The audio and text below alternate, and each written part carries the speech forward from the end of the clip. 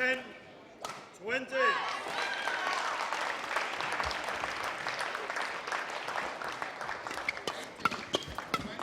Game.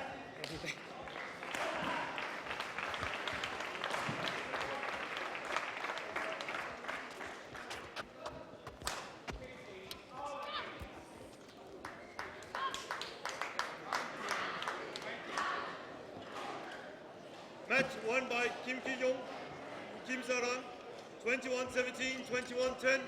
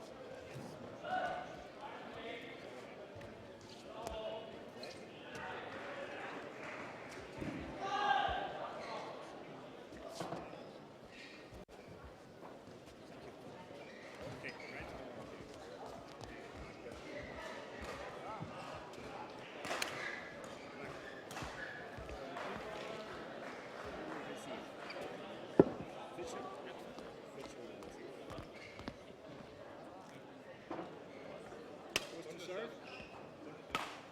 Bonde. To serve. side do you want? You have 2 minutes.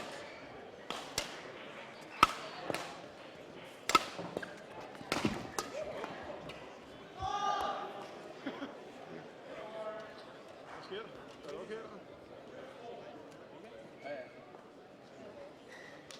Bare lige en gang. Gør det bare, Jonas. Hvad laver du her, Jonas? Det ved jeg ikke. Er der fejl, Joachim?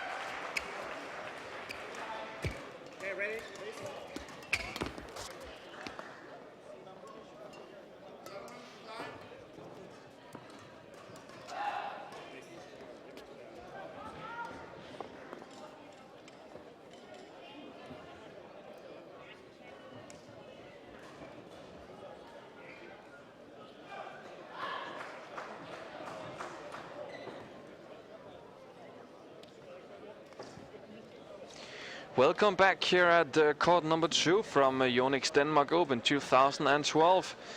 We are back on the live streaming signal, and we are ready for men's doubles here in Odense.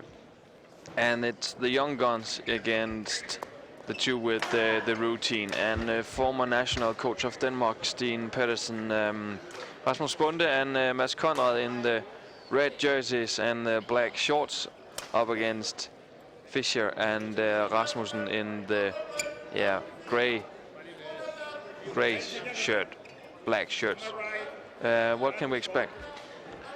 Yeah, very interesting match, the way I see it.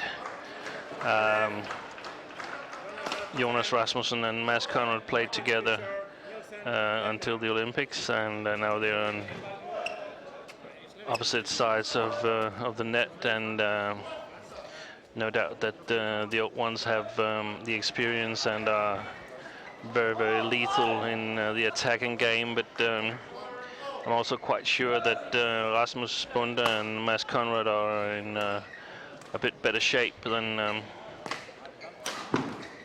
their older opponents, so it'll be easy to it'll be interesting to see how this match develops. Yeah, interesting to see what's going to happen in this match. And we have some discussion regarding the speed of the shuttles. I think all 4 players thought they were a little bit too fast.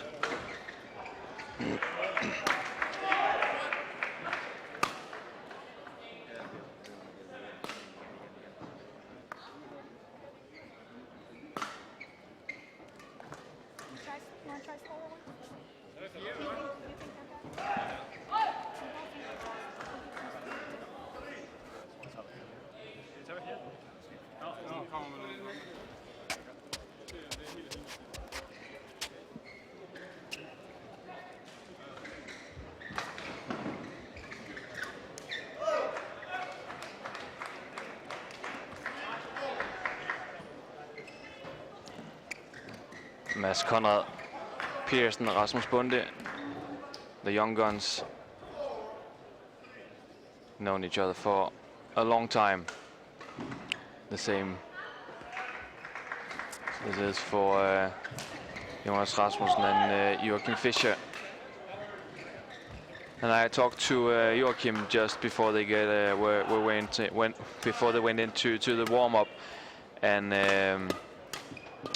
Jonas Rasmussen and Joachim Fischer also played yesterday. And I asked Fischer, when did you last play that many matches in one day? And he thought it was back on Iceland in 2006. Yeah, and long time ago. There must be a bit of concern because Joachim is a player who easily catches injuries, and it's not good for him to play that many matches in one day. So let's hope that he gets through this tournament without any injuries.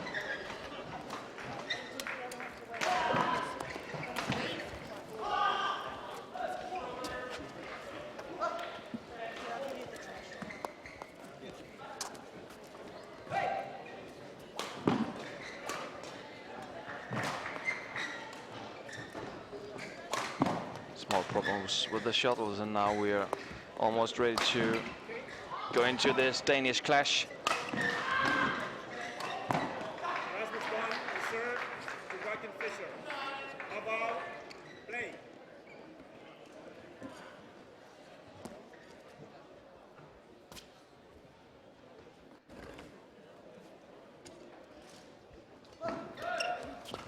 First service from Rasmus Bonde.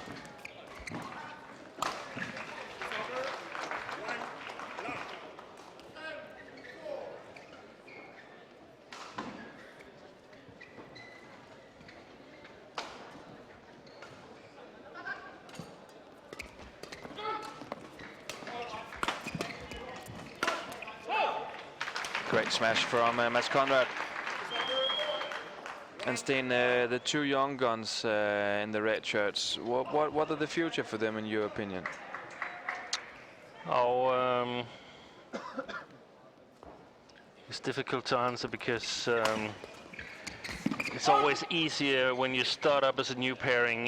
You fight a lot for your partner, and the opponent don't really know you yet. They haven't got any video material on you, and when they get that, when they start exploring your strengths and weaknesses, things get more difficult. But it's no doubt that both Rasmus and Mads, they practice really hard, and if they're able to sort of build every 3 or 4 months, build something into their game, they have a good opportunity of making it into at least the top 10 in the world. So it could be a new top pair, those two guys? Yeah, hopefully. I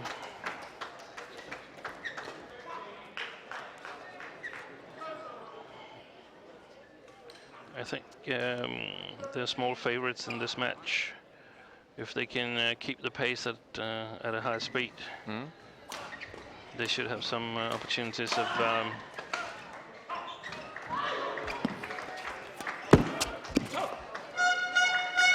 Mads Conrad is the only one of those four who was not in the match yesterday, on the court yesterday.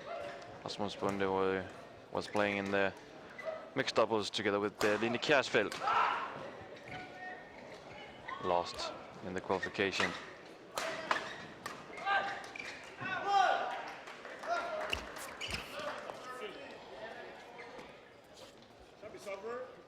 Sometimes we have seen the players been shouting a bit more than they do in the beginning. Why can it be that way right now? that they're shouting, or that they're not shouting that much? Not shouting that much. It's because they know each other, they practice together, and and they're going to practice on Monday again. So if you play players from your own country, it's normally a little bit more silent. And a little funny thing, Mathias Bo, Carsten Mogensen, Mads Kolding, Anders Sourabh, and Jim Laugesen is sitting watching this game. Yeah, it's exciting to see the old one versus the young, and see how are they reacting in these tight situations.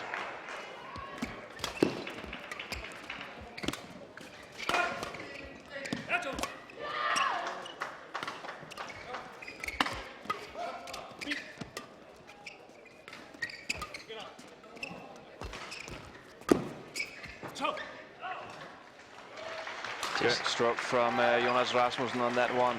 Yeah, just touched the line.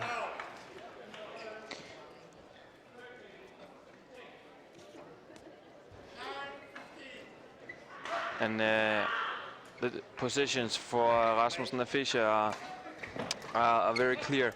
Rasmussen on mostly the man who is rushing to the net and taking the fights on the net. But what about the youngs? Yeah, I think the favorite position is Mads at the net and Rasmus at the back, but they're able to switch it so they can play in the opposite position as well. I also think that we'll see them play a lot side by side because they're quite good in the flat game.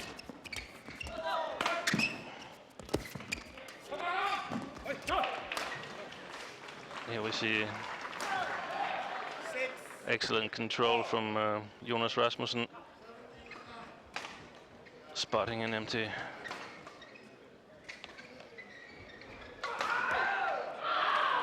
Place on the net. And a close start from both pairs, 6-all.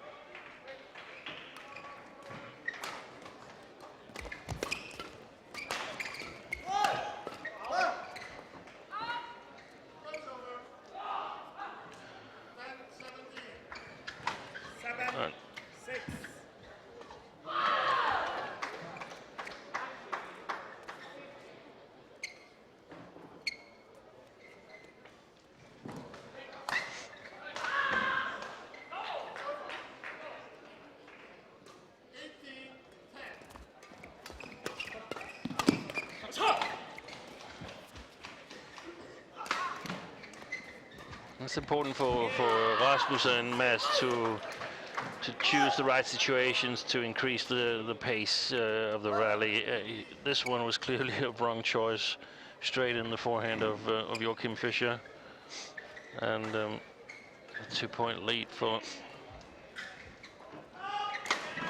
Rasmussen and Fischer. And good services for from Jonas Rasmussen until now in this game. Out.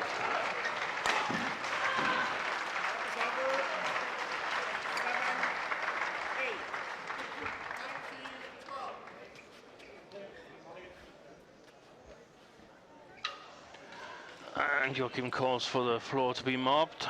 Yeah, he was down sitting in the warm-up around that spot.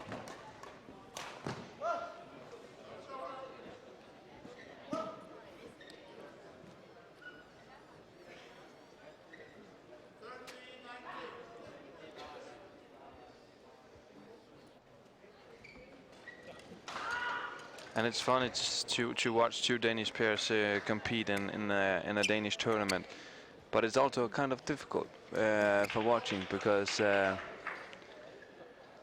you're not sure who you really want to see win. You can't really cheer for one of the sides. No, exactly. Long for Mads Conrad.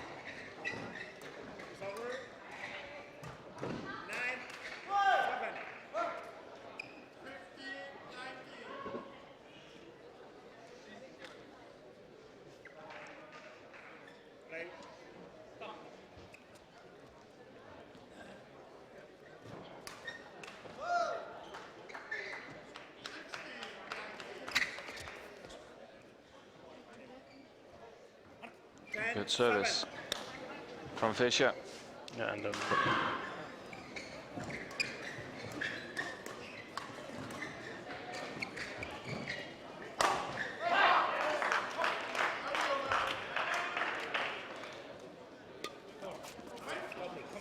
oh, not that good. Service over. 8, 10. Conrad changing his racket.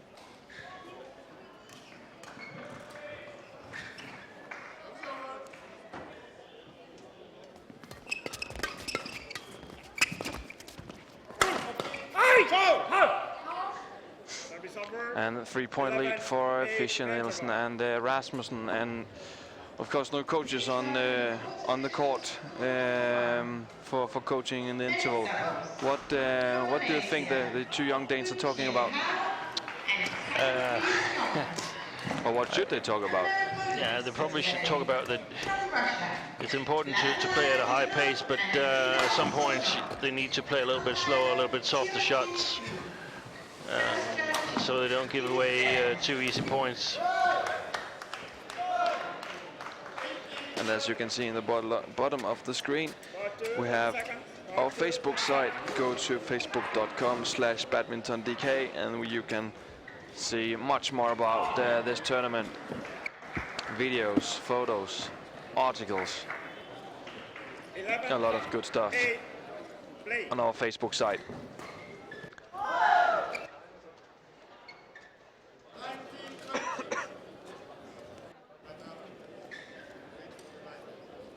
There you also can watch the schedule for our court number 2.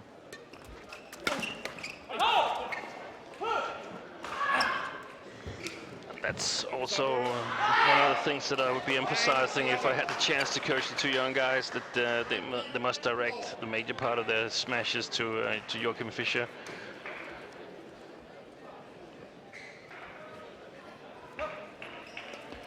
Why is that? Because he doesn't do that much with in his defense, where Jonas always is looking for opportunities to turning the defense around to offense. Is that typical because Fischer's playing the mixed doubles? Yeah.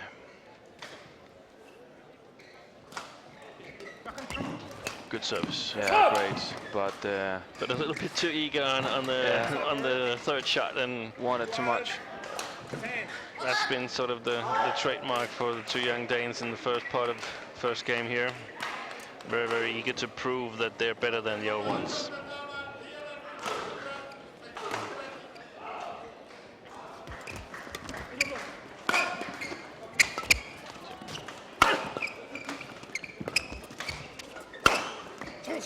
But I assume it's also great for the young couple, especially the young ones, that we have a couple like Jonas, Rasmus and Joachim Fischer on a daily basis for the training. Yeah, I'm not sure they're playing a whole lot of men's doubles in the practice, because Joachim is of course concentrating on mixed doubles.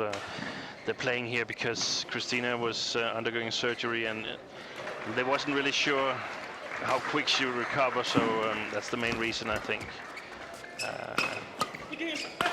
But they have good sparring partners in Olympic silver medalists Carsten Mogensen and Mathias Bohl.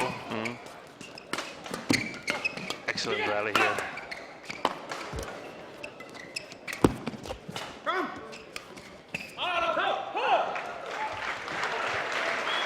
I think probably this is the most intense game that we've seen so far. Rasmus, both pairs fired up. Yeah. And actually it's the match that we have hoped for.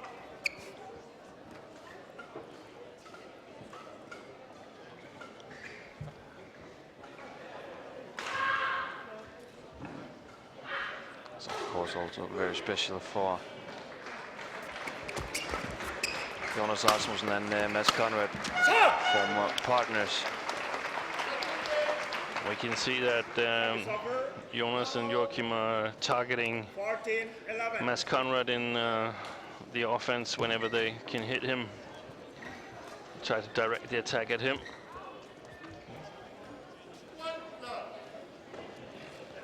probably feeling that his defense isn't quite as strong as the one of his partner Rasmus Bonde. Bonde, who actually partnered Christinna Pedersen when they were juniors. Quite a good pair at that time. Yeah, European champions.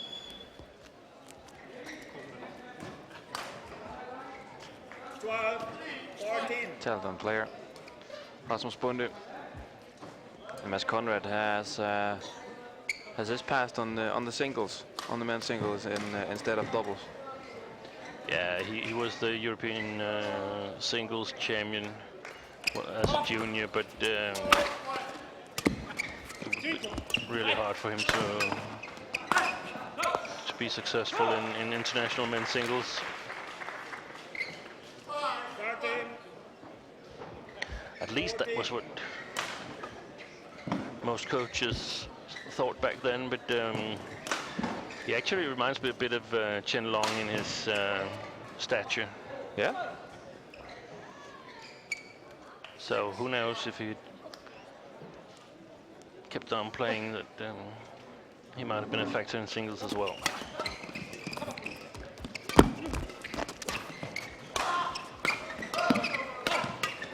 Oh. Not the best communication for the two youngs. Well, we can see that Jonas is moving forward towards the net every time he has a pick-up in the defense, trying to turn it around. Yeah, very aggressive. 2-point lead for Joachim Fischer, Jonas, Rasmussen.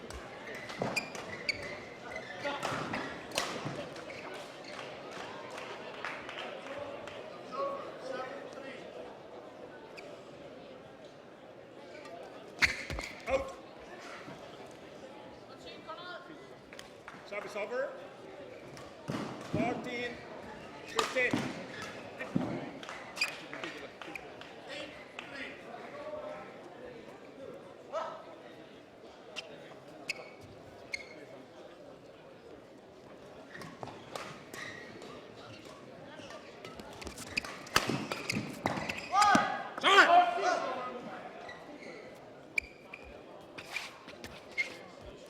Service over. 16-14.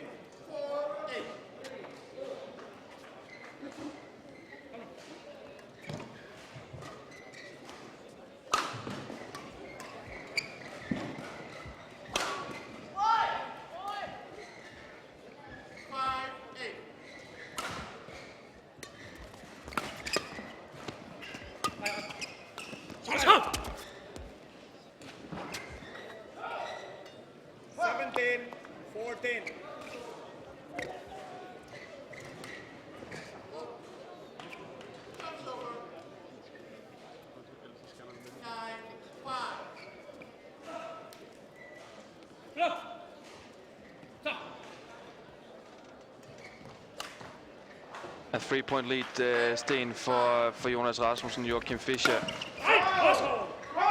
Became 4 here. They got the feeling. I got the feeling that they have the first game under control here. In the end. If they can continue playing like they've done here in the last 6 or 7 rallies, but it doesn't take much of a slip in concentration before this is even.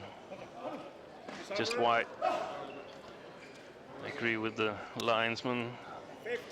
Practically sitting directly over that line. Yeah.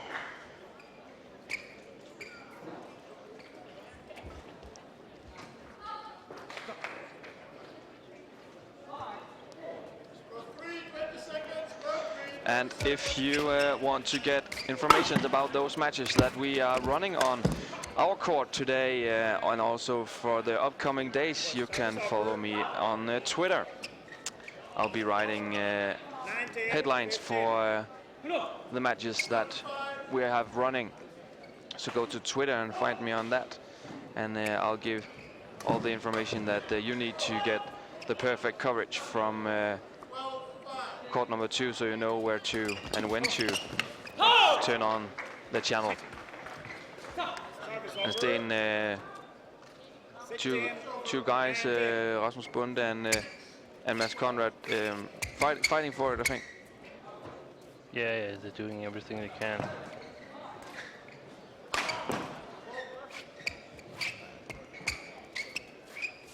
And Joachim killed it through a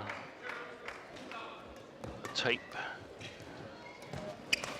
Just a rally ago, and a little bit of luck on the side of the two young Danes, and it would have been 18-19 now instead of 4 game points for Joachim Fischer, Jonas Rasmussen. Yeah. Rasmussen with the service.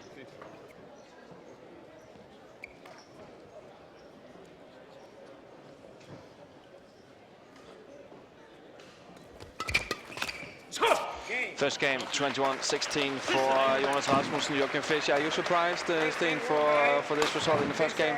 It was a little bit easier than I would have expected. I think from the interval, Joachim and Jonas were dominating the rest of the game.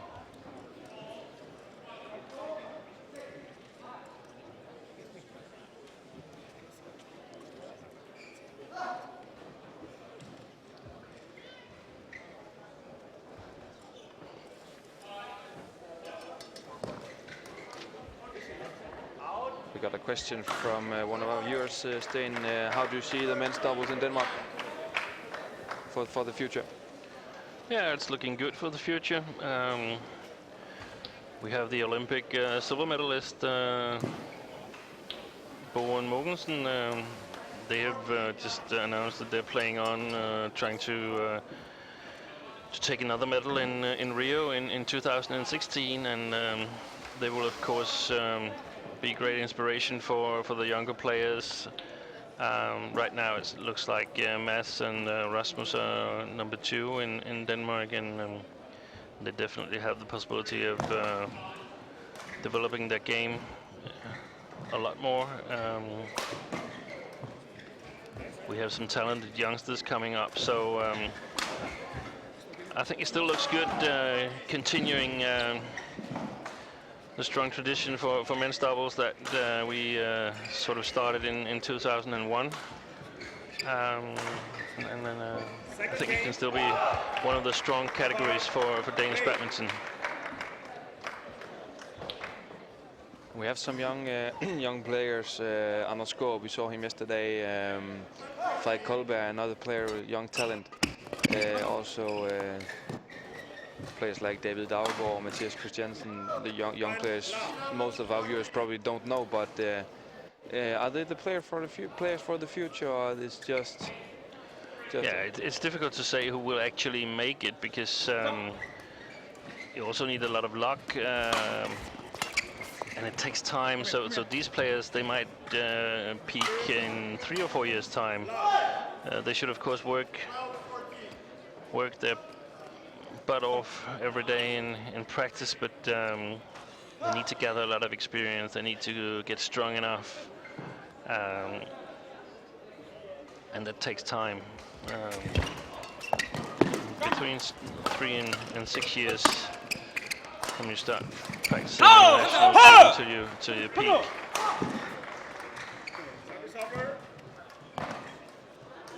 So we shall not expect 17, 18, 19 years old players boosting. No, that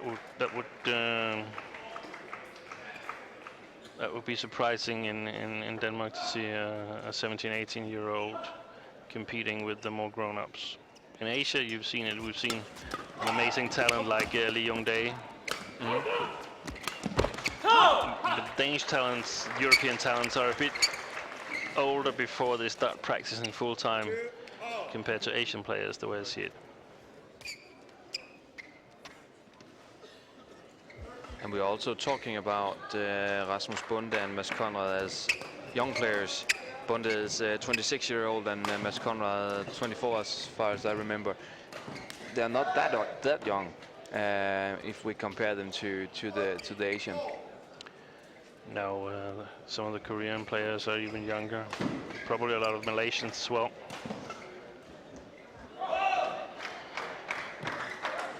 So we could say inexperienced players instead. Yeah. Because they haven't played in many of the major events yet.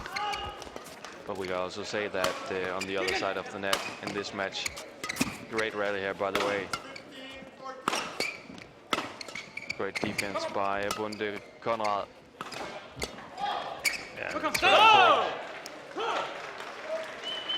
really good defense here. That's the way to go for the young boys.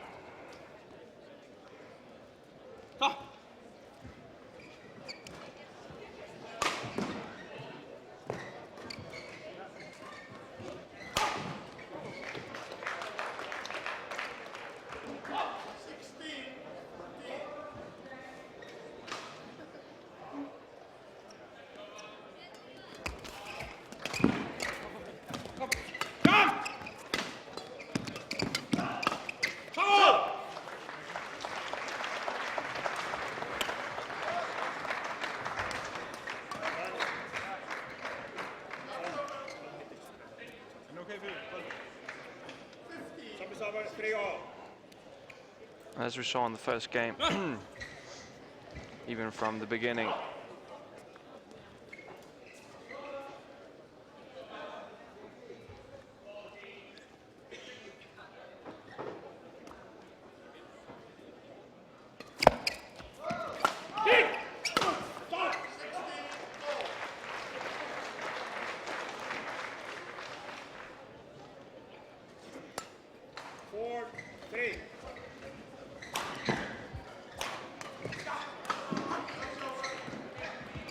Next match coming up on our court, Intanon Ratchanok from Thailand against Xuerui from China.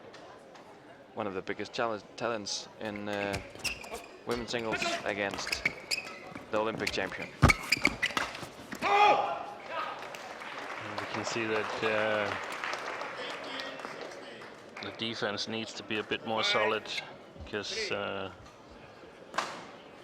both Joachim and Jonas are so strong in attack.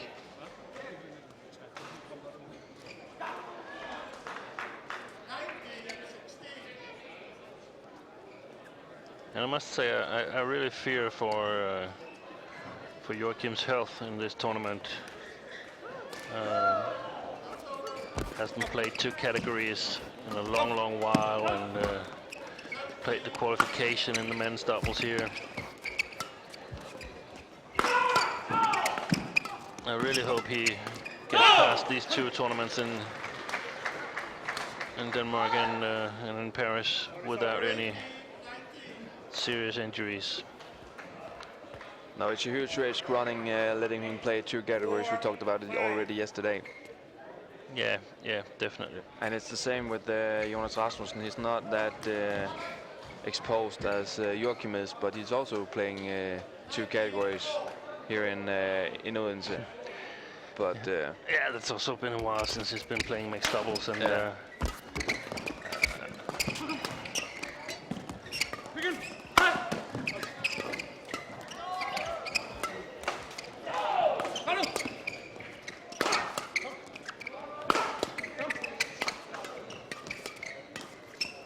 oh, good save by MS Conrad. Oh.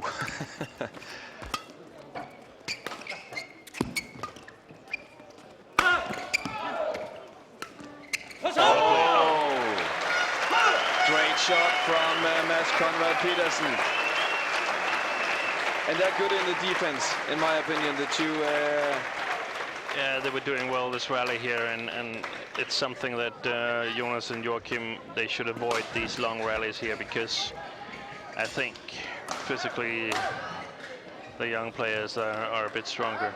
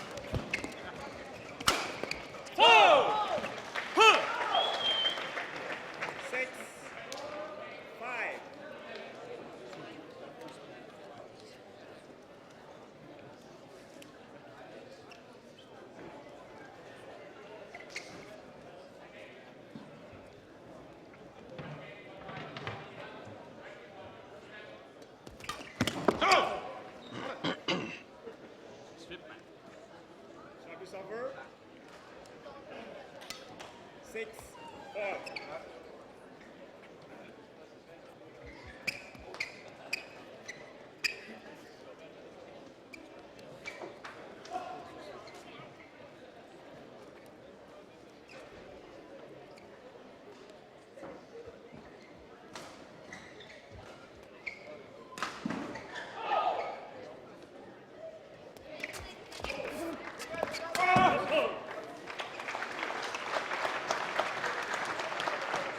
See the shorter rallies. I think 6. Joachim and Jonas has a quite clear advantage.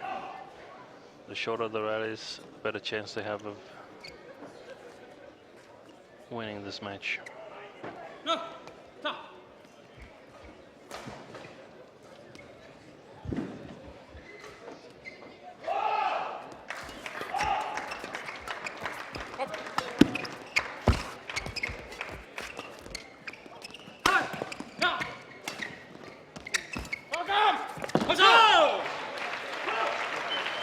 Excellent net shot there. Service over. 7-all.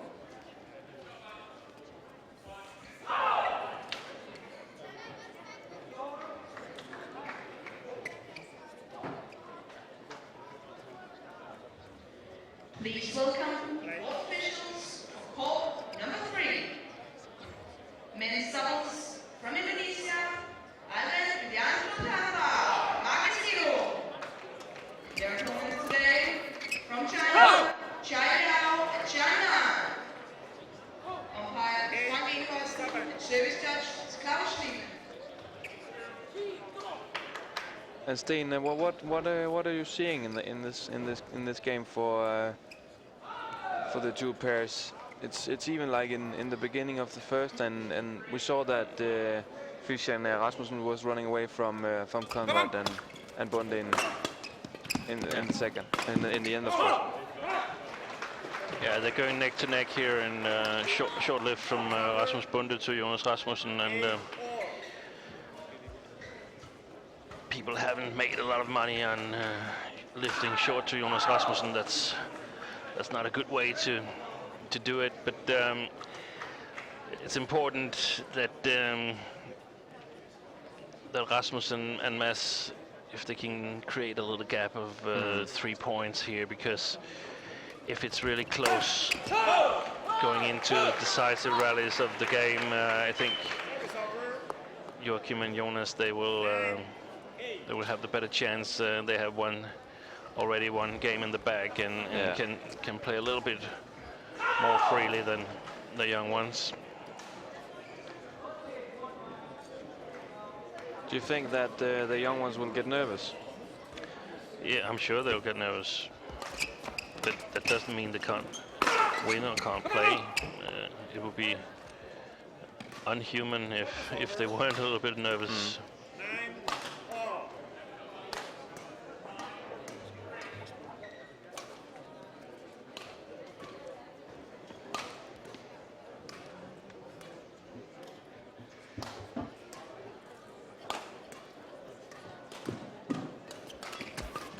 Come! 10-9.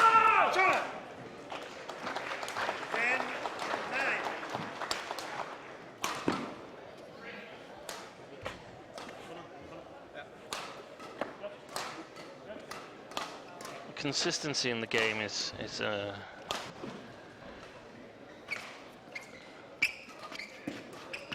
improvement point for Rasmus and Mads. To play at a consistent level, or at least avoid these quite easy points.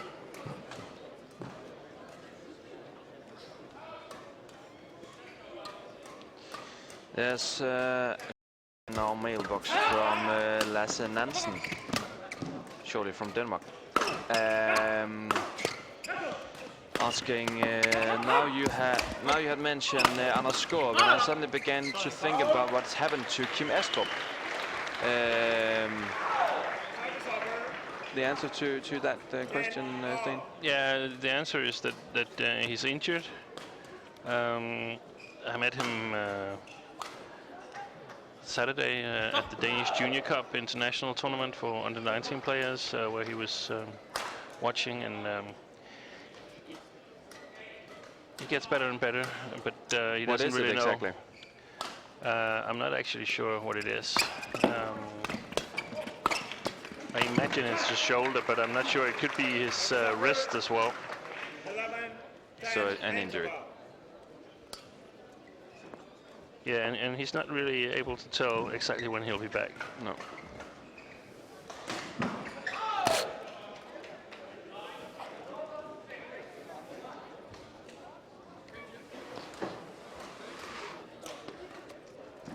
And 1 point lead at the interval for Fischer and Jonas Rasmussen.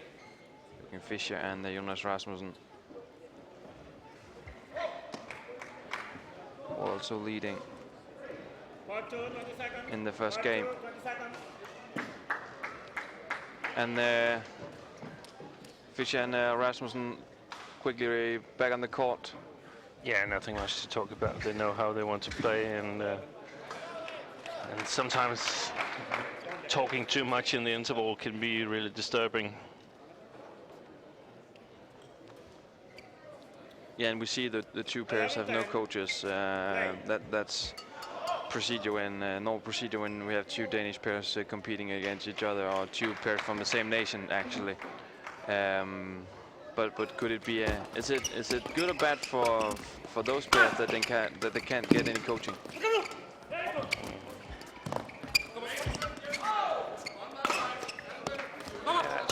It's very difficult to predict what would have happened if they had coaches.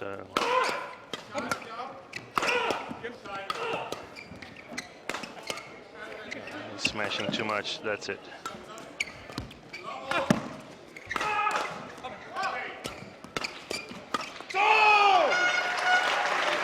Great rally, and a lot of smashing, but also clever attacking during this rally. Yeah, perhaps Joachim attacked a little bit too much. Could have just lifted a bit further, because Jonas and Joachim, they don't have the big problems in defense when they are in good position. We have another question from Finn. He's asking, where are the audience? Is it tough for selling the tickets?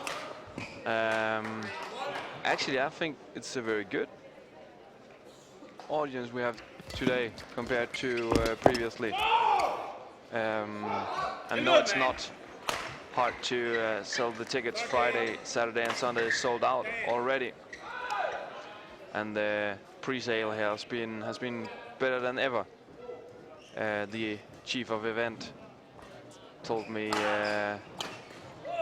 just before we started the tournament yesterday.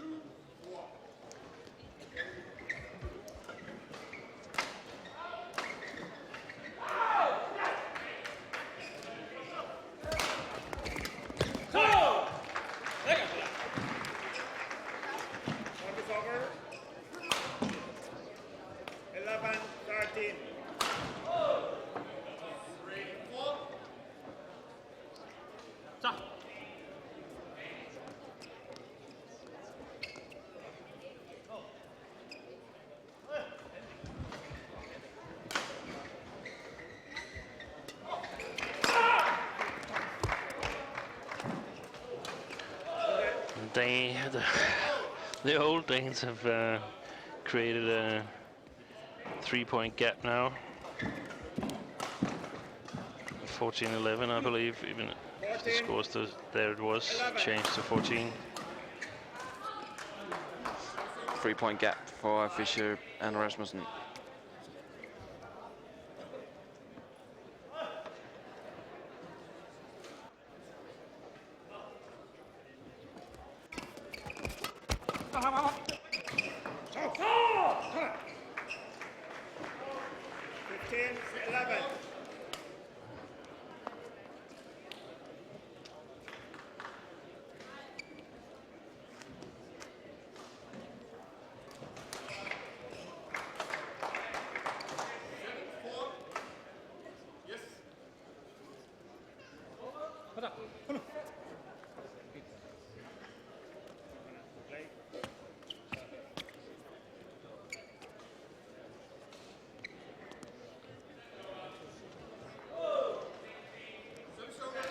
remember that you also remember that you also have the opportunity for asking us a question if you want.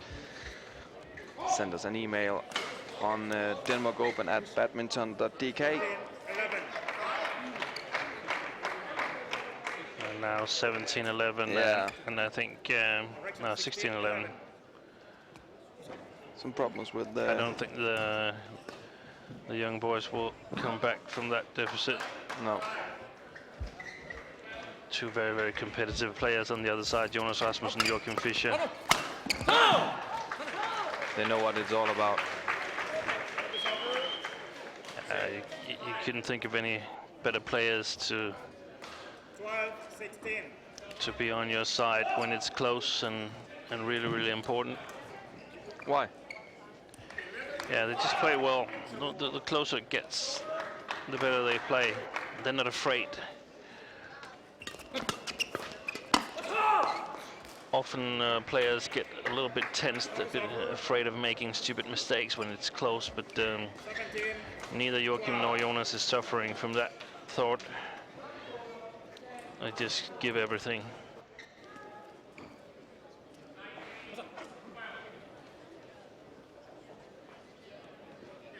And they also delivered a good result and good game. Good match. The two oldies, 13. Fischer and Rasmussen. Yeah. Clever playing.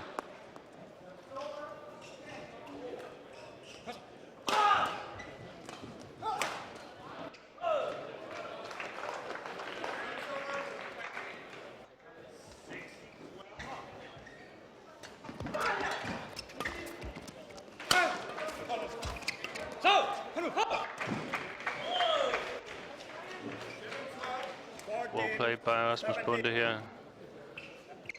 Playing a bit softer than Jonas had expected. Bit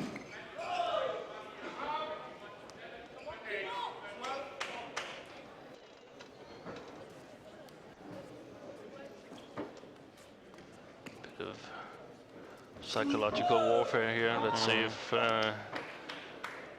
Rasmus can keep his composure. Really good service.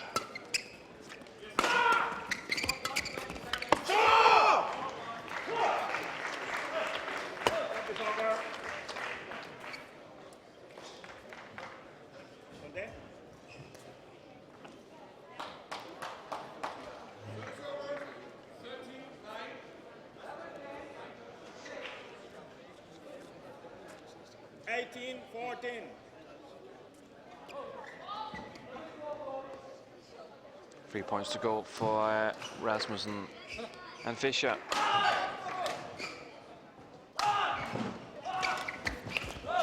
And good service almost every time from Jonas Rasmussen. That's something we have seen a lot the last couple of years. But he was not that good in the beginning of his career. I remember. No, and he's had his ups and downs with his services. This match has been quite okay.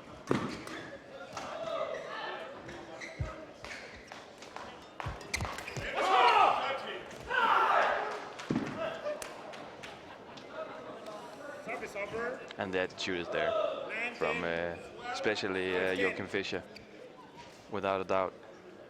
Although he has been very calm today compared to yesterday and almost every day.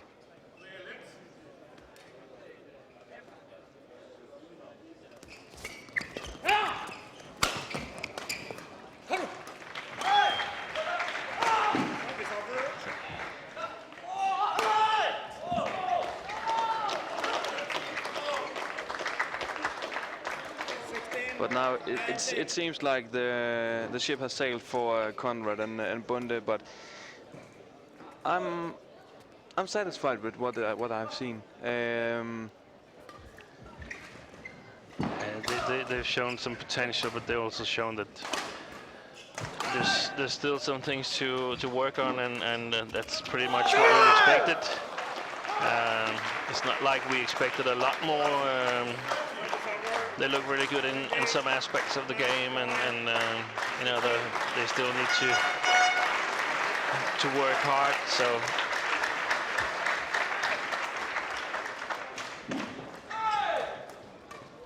Jonas Rasmussen for Bonde. Good return by Bonde. Match point for Fischer and Rasmussen.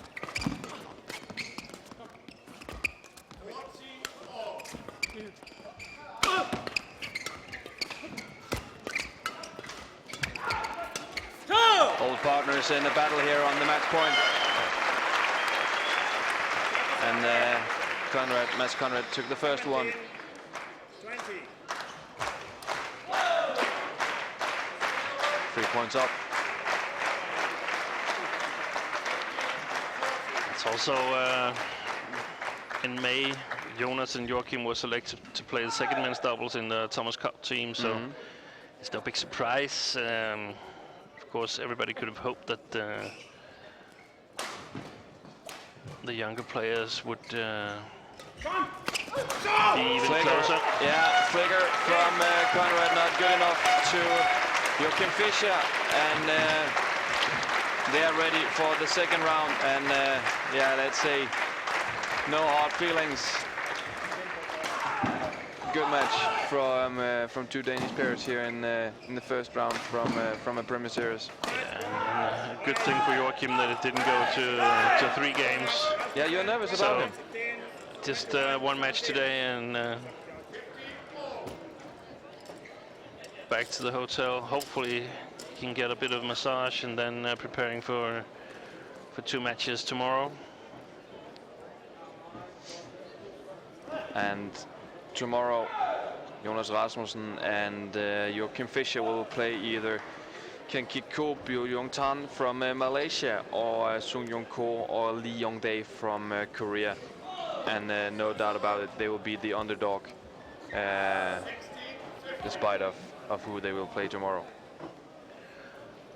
Yeah, unless some big surprises happening later on today, it will be the Koreans that they're playing, and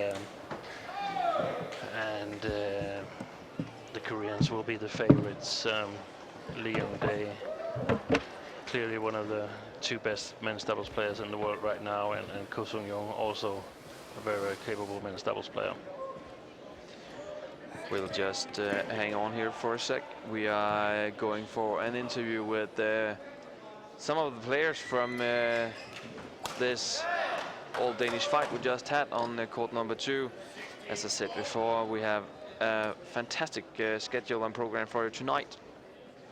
Next match coming up, Intanon Ratchanok from Thailand against Xuerui from China. Then we have Ka Chan from Hong Kong up against Tine Baun. Tine Baun, who announced her retirement earlier this day.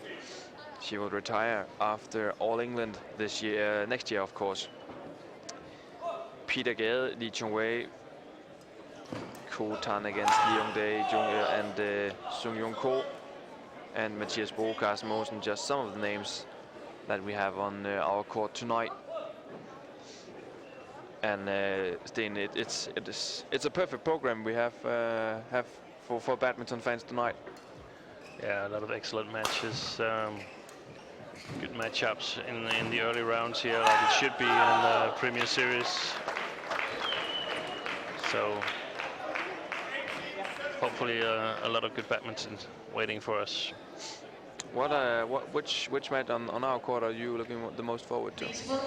I'm actually looking pretty much forward to the match coming up next, Xuerui and Ratchanok Intanon. It's the first round match, but it could easily be the final as well. Players on their way to the court right now, and we also still working on the interview with the 4 Danes, or just some of them. And of course, when we have the interview, we'll go down to my colleague Mary-Louise Albers, who's fighting for the great interviews we have on the channel during the tournament. Please welcome the court officials for court number 1. Women's singles from Singapore, Yuan. And her opponent for today, from Indonesia, Maria Bebe Kusumastuti. Umpire Dionysius and service judge is Henrik Boas.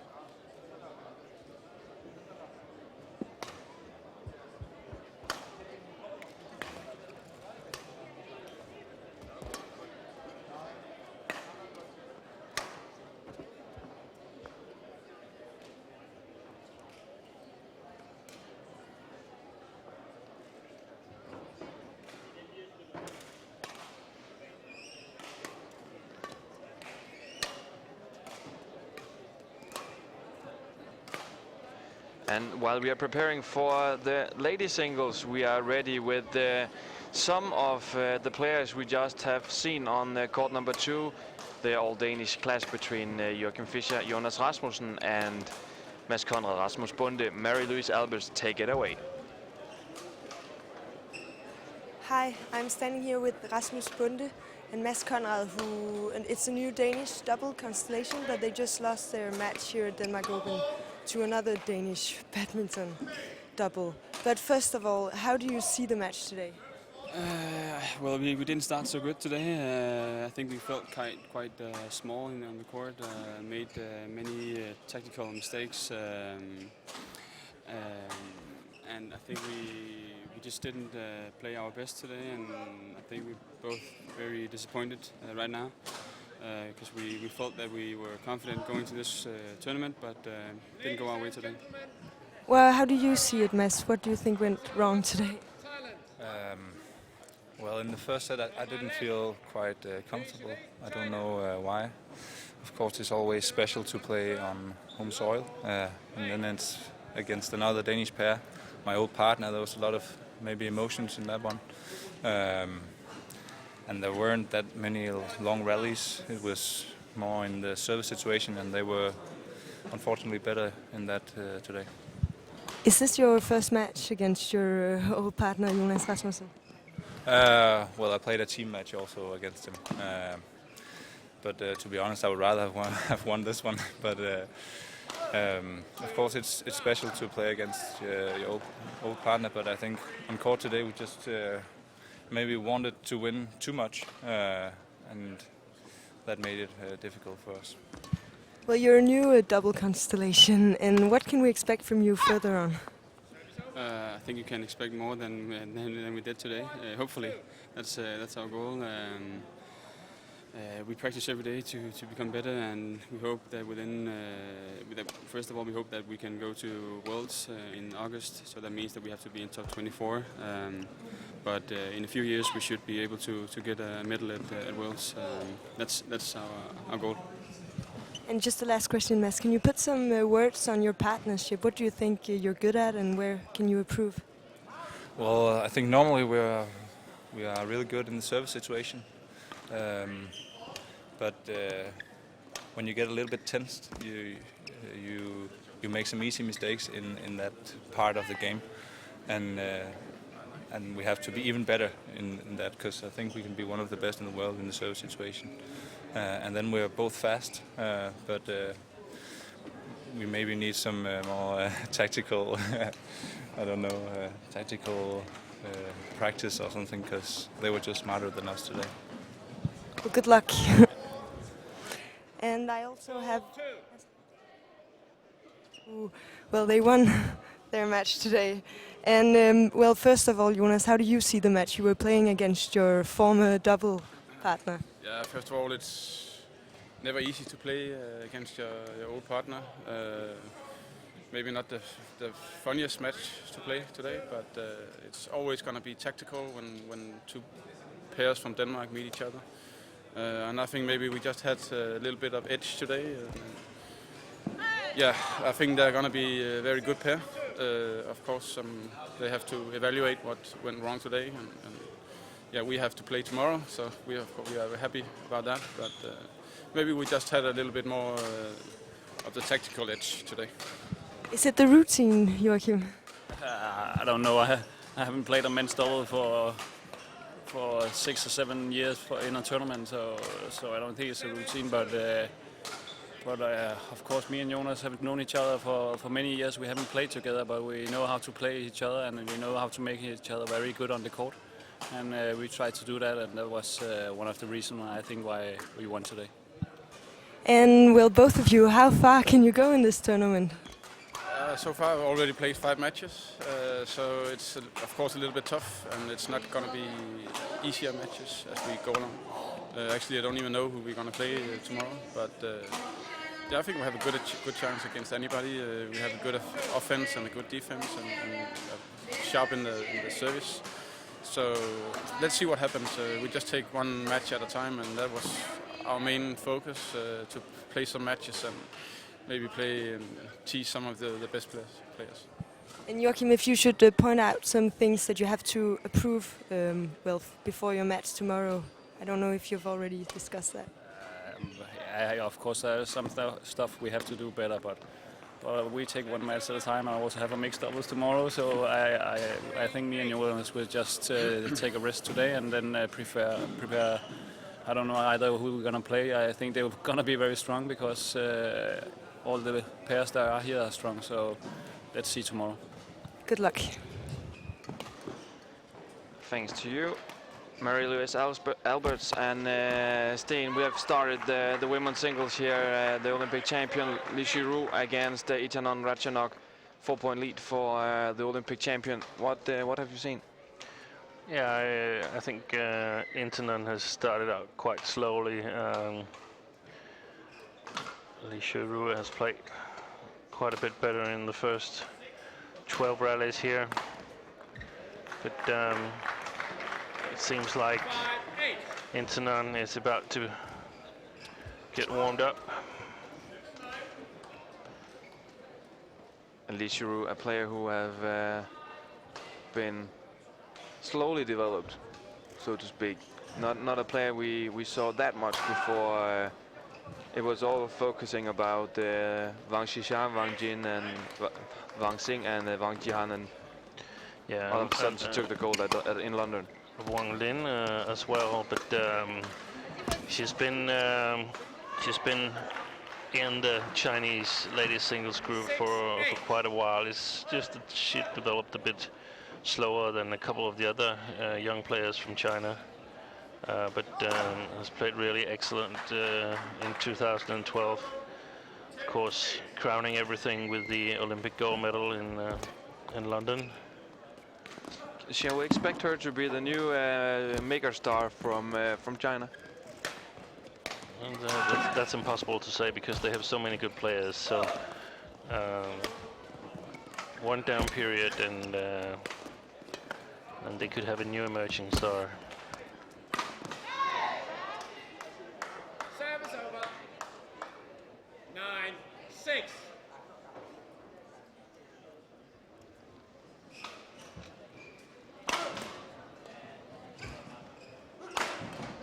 And we had this quiz running. We have picked the winner of a Yonex shirt.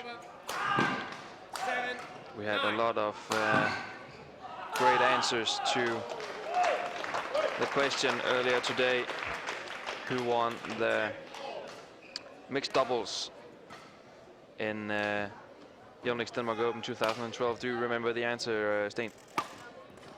Yes, I think I do. Yeah. Tell me. We're done. Oh, we're done. Yeah? It was Joachim Fischer and Christinna Pedersen. And Christinna Pedersen, the Danish mixed double who won the Yonex Denmark Open last year. A lot of right answers to that question, but only one winner. Congratulations to Jane Wu from San Francisco, USA. We'll ship the shirt to you after the tournament. Congratulations and thank you for all your answers. And 4-point lead here in the interval. Steen Pedersen, Xuerui in control. Pretty much, but that was the lead that she built up early, 6-2 lead, where Intanon looked very, very slow and cold. So let's see what she can do now for the remainder of the first game.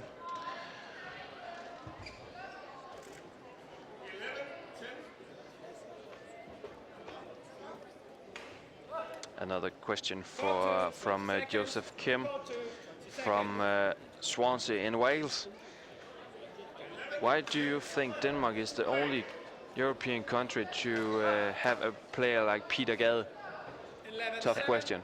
Yeah, we discussed it a bit this morning, that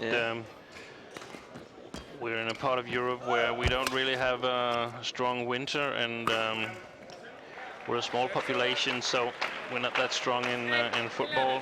A lot of young players who love sport choose to play badminton, and there's almost a hall where they can play in every small city. Strong tradition for badminton in Denmark, the same as in England. England has a very strong tradition for badminton as well, but also other sports, especially football, is huge, of course. So that's probably why we see talents like Peter Gade, Morten Frost, Paul Ekhøj, Thomas Stolauritsen, Peter Rasmussen, you name them, Erland Kops, all the way down the history. Danes have had good badminton players. A good tradition for the scouting system as well. So you pick up all the good players with talent. Most of them, of course.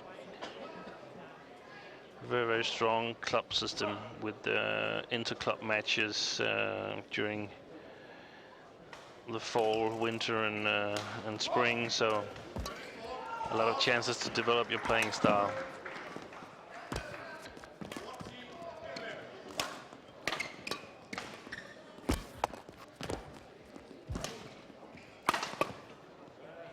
Well played here by Intanon, who's definitely increased the speed in the game.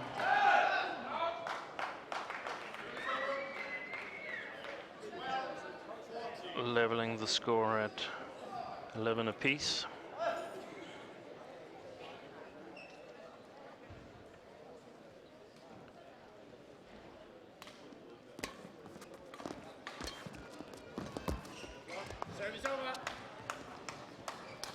This is players that can easily meet each other on many, many occasions in the future.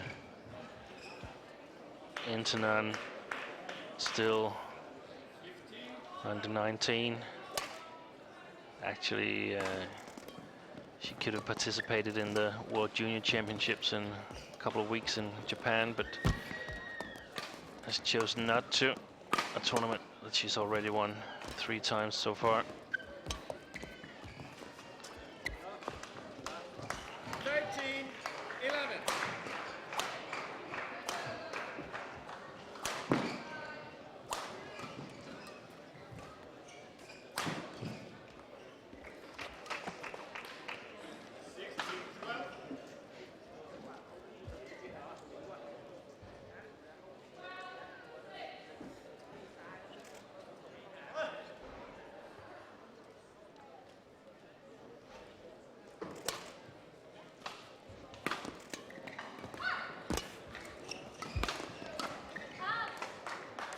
Called out by the linesman.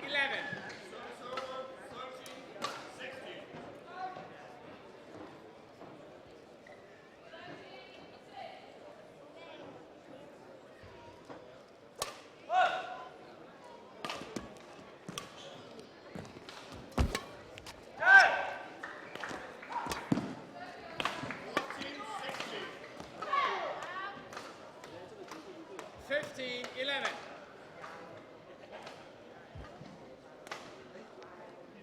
It's really tough mentally, leveling the score at 11 all and then 4 quick points slipping away and you're back where you started from Intanon's point of view. 16-11.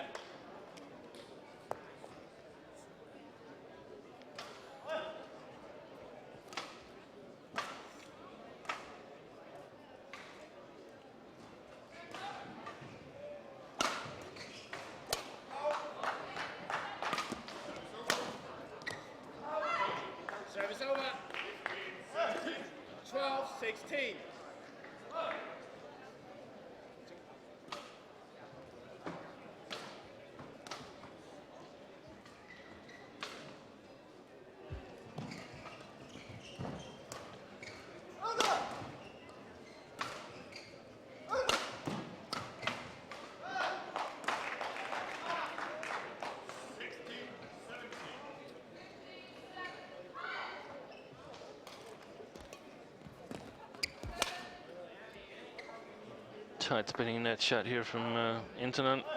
13-16.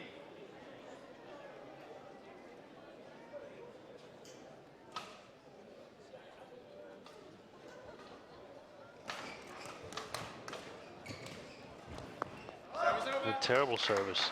Sort of slicing it a little bit, but not very solid. I don't see the reason for slicing it.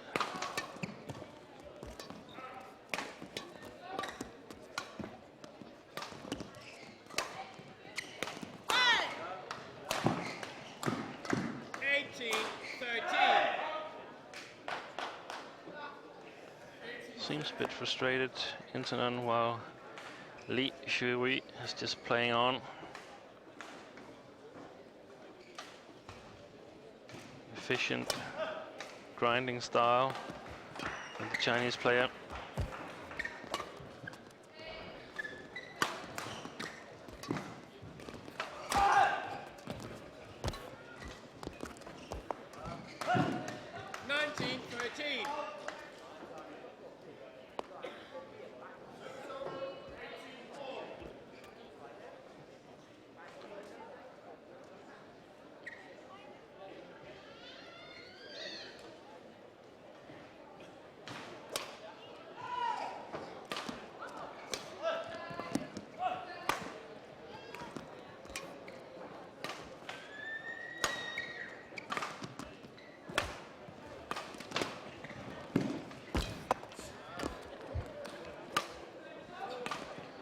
Good shot quality from Xuerui, and of course she makes a mistake just as I've said that, but reminds me a bit of Chen Long. She's got really high quality on almost all of her shots. It's nothing spectacular, not a big smash or deceptions or speed, just a really good eye for the game. Very solid, able to read her opponents and able to play at a good speed. Solid defense as well.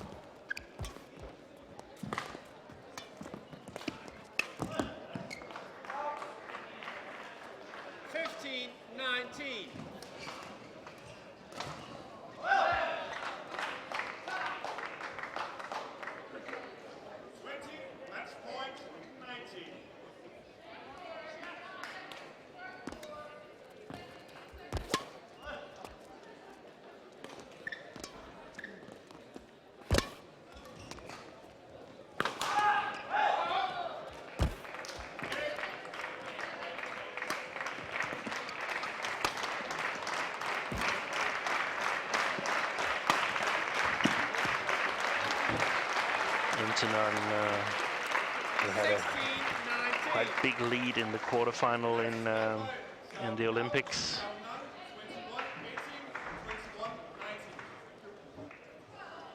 I believe it was against Wang Xin, but eventually ended up losing the game.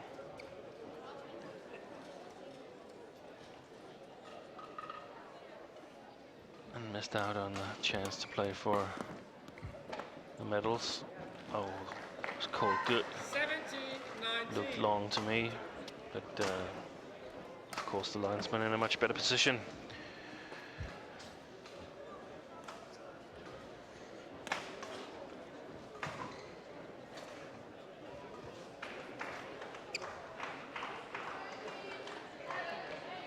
As Tine, Ratchanok down with 2 points.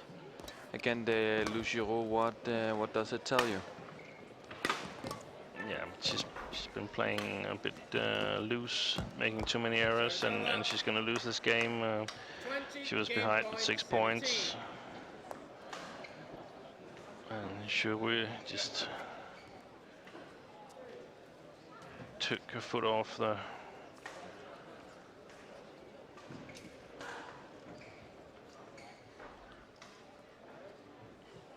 pedal. But an easy win here. No, that's the wrong call again. Yeah. It's called good, but court number I'm 3. pretty sure it was long. Women's singles from Indonesia, Aprilia Yusufzari, and her opponent for today, from Japan, Minatsu Mitani. Umpire is Klaus Lieben, and service judge is Fred Cox. That's wide. 19-20.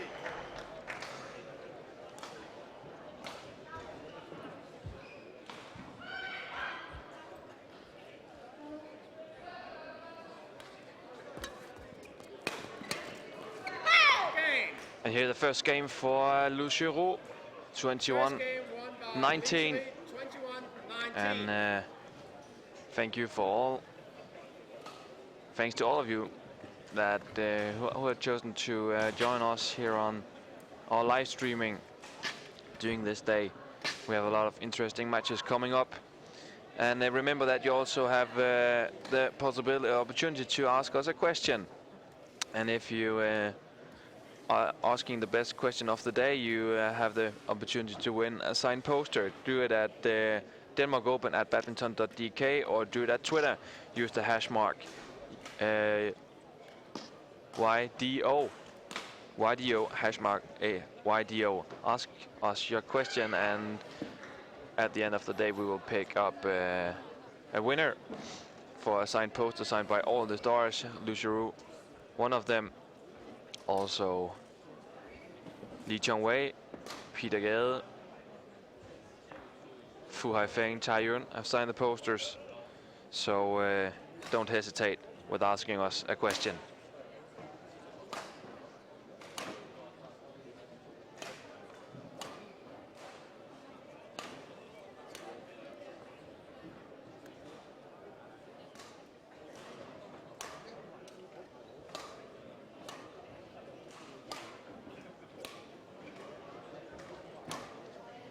And remember that you also can follow us on Twitter to get the latest news from court number 2. Updates how the matches are going so that you can plan your day for it. And Steen, what shall change for Ratchanok? She needs to play in a higher pace and with fewer mistakes.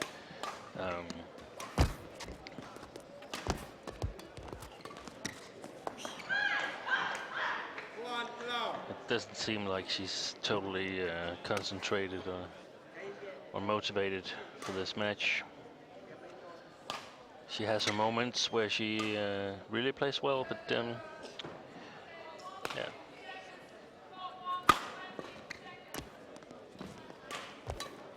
It's tough to score all the points against Xuerui. Because this quite a bit long actually. We discussed it earlier, if there was a little bit of a drift from Xuerui's sides towards Ratchanok Intanon.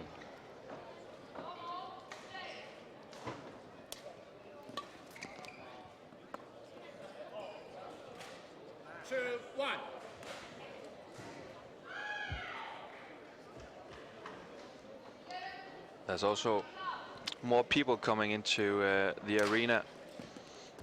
Does it mean anything that the hall is getting hotter? Yeah, the shuttles perhaps are a little bit faster, and perhaps that was what we saw with the men's doubles, where they changed it to a slower speed. Otherwise, it shouldn't have any influence, unless it creates a bigger draft. Sorry, a bigger drift.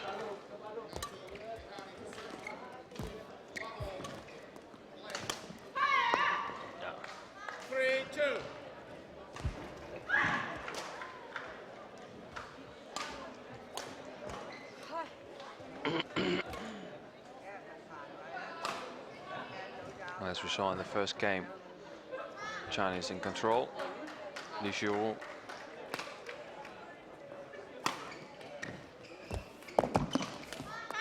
A bit lucky on the net, and then yeah, but easy kill for her. It's not good enough, and you can see her body language is a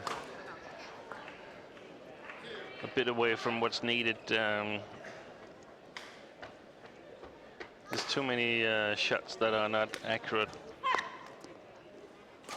5-2. And these easy mistakes, I mean, she has to struggle to catch up. And I was actually wondering here if she's on her way to a bit of a down period. I mean, she's a young player. Everything has been going her way. She's been playing well in the junior tournaments, winning them. A lot of expectation is put on her from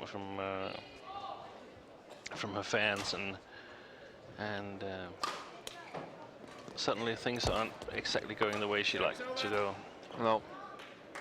And we can also just expect that she will get a down period in that age, can't we? Yeah, that would be natural. I think so far it's been a quite disappointing match.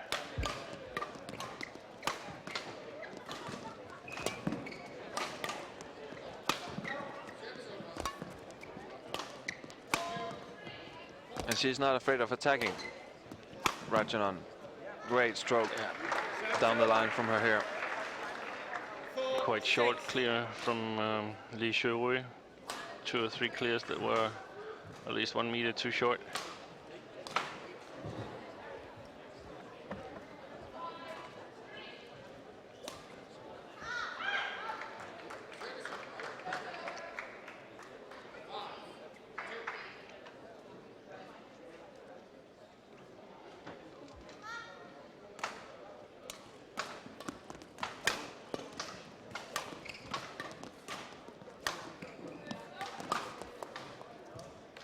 Service over.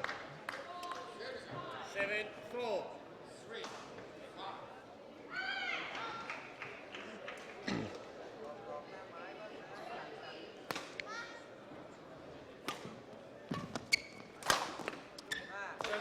And if she does like that, it's great, isn't it?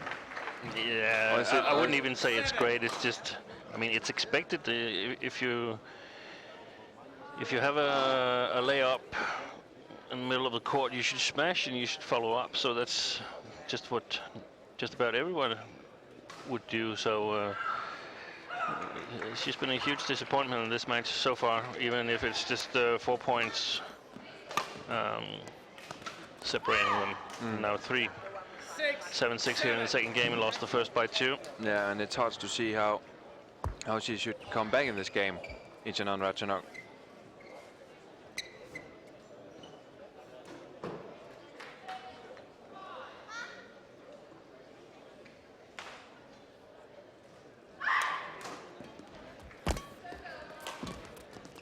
Because I'm also thinking that Xuerui can turn up the pace if she wants to.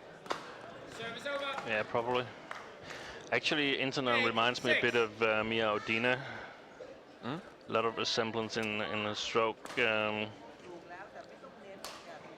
movements.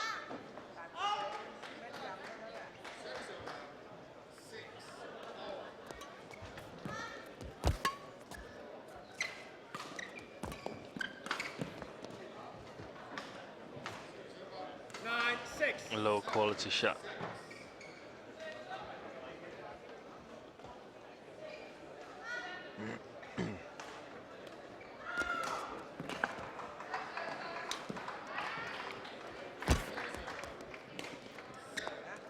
Service over. 7-9. And the thing is that there seems to be a lack of intensity, a lack of wanting to win this match. It's like, oh, we have to play a match, and if I win, I have to play a match tomorrow again, and so on. So perhaps it's the Olympics still taking its toll on the players. It would be natural, but it could also be jet lag. I don't know. No, it's just a bit of intensity lacking still. 8-9.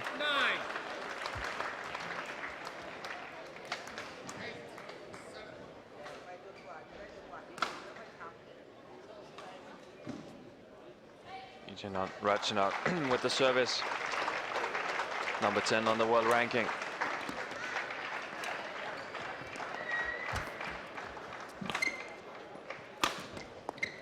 Service over.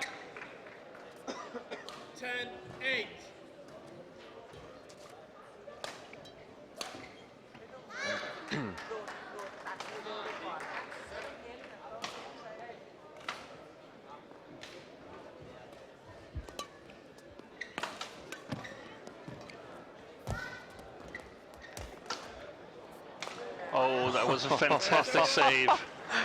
Unfortunately, it was out.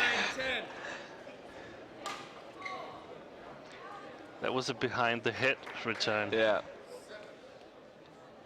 But sometimes you're just not lucky. No.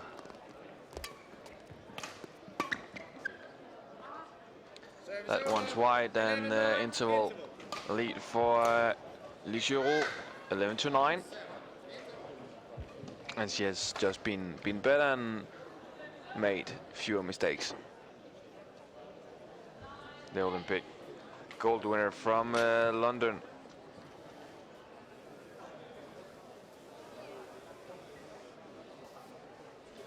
And we have got a question from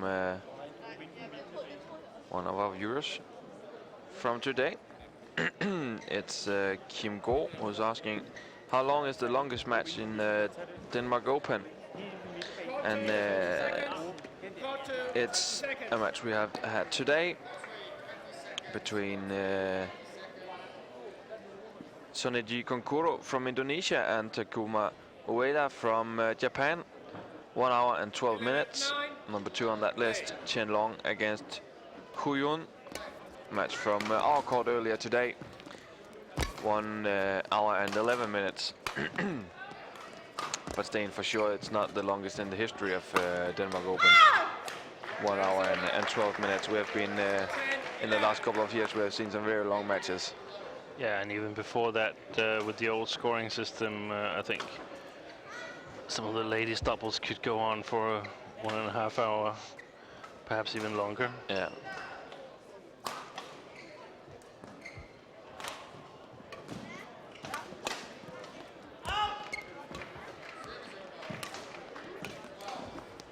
Service over.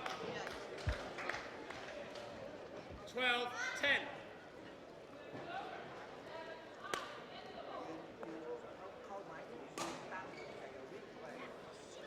What are the forces she has, Xuerui? Why is he that good? I think quite a good eye for the game, good at reading the opponent's strokes.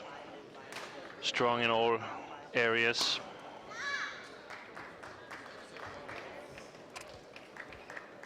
No apparent weaknesses.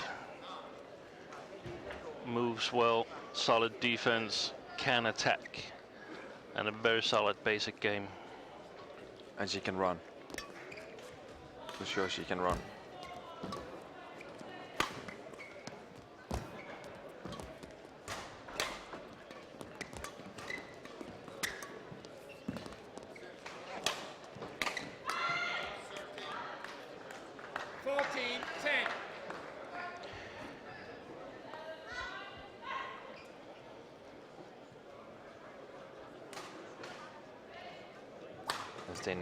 In my book, it's impressive that the Olympic gold medalist is only seated as number 2 in the Premier Series. Says a bit about how close it is in the top. Yeah, but also a bit about how the world ranking is created. I mean, you get your world ranking based on how you have performed during the last year, and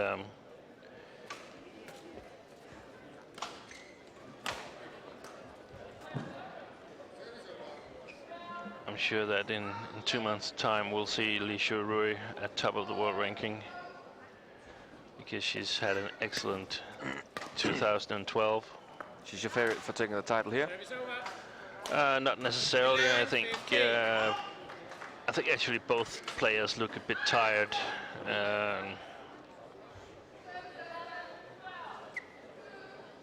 I'm quite sure Xuerui is going to win the match, so go on to the next round. And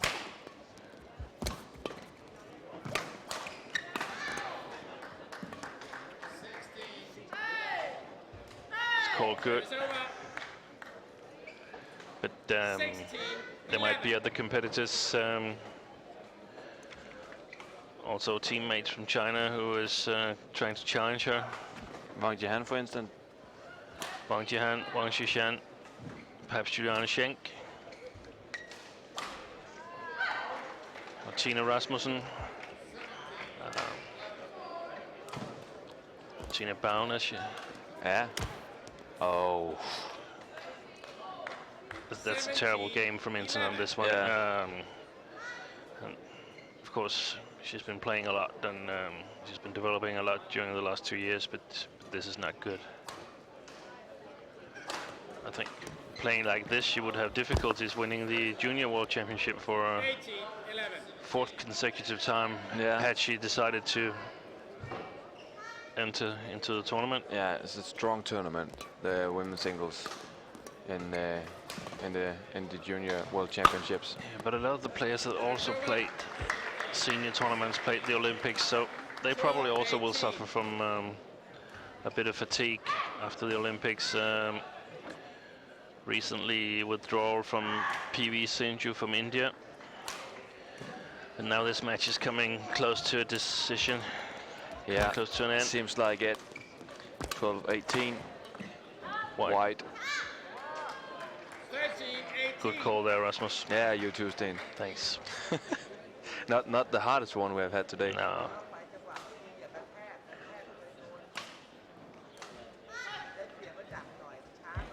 And there might be a couple of easy points for Intanon now because it's a quite commanding lead. Yeah. For Xuerui, so she can afford it. But look at that left. It's great. Yeah. Wide. It's a tired player from Thailand we have in the picture here.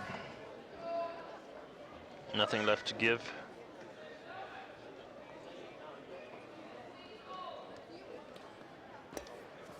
Next match coming up on our court while we wait for the match point. Tine Baun against the Karshan from Hong Kong. Has been no problem for Xuerui today. No, not really. Walk in the hall, so to speak. Service over. 14-20.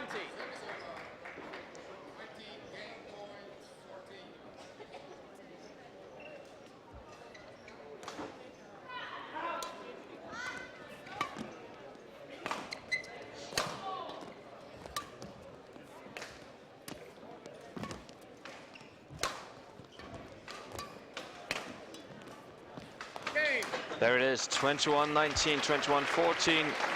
Xuerui ready for the second round here at the Yonex Denmark Open. She'll play Manuputi from Indonesia or Mitchell Chan Ki from New Zealand tomorrow. We'll take a short break. An interview will be coming up, and then we're ready with Tine Baun against her opponent from Hong Kong. Her name is Se Ka-shan.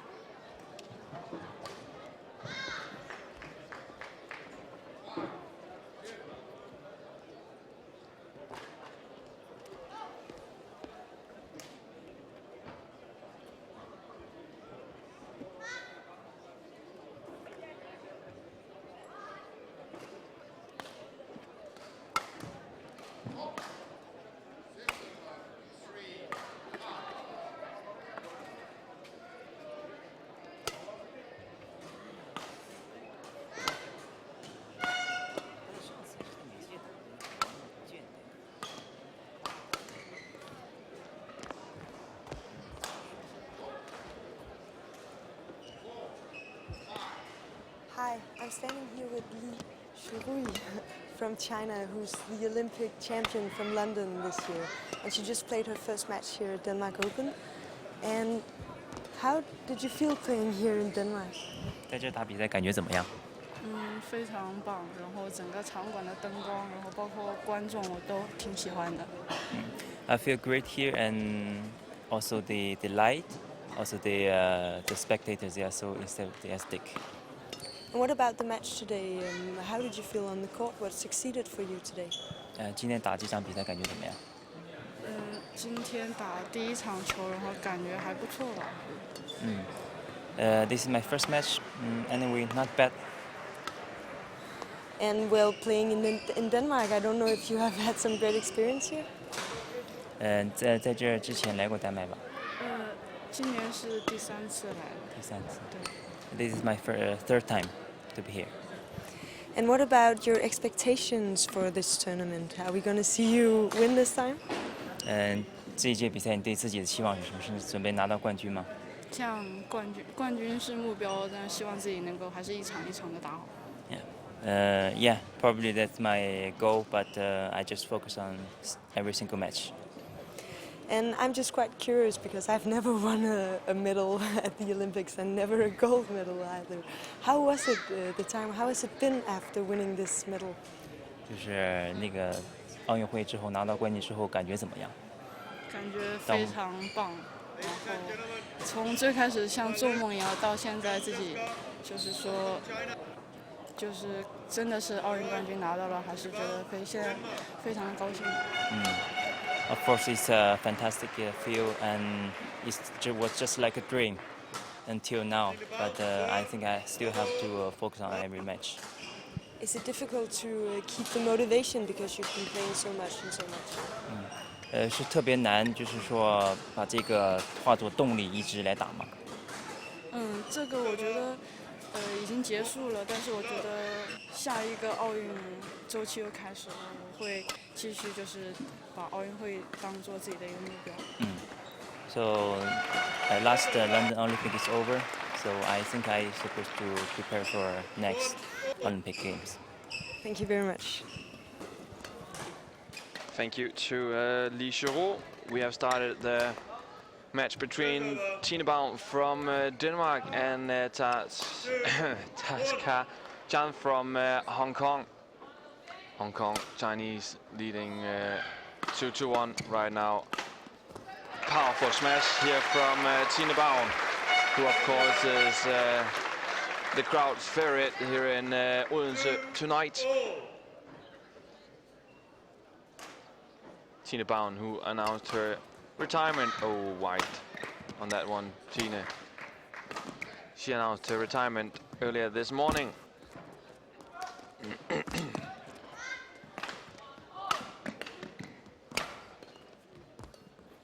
Playing one of the last tournaments in Denmark in his career as the badminton queen of Denmark. White this one. 3-2.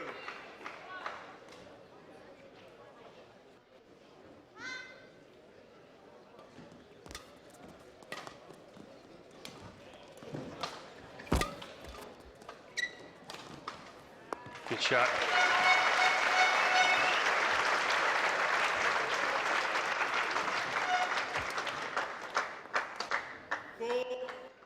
Staying this all retirement talk we have had today because of the announcement from Tine earlier this morning.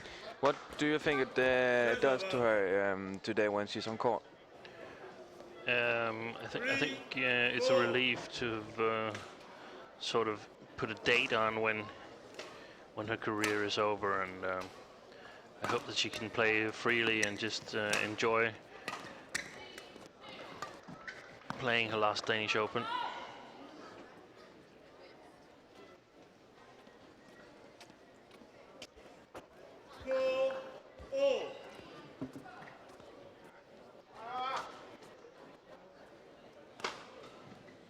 Tine Baun, who has been on the top of the world for a lot of years, been one of the few who could take up the fight with the Chinese.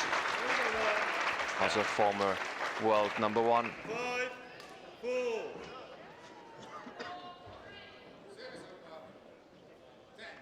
5-4 lead for Tine. Excellent shot there. Yeah, good return from Jan. 5-all. Remember that you can ask us a question if you want. Go to email and send us a mail on denmarkopen@badminton.com. Sorry, .dk of course. denmarkopen@badminton.dk, or go to Twitter, use the hash mark YDO. And the best question of the day will be honored with a signed poster from all the stars here in Yonex Denmark Open. Excellent rally here. Chan putting a lot of pressure on Tine. Playing really good strokes.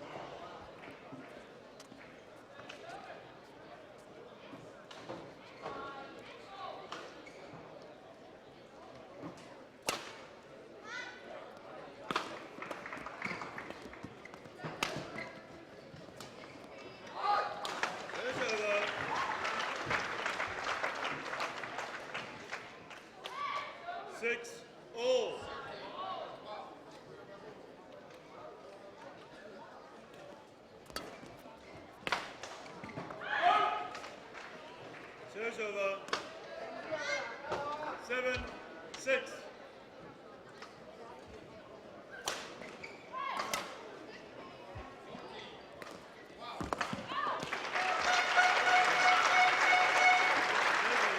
Good deceptive shot here from Tine Baun. 7-all.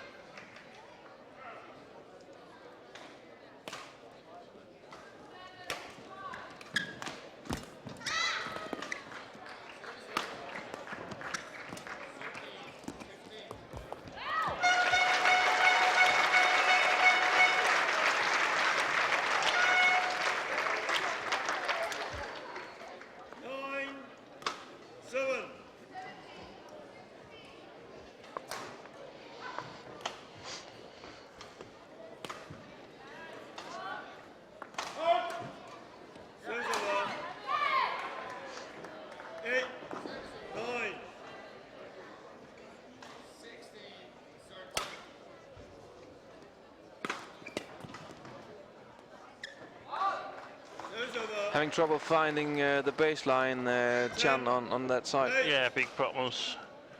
That's actually 3 points and two-point lead for Tine Rasmussen, so that has been really important. 9-10. We don't really feel comfortable out here with this 1 point lead for Tine. Let's just get 2 for the interval.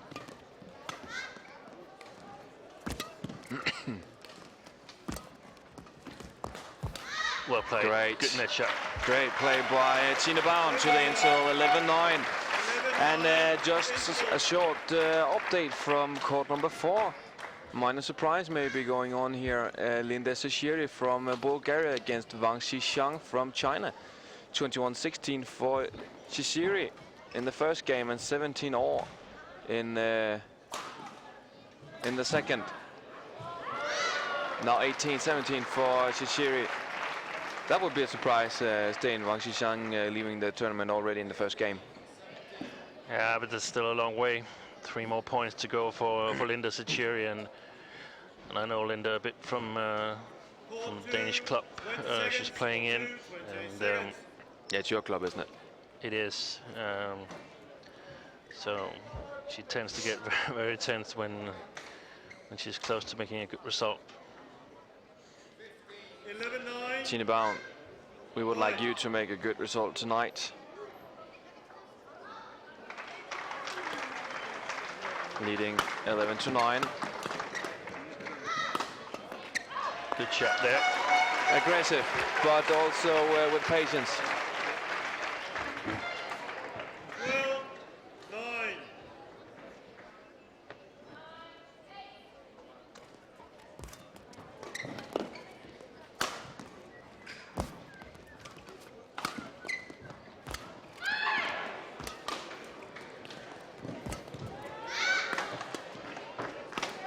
Powerful smash, but into the net for Tine Baun. 10-12.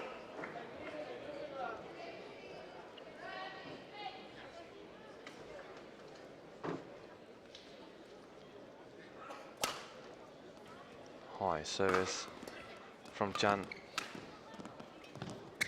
Ah, wide. Bit of a loose shot there. Yeah, she knows. 11-12.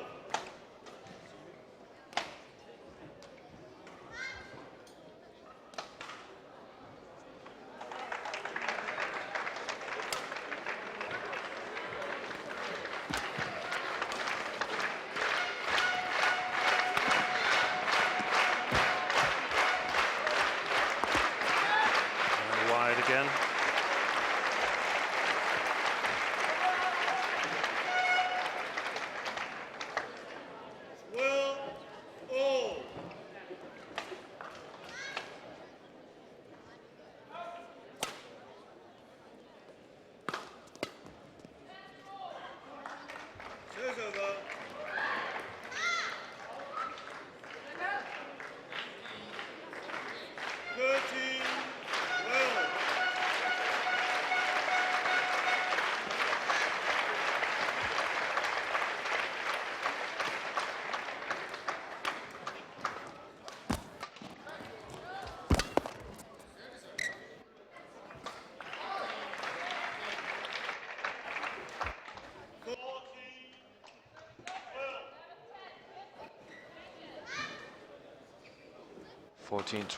For Tine Baun.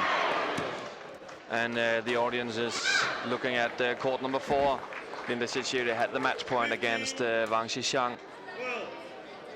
Huge surprise if Wang Xishan should leave the tournament already on the first day. Great Tine, great Tine. Good effort. And 4-point lead. 16-12.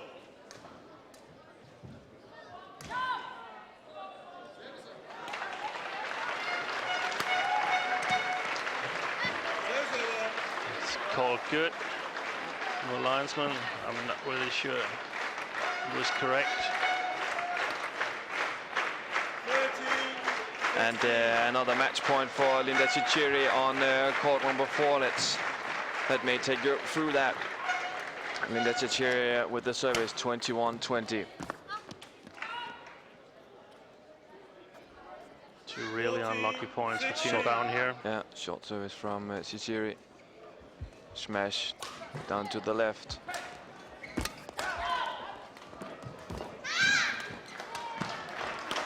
And another point for Wang Xishan.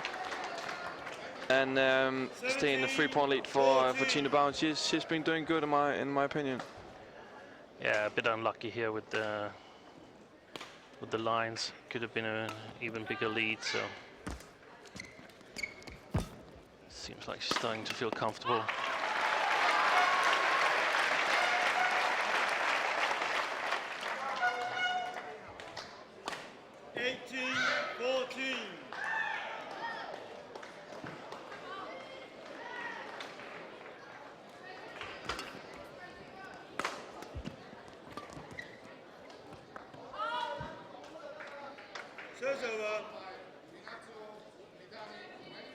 19-18.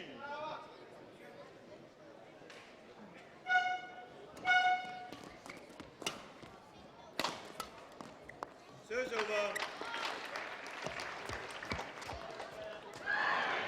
And Linda Xuerui on court number 4, not that lucky. Lost the second set, 23-21. And 4-point lead for Tine Baun, 19-15. Serves over. 16-19.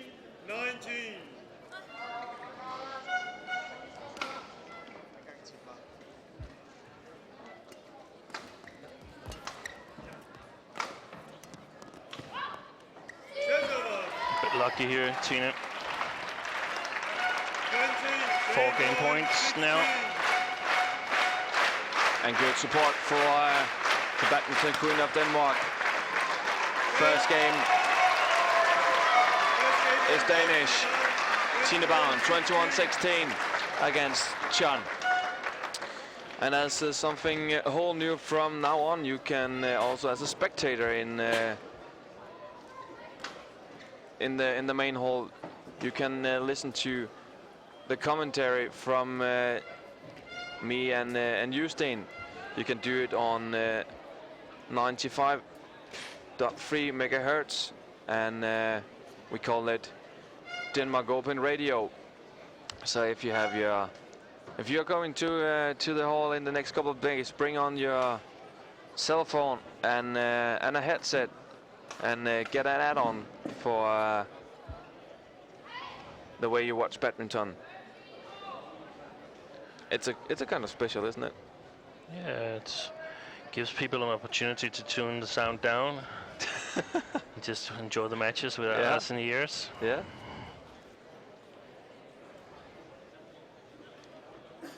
Tine with her Swedish coach, Per-Henrik Kroner,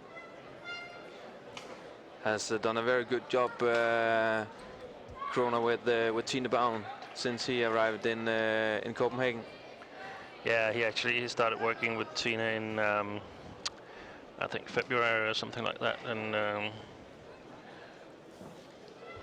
what she's saying herself is that she's refound the joy of playing and the joy of practicing, and that's a good thing. And talking about coach training and Tine Baun, we have got a question from Anna Rita Amaral from Portugal. Thanks for your question, Anna. How many times does Tine Baun train per week?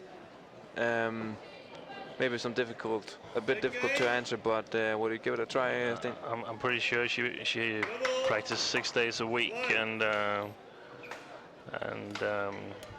she's a bit older now, so it wouldn't surprise me if it was only 2 or 3 days that she practiced twice. But in her younger days, of course, it was twice a day.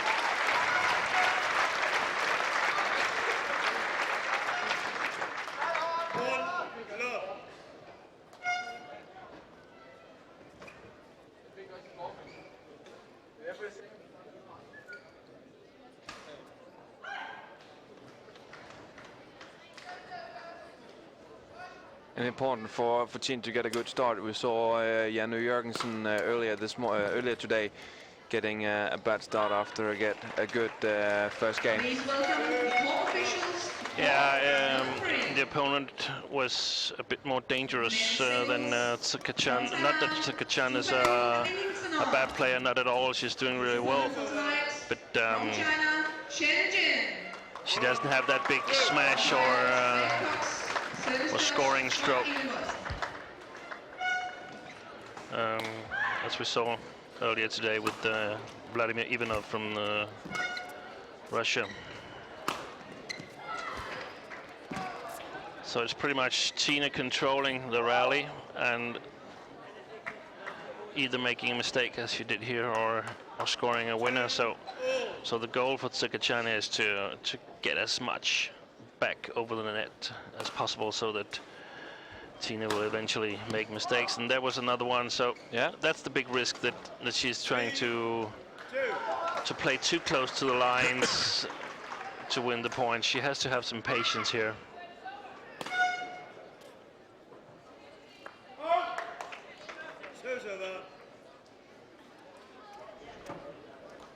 How many points have she given away on the baseline because she couldn't find it, John? In 5 points or so. 4 or 5 points, yeah. That's a lot.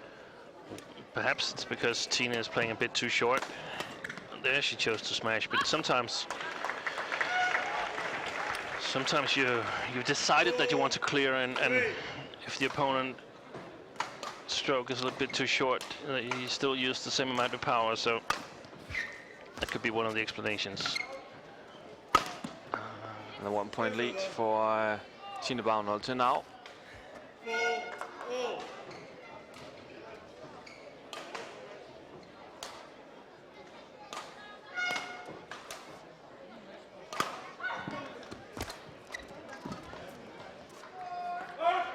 Wide again, no, long again, sorry. Yeah. Two players met once before, back at the World Championship in 2011 in London. And Tine had some problems there in the first game as well. Yeah, struggling and winning 26-24. Do you remember the game, thing? The match? Not exactly. I just remember that she had a bit of problems in the first game. Yeah, but then winning quite easily in the second. Yeah, 21-7 in the second game. Not very often we see that kind of service from a woman. No. In the singles, by the way. Nice try, but you see. Yeah, great. The thing is that Chan has 5 points here in the second game, but she hasn't scored any points herself. It's Tine who's scored all the points for her. So a bit more patience, and she could have had a big lead.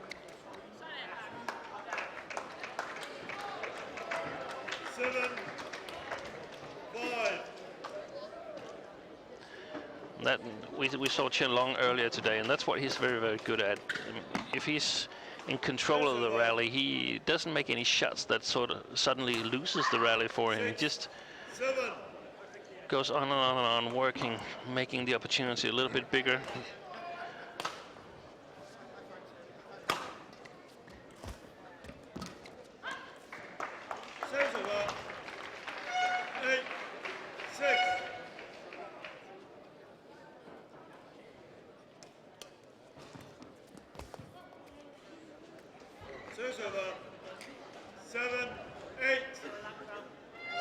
Should we be nervous that she can that she can't make the point herself if she all of a sudden? Yeah. No, not at all.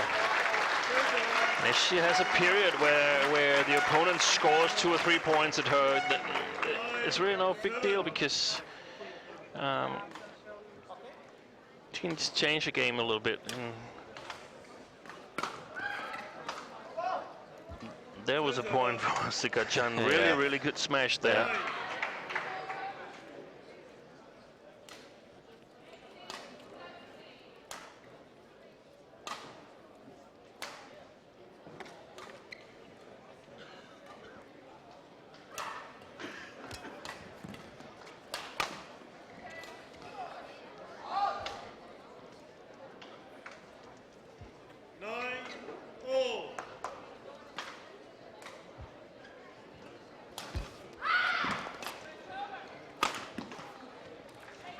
Called in by the line judge.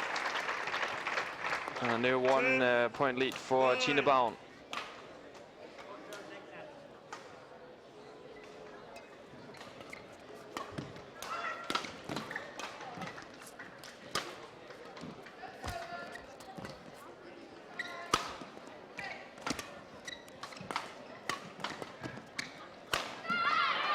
Well played here. Exactly the right kind of patience needed.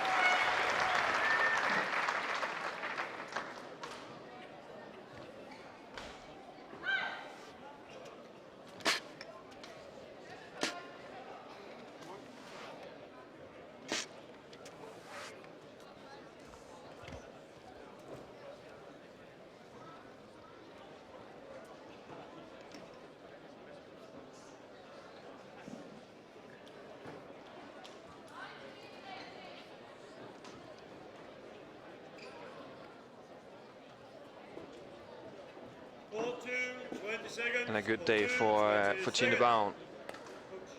Until now, 21-16, 11-9 now for the Dane.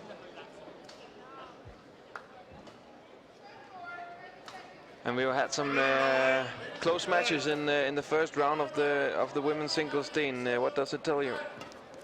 Not really that much. First round of the tournament is always a bit unpredictable. People have to get used to the playing conditions.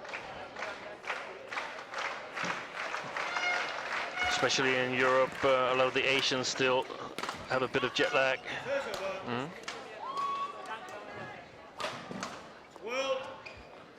So actually, first round is a good time to create some upsets.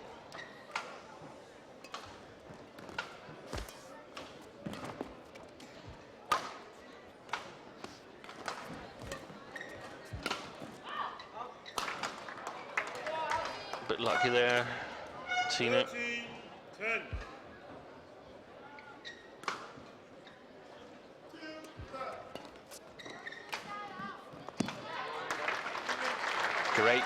Great stroke from Tine Baun. Kind of a signature stroke, isn't it?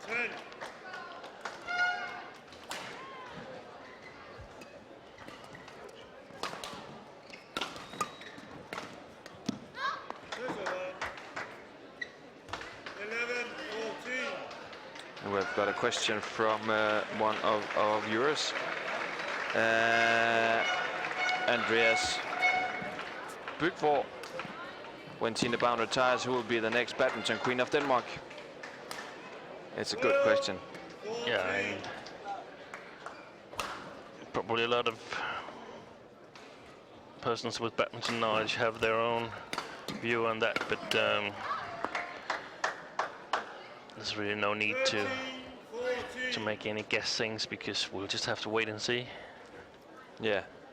Every player have a chance, have a shot at it. Depends who wants to take it.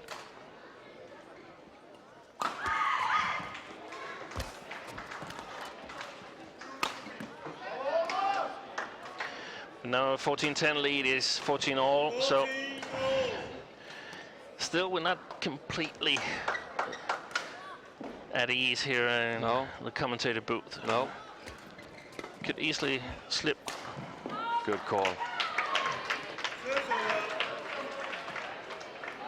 15-14.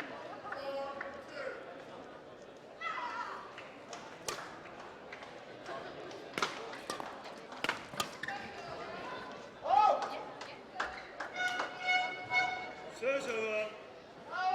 15 all.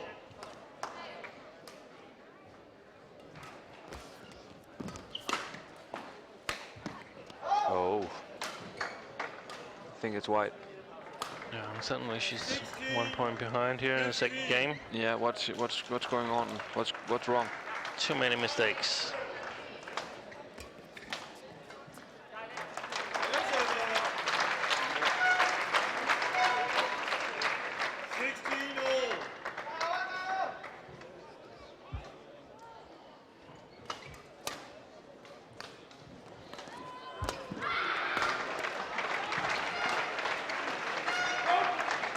Good call.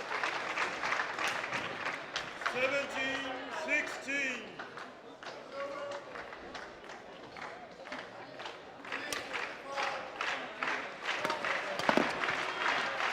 White. And luckily, Ratchanok is making some easy mistakes as well. Yeah.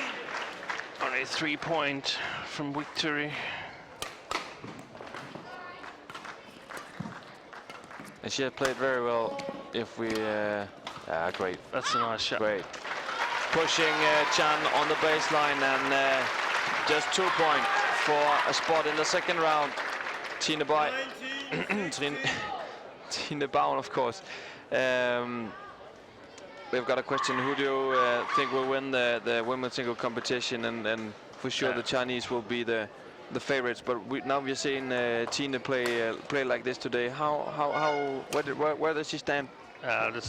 Should we watch the next 2 rallies and see if there's a conclusion to this game, and then we can take it? That's wide. Yeah. 4 match points. One to go. One to go for Tine Baun.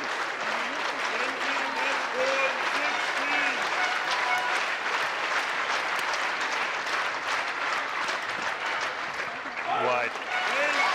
She's ready for the second round. Tine Baun, 21-16, 21-16. Great result for the Danish badminton queen, who will play Luke Yan Poon from Hong Kong, another Hong Kong Chinese, tomorrow.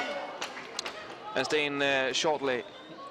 Yeah, it will be a big surprise if it's not a Chinese player, especially now that the Intanon is out.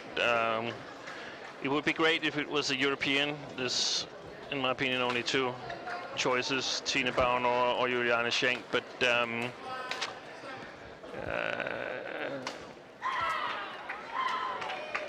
they both need to step up their game to compete with the Chinese. So the best bet is at the moment Li Xuerui or Wang Yihan.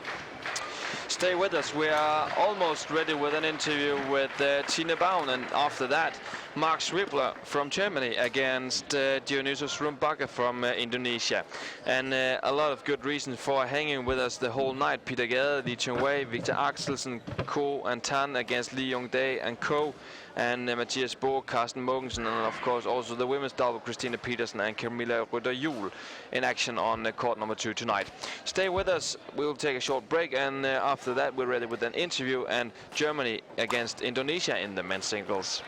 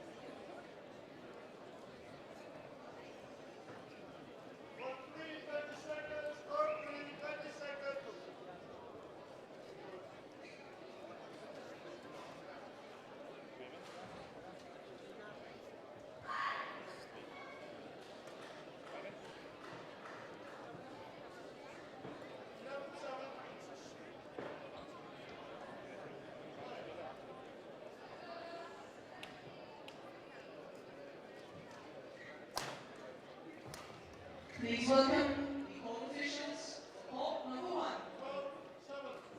Women's singles from India, Gade.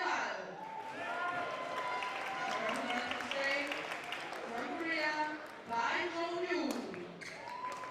Umpire, Christinna service match, 10 kg.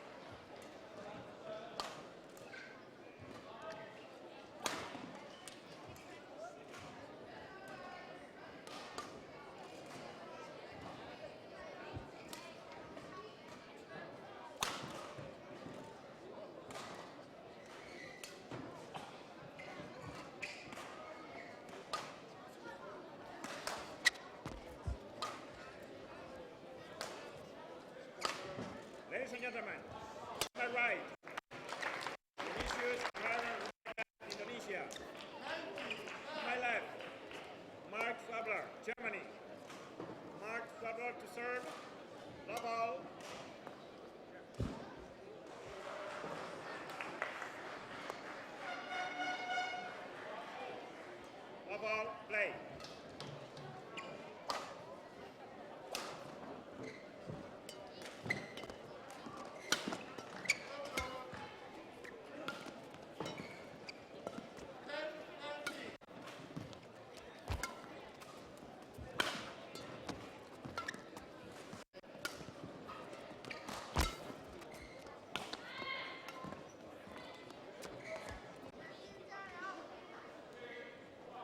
One love.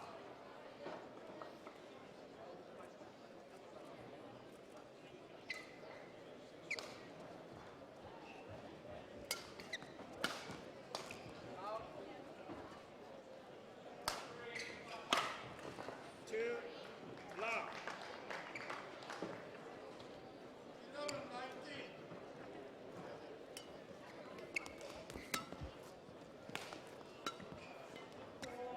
Welcome the court officials for court number 4. Women's singles from Indonesia, Beatrice Manuti.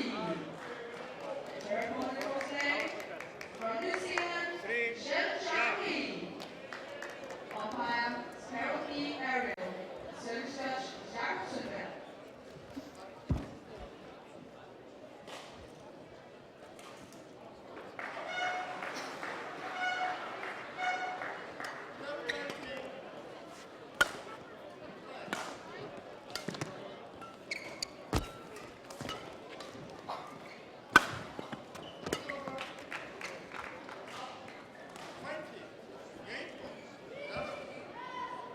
Service over. 1-3.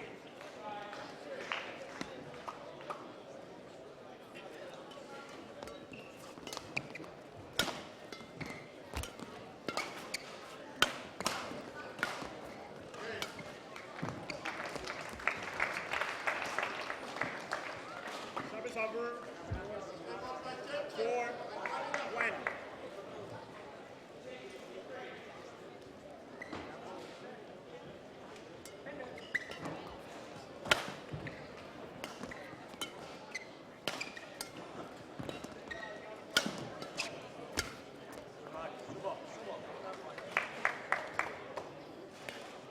Five, one.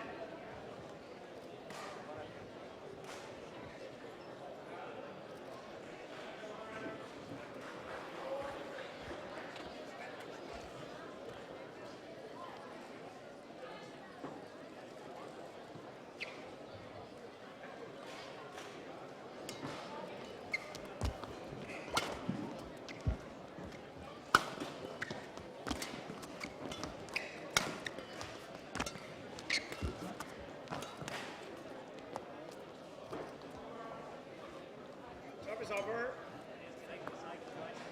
2-5.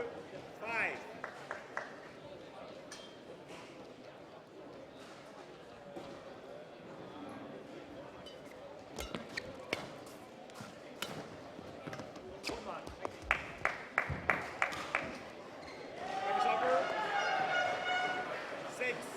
6-2.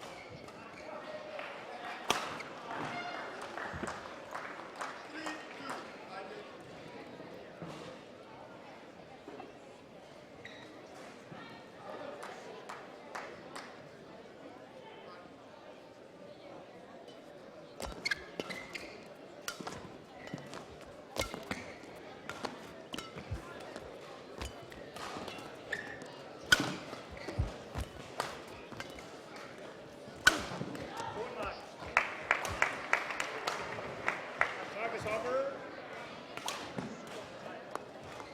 10-8.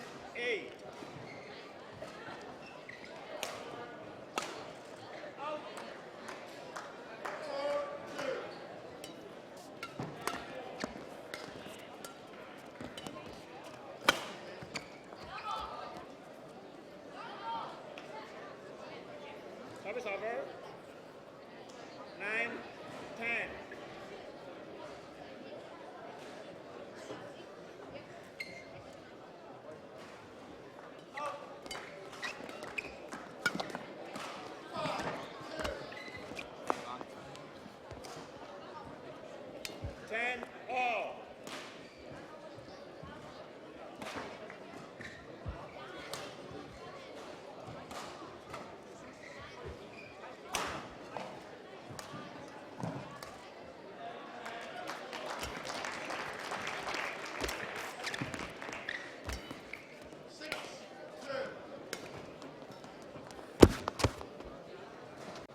Service over. 11-10. Interval.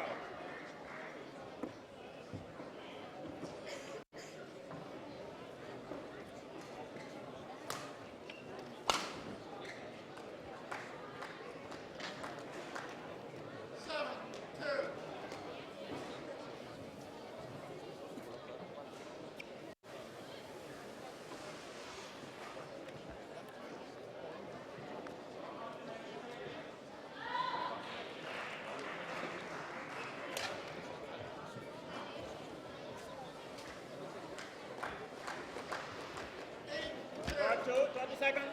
Part 2, 20 seconds.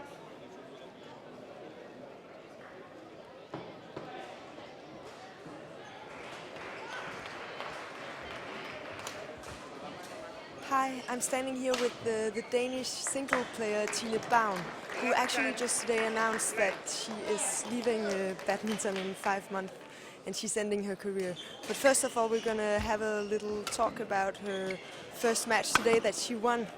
And Tine, well, let's start with your match. How did you feel out there today? I felt quite good. There were ups and downs, and yeah, mostly ups, I think. Yeah, I played okay. I didn't play perfectly and didn't play my best game at all, but enough to win. And yeah, of course, it's always nice to win the first round. It's always a little difficult to get started in tournaments. Well, as I just mentioned, you announced today that you're leaving badminton. You're ending your career after All England 2013. Well, in 5 months. And well, how was it to play with this this decision, but that it was announced as well? Actually, I felt quite relaxed. I think some of the pressure is off the shoulders, and I just, yeah, I believe in enjoying the best of it the last 5 months. Of course, I have set a target to play my best game, but of course it's maybe a little shaky when you start to think about it on court. But yeah, I was trying to live it out here at the practice courts. Can you tell us a little bit more about this decision that you made? Yeah, I think All England is the perfect time for me to say goodbye. I think that tournament has been so important for my career, and being in 3 finals and winning 2 of them was the best thing ever in my career. So yeah, I wanted to say goodbye, and after the All England 2012, I felt that I had to play it one more time. So I tried to get ahead of the emotions and just trying to think about what my thoughts were at that time. So that's why I think it's the perfect time. And 33 and only getting older. So yeah, I would like to stop at the top as well. And I think there were so many good players now, and yeah, we have to keep up the practice all the time. And yeah, my body is not 20 anymore. I can feel that it's getting harder for me to practice and without getting the injuries all the time. And then after all, England now will in 5 months. But what's going to happen then? Are you going to be still? Will we see you in the badminton world, or do you have other plans? Hopefully, I can give some of my experience to the young women single in Denmark. I will be studying health and nutrition, and also I'm doing some work for my FTZ. I'm keeping up the good relations with everybody, and hopefully, I can do something for the young single players. Well, good luck at this tournament, and good luck further on as well.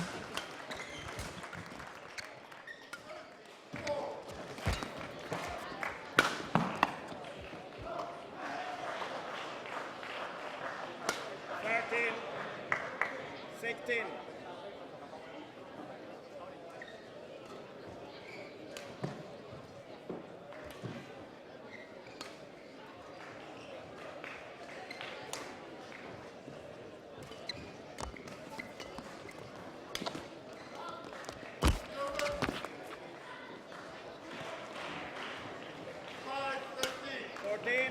15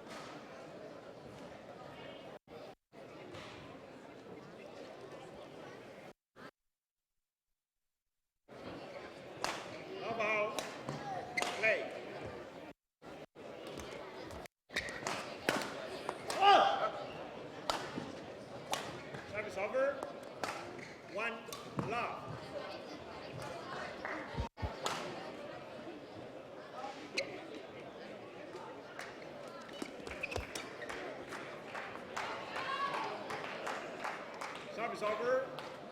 1-all.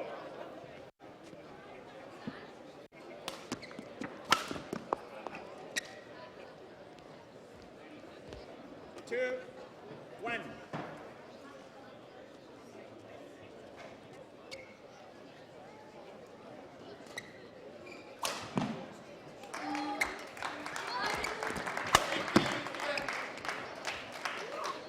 Service over. 2-all.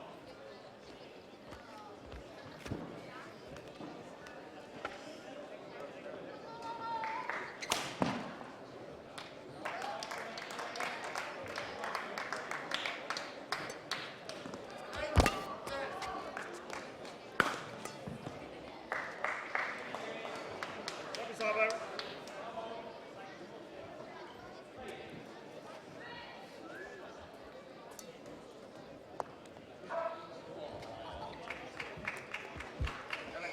3, 2.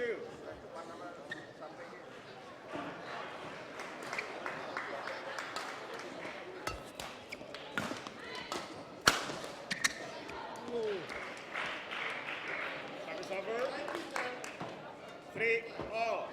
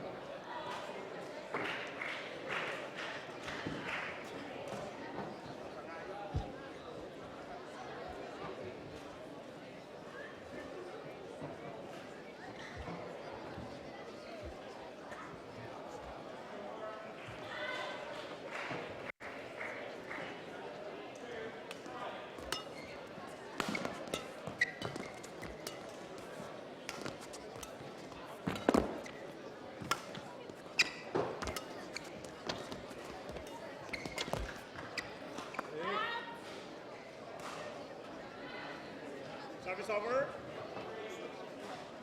7-5.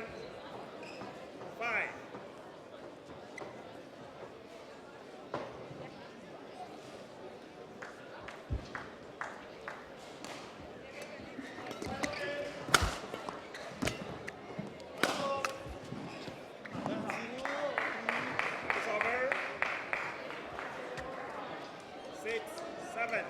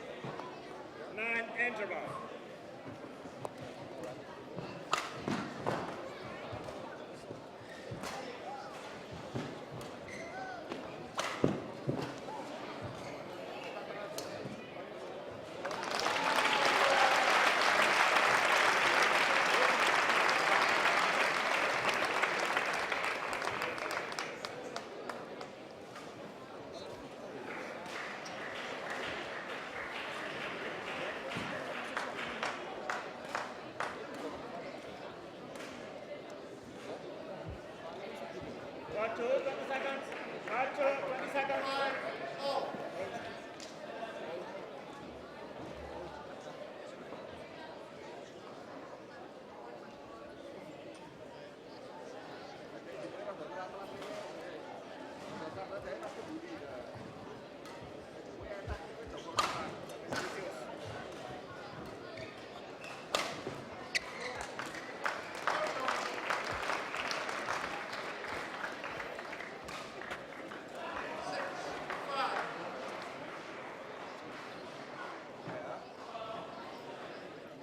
11-9, play.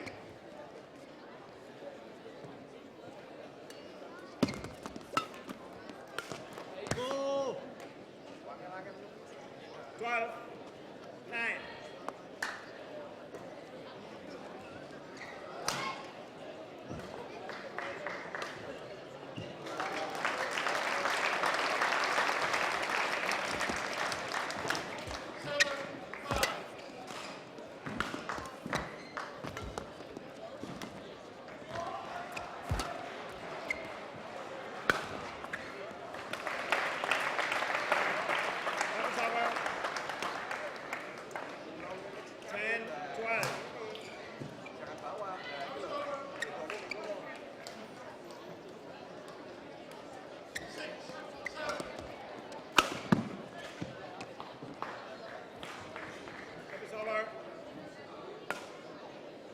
14, 10.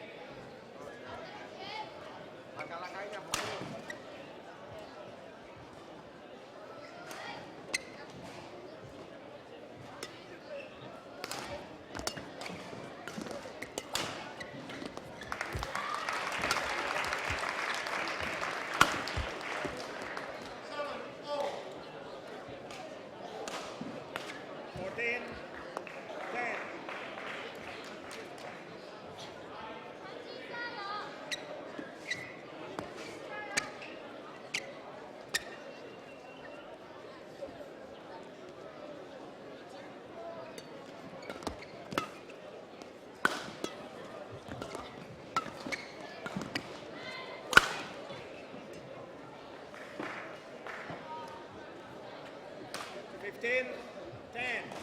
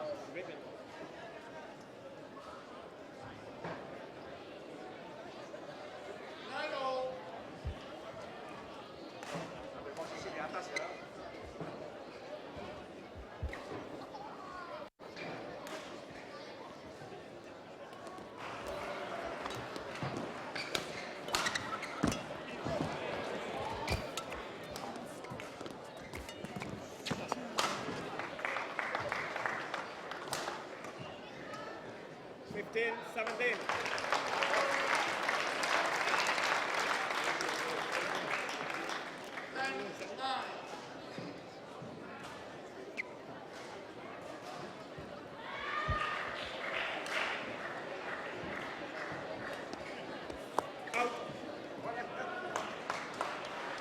Over. 18, 15.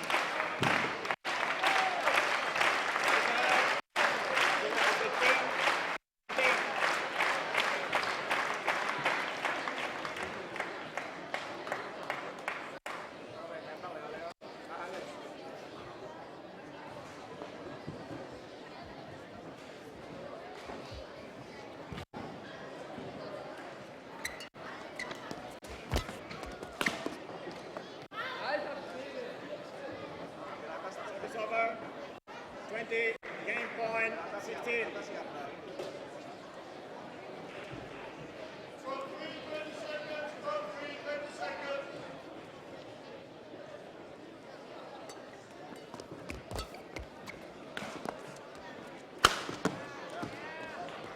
Game. Second game won by Dionysius, Hayom, Rumbaka, 21-16. One game off.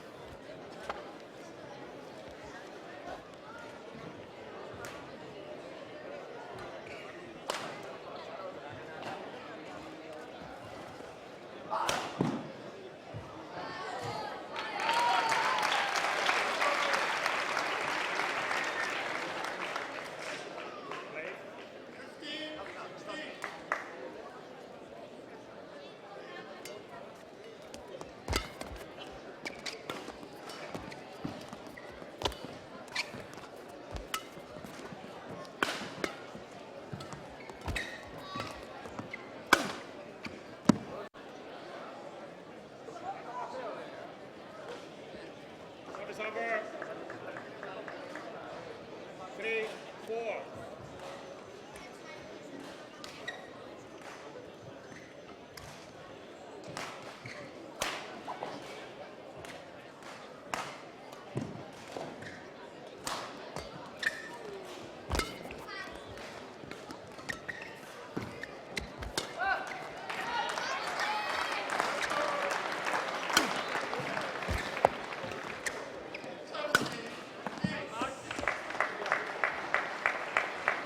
Service over.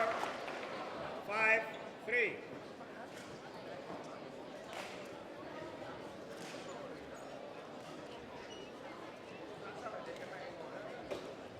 Please welcome the court officials for court number 4. Men's singles, from Malaysia, Wei and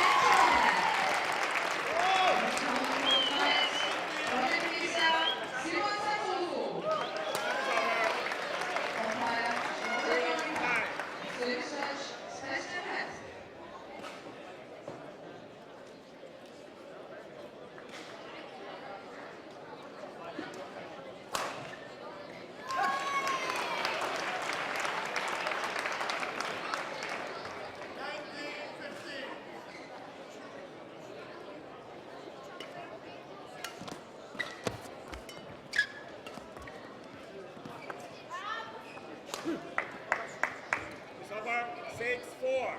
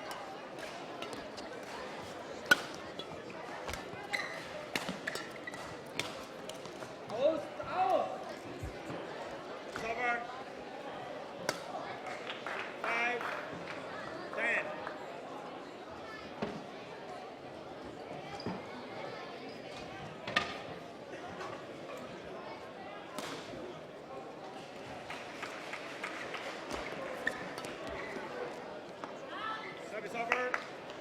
11-5 interval. Change ends.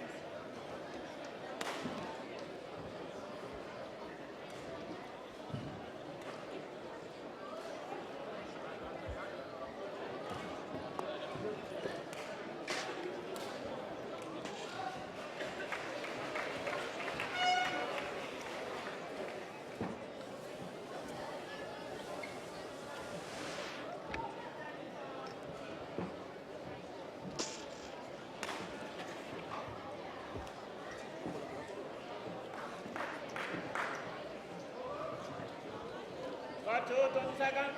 Got 20 seconds.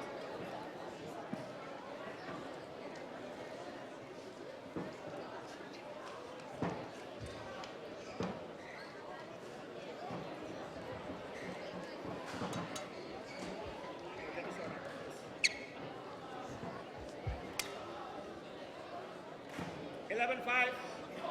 Play.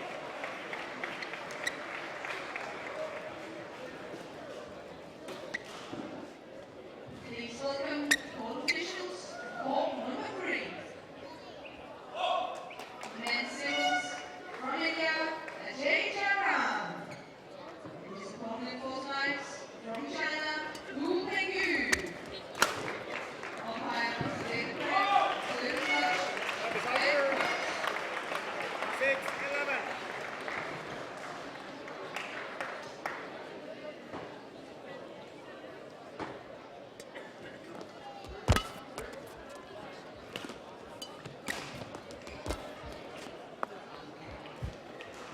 Service over. 12-6.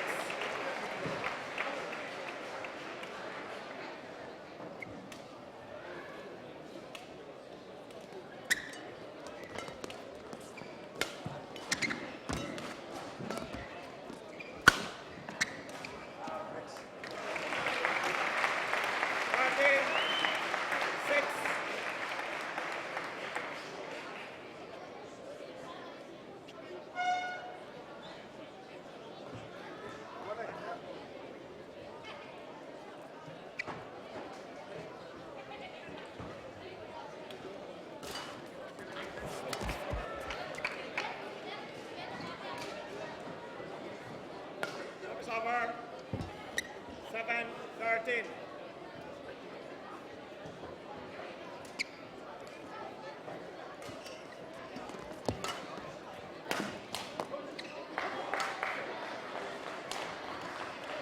Service over 14-7.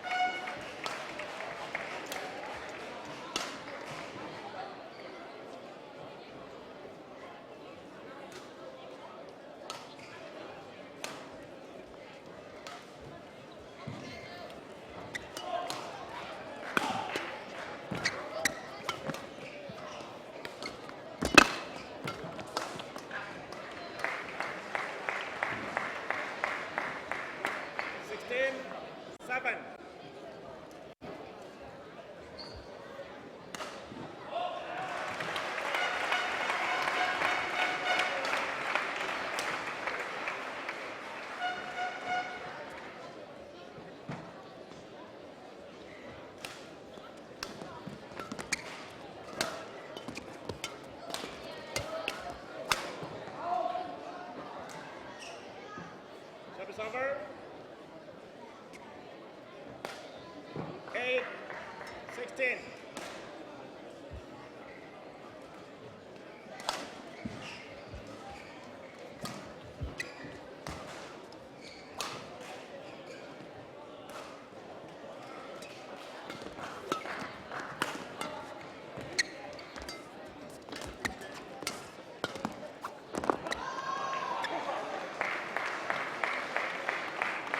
Service over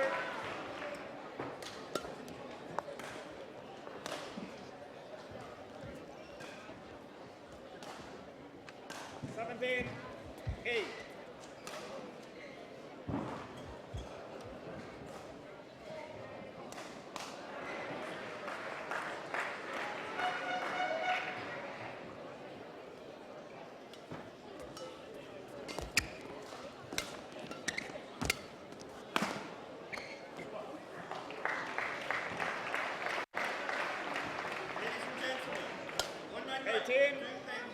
China. Go on my left. AJ China, India. AJ China, Brazil.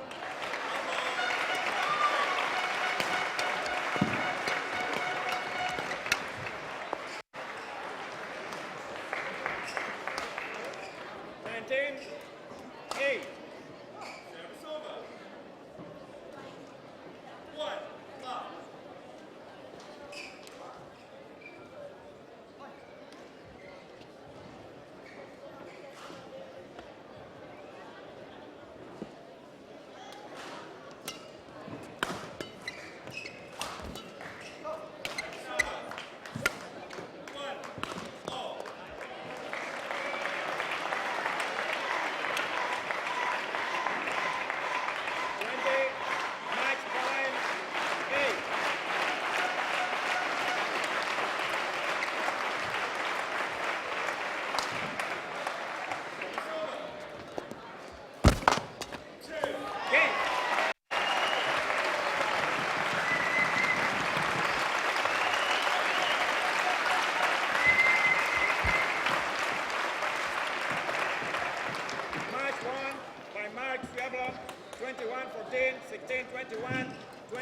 8.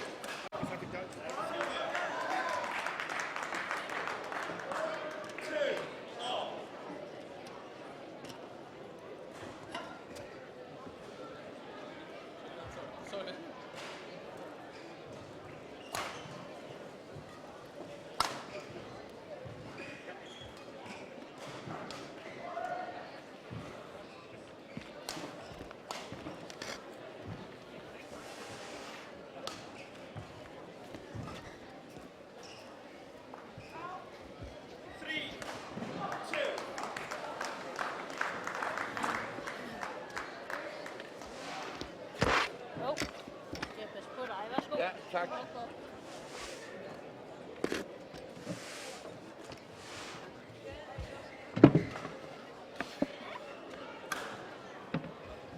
Sådan der igen, ikke?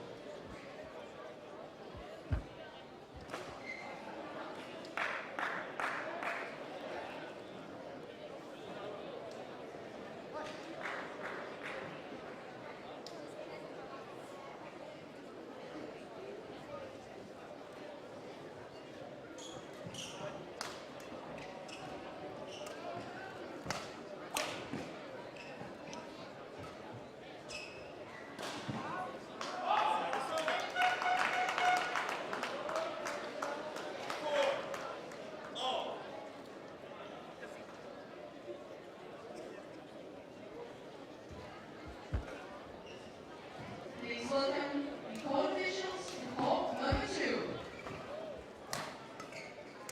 Men's singles from India, Varma and Sourabh.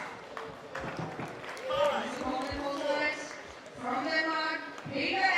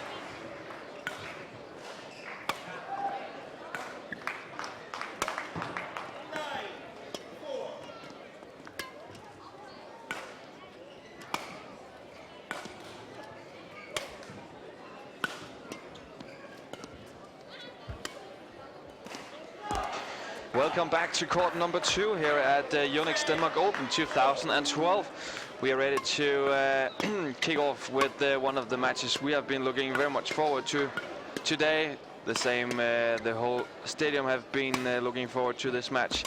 Gade from Denmark, and he is up against Sourabh Varma from India, an exciting match coming up. And remember, if you are one of the audience, you also have the possibility or an opportunity for listening to this comments we are giving during the game. You can do it on Denmark Open Radio on 95.3 megahertz. So you also have an add-on to your evening here in Odense. Pedersen is out for some matches, and next to me, Christian Skovgaard. Welcome to you.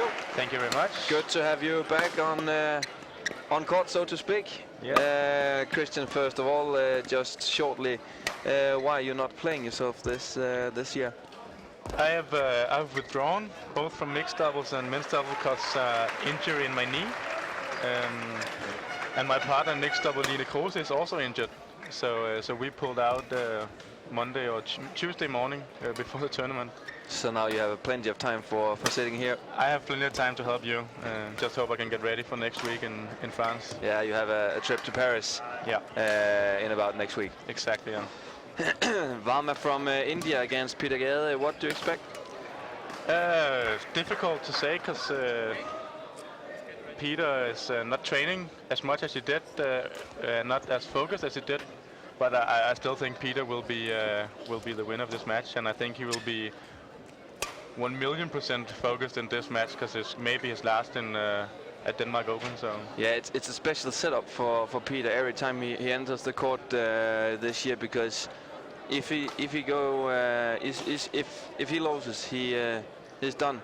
Yeah, I don't think he will lose this match. No. I think he will be in control, and hopefully he will enjoy it, and that's what he said before the tournament. He will go in and enjoy every match and not think that much about it. That is maybe his last. Peter Gade in the white and black shirt. Varma in purple, maybe. Let's call it purple.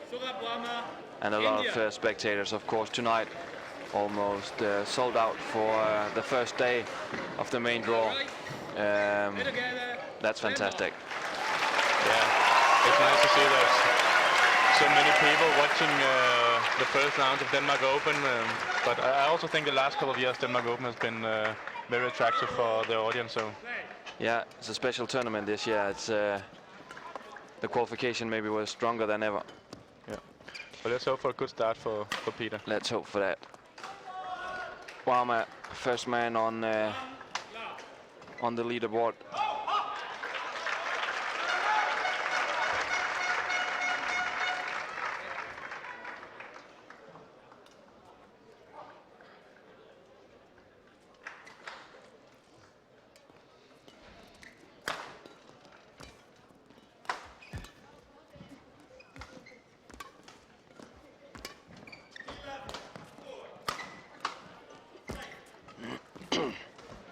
Great play by Varma here on the net.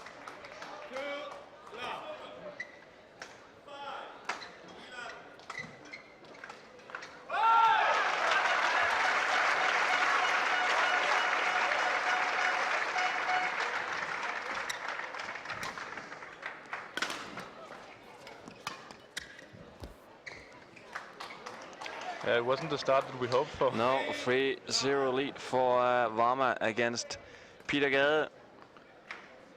But we don't need to be nervous already for this. No, I don't think. I think Gade needs to get a little bit of tension out of his body and relax, get into the hall and into the match, and I hope he hopefully will find his game soon. 4-0.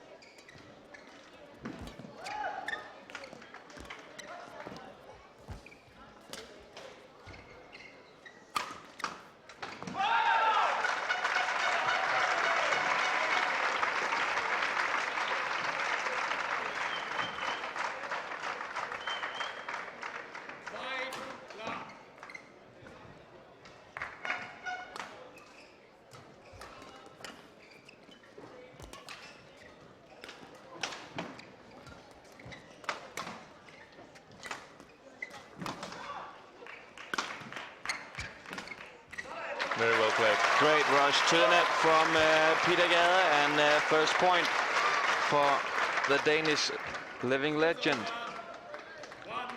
One of the biggest stars in Danish badminton history, for sure. Taking his first point here at this year's Yonex Denmark Open. Oh, great.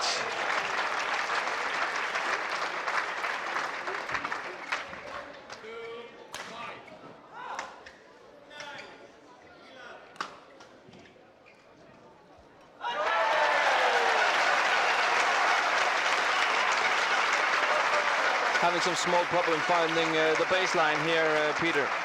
Yeah, he's hit a couple of shots too far, but as I said, I think he just needs to loosen up and get rid of the nerves from the beginning, and then.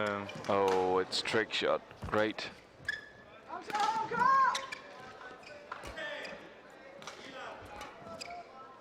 Oh, it's wide.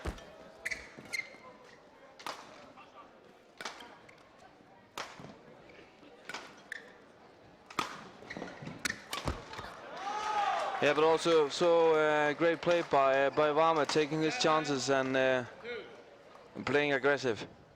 Yeah, I think he knows that that he has a good chance, because he knows Peter is maybe his last match at Denmark Open, and he has to be ready from the start, and he has been. So he's playing well.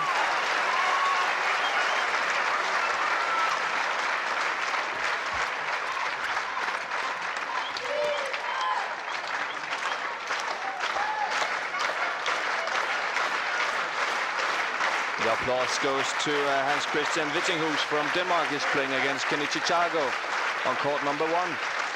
Vittinghus leading 20-17 for having the game point in the first game.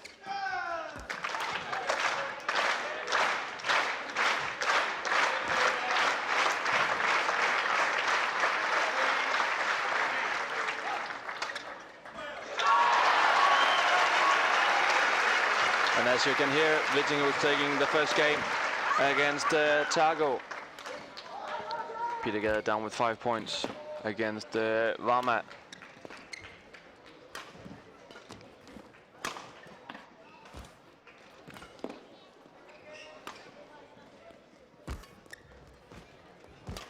Oh, well played by Peter. Oh. Aye.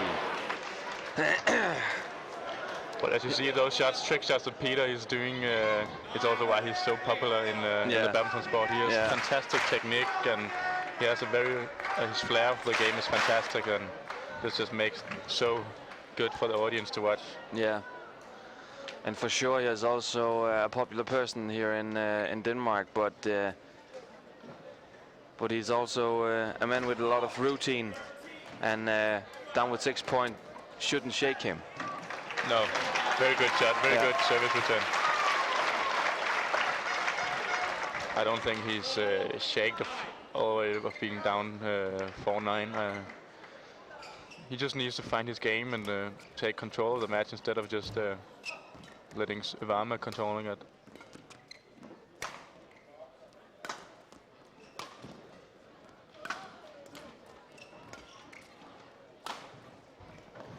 Yeah, because it is Varma with the control, it seems like. Another point for the 19-year-old Indian.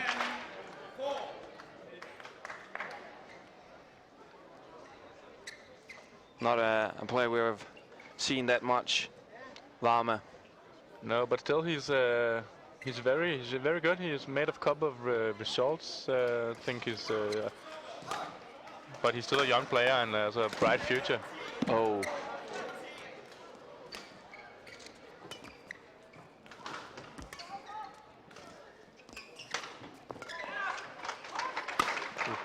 That looked wide. Yeah.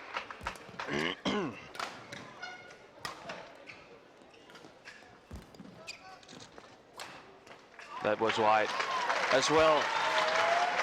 And big patience in the game from Peter here. Yeah, he needs his patience, because if he's taking too many chances, Varma will just make counter attack, and I don't think that's the right choice to Peter to just go attacking. So need his patience as he's doing, and then hopefully the game will come during the match.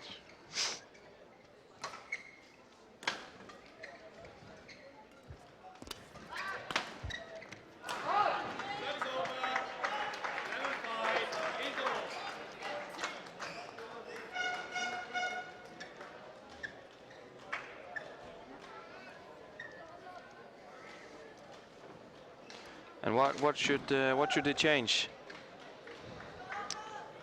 Yeah, you can see Peter is just playing it around and just not really doing anything. He's not taking that many chances, making some good trick shots. That's gotten Varma out of position, but he needs to take his chance afterwards. Go for the kills instead of just keeping him in the rally. So I think he should still be patient, but take some chances and be a little bit more aggressive than he is right now, because Varma is a player who's not making that many mistakes if the pace isn't that high. So pick up the pace and be a little more aggressive.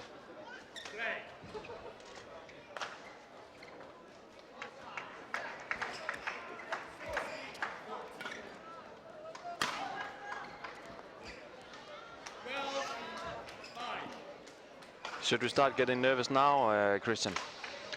It's still first set, so a lot of things can happen, and he hasn't lost first set yet, so that's great. So I don't think we should be nervous yet.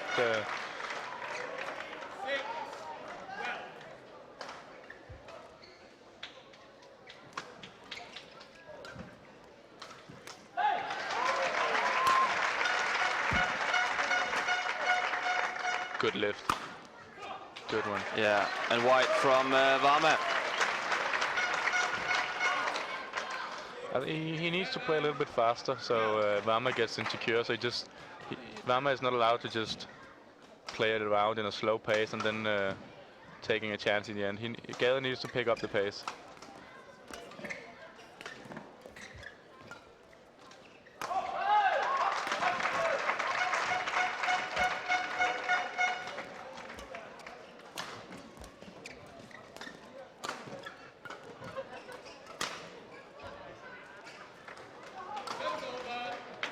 You can see it's too passive again for Peter. He has some chances to go for the smash down the line, but he's just playing it around. It seems like he's a little bit insecure of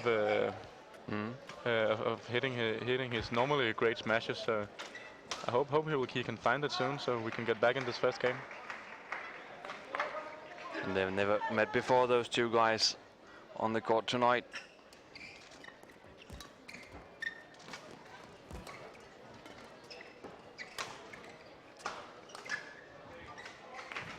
Was long, and important to get a point now to stop this.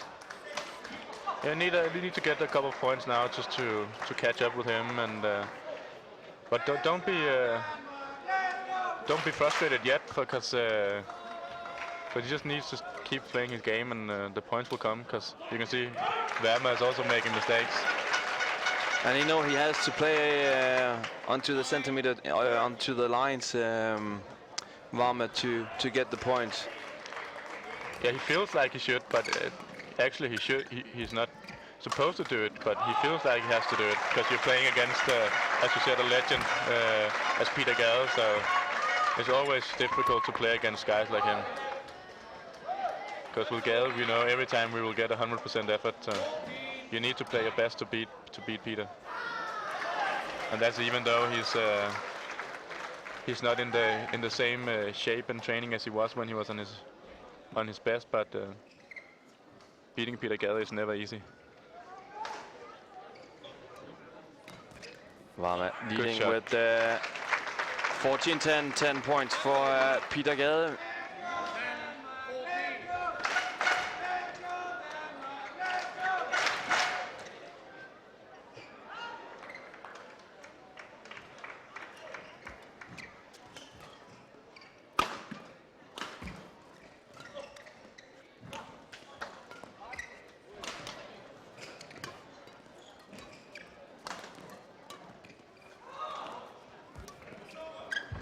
Good.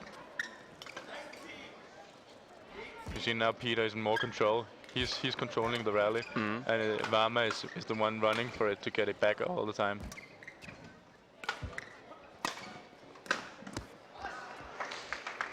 But sadly, still Varma getting the point.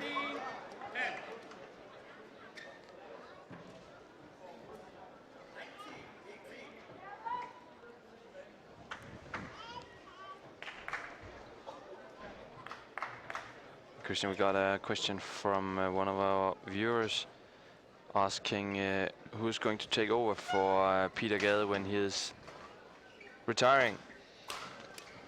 Yeah. Yeah.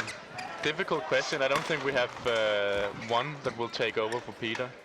I think we have a couple of guys who can do it. We have, as you know, Viktor and Jan and Hans Christian Wittinghus, which is the most obvious guys to take over as number one in Denmark. But for me, I don't think there's one right now who's way in front of the others. So, but let's see. Maybe it helps when Peter stops, so the others know they have to take over. Because when Peter's still here, it will always be him who's number one in Denmark. So, but I don't know, my favorite to be the next Danish Peter Gade, I think it will be, yeah, difficult to say. But if I have to choose, I think I will choose Jan. Yeah. Jan Jørgensen, because he's a little step ahead of the two others. Yeah. And also got some experiences from among other things, the Olympics. Exactly. It's difficult to say because a lot of things can happen when you're still young, like Jan and Viktor and Hans Christian are. So.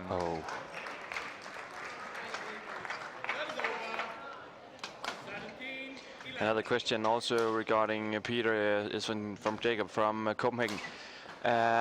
Who is, besides Peter Gade, a possible candidate to be the new assistant national coach of Denmark? And it's a good question because we actually don't know. It's a very good question. Yeah. I have no clue actually. So I can't say anything. I'm not even sure about Peter. It will be lovely to have him as a national coach, but it's difficult to say because we haven't really heard that much from the Danish Badminton Association. So no, I'm not sure they have decided yet.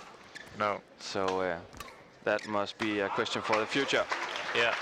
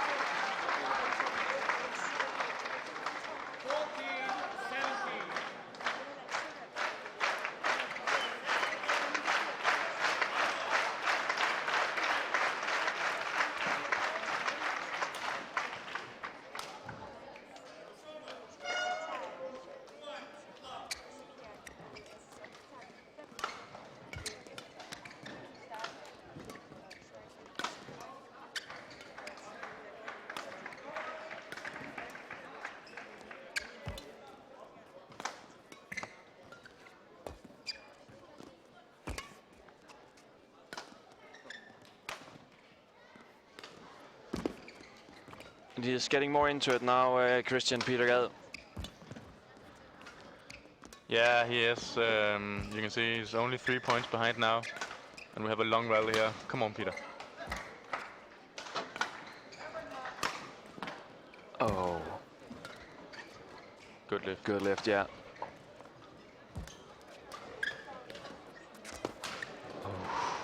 He's He's getting a lot of shuttles back, the Indian guy. Yeah.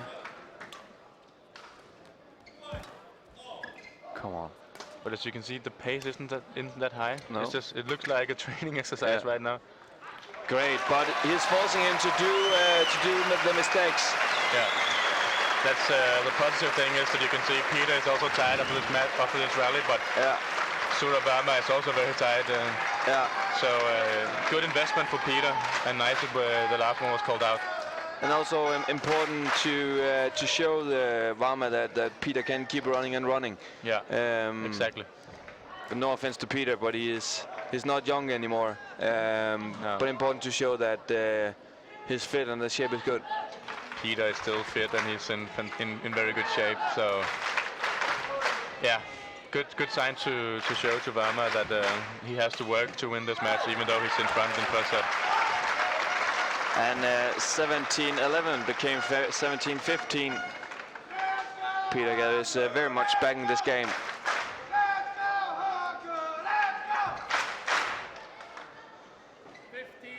And Christian, you have been playing this tournament for some years now. Great audience on the first evening here. Fantastic. I can't remember being so crowded on the first evening as we have tonight.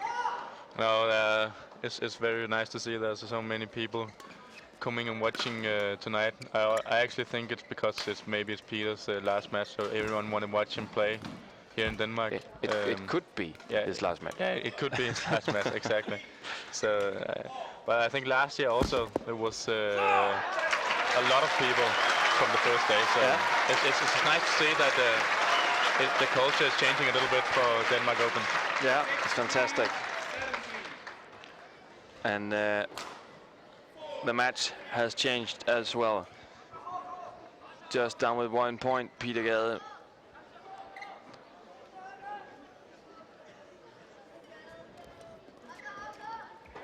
Good return. Yeah.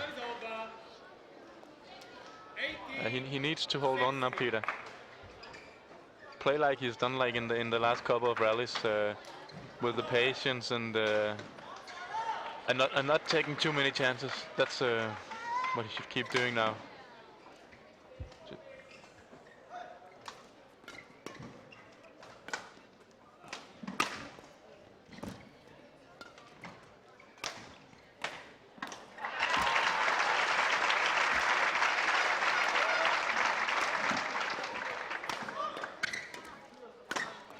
Good, Peter.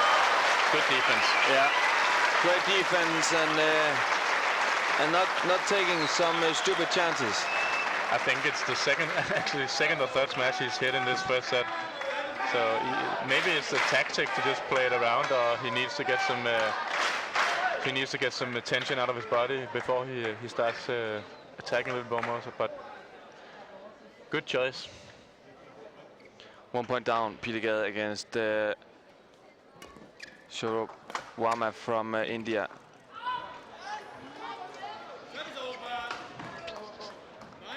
It's also a long first set. Already played 20 minutes. 20 minutes, yeah.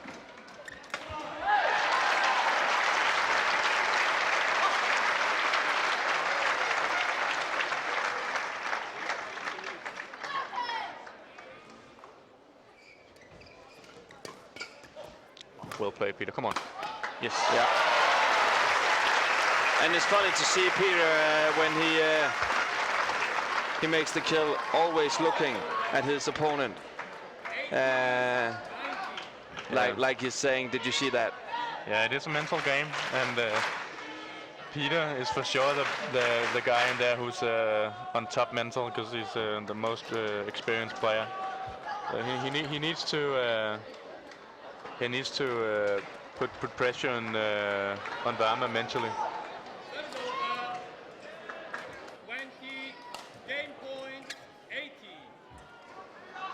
But still down with the game point here. Yeah, Peter Gade. Not the right time to make a service fault. No.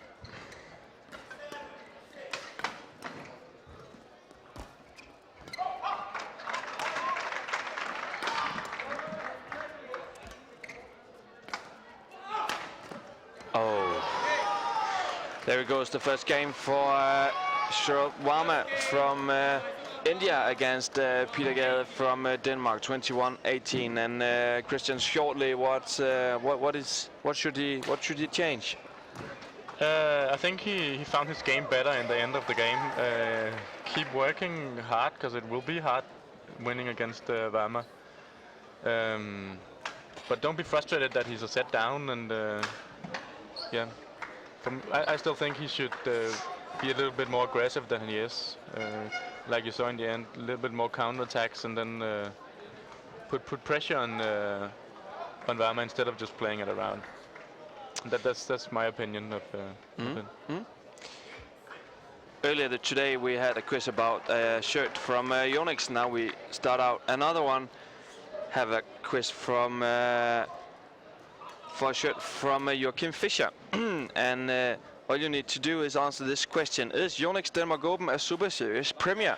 Answer to Denmark Open at badminton.dk. Answer to Badminton Denmark Open at badminton.dk. Is Yonex Denmark Open a Super Series Premier?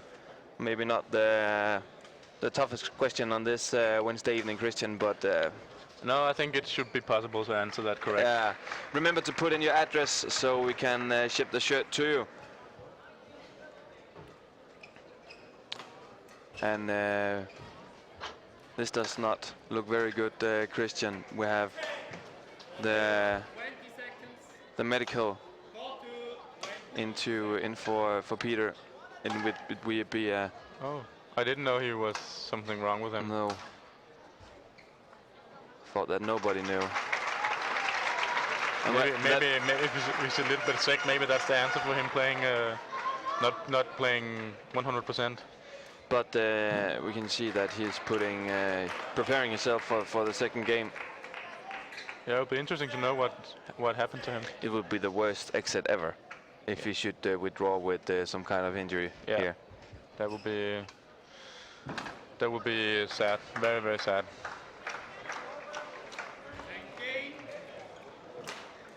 Let's hope that Lars Xuerui, the national coach in Denmark, and Jim Laugesen, who's next to Lars Xuerui, can tell him the right things to win this match.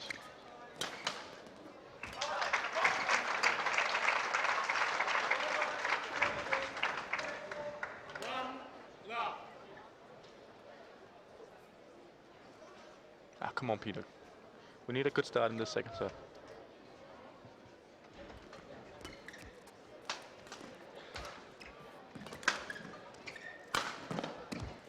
Great. Exactly. That's what I think we should do. When you have the chance, just go for it.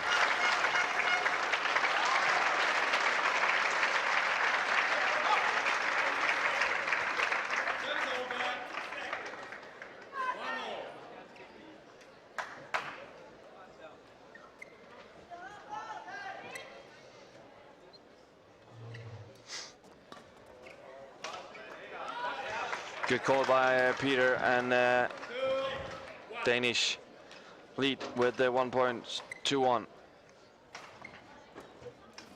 Actually, the first time in the match at all. Peter Gade in charge.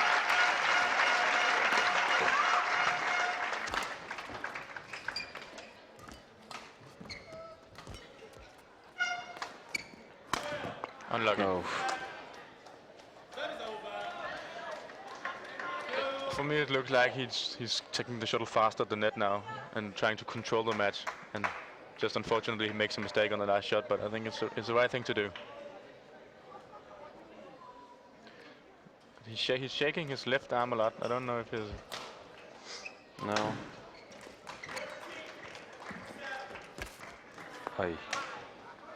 He must be. Something's wrong for sure. Yeah, you can see that. But it didn't seem like it in the first game.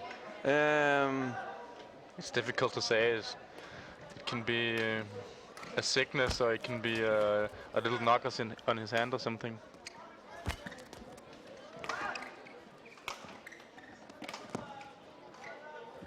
Good call, Peter.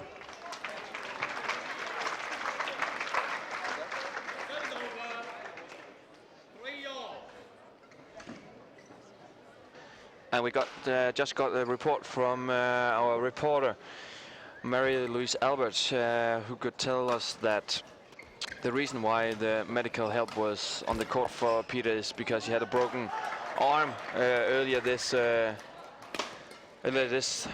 summer, autumn, and he couldn't feel his left arm in the beginning of in the first game. That's why he got medical help. And that must be the answer to why he's shaking his left arm a little bit. Okay. It's difficult if you can't feel your arm. Of course, it's difficult to play. No. But you can see I think he's trying to get some blood in it and trying to get some feeling in it. Yeah.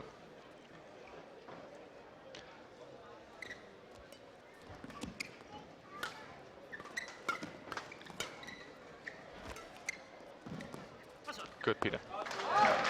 He needs to pick the pace up like he did in that rally. Pick the pace up and try to forget about his arm. Of course, it's difficult, but he needs to do it because otherwise Varma is too good. And he will just play the shuttle back and be frustrating for Peter.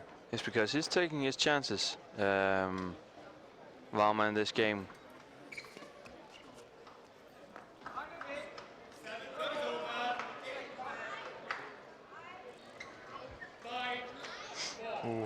Yeah. That didn't look like the right call, but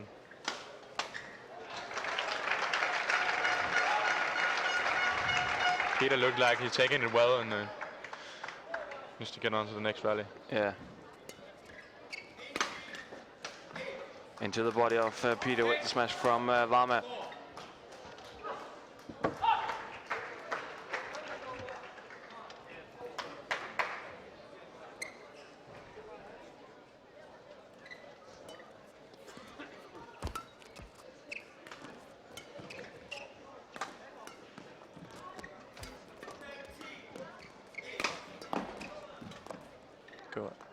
Good call. Yeah. A close one.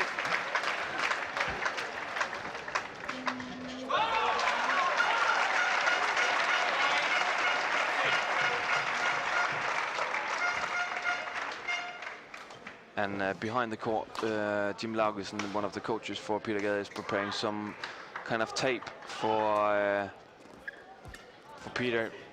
Probably he'll get it fixed.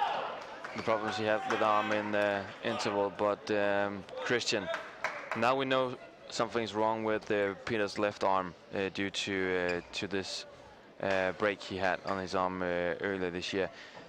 He lost the first game, and it doesn't seem like he's okay on the court. Should we start getting nervous now? I knew you'd ask me. Yeah. Yeah, of course we need to be nervous now if he wins or loses, but I hope Peter still will enjoy playing this game because he needs to enjoy it. Otherwise, it will be too hard for him playing the last of the set. I think right now it's pretty much just mental for Peter because it is his left arm, but I think he's put himself in a position mentally that he's focusing too much on it. Just loosen up and relax and mentally is very strong, so to say. Normally is, yeah, but it seems like he's focusing too much on very good return. You can see he's walking with his head a little bit down and looking down, and he's not. Yeah, he's not on the top right now. You can see that.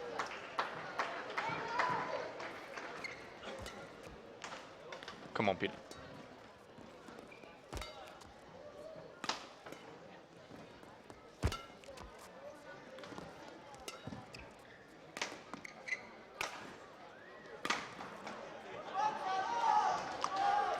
He's playing aggressive, Varma, and fresh kind of style he's using, but yeah, but he should have picked another day playing that way. Yeah, Varma is playing very well today. He's just taking his chance against Peter, but I still think Peter is too passive, even though his left arm is a little bit yeah.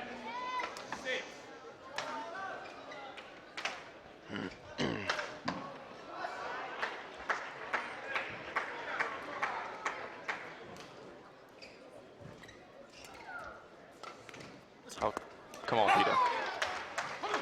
We can hope that Varma will be a little bit nervous because he's about to beat Peter Gade, and it's,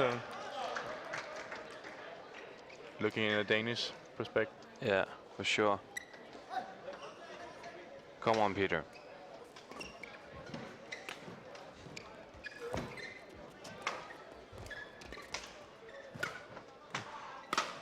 Oh.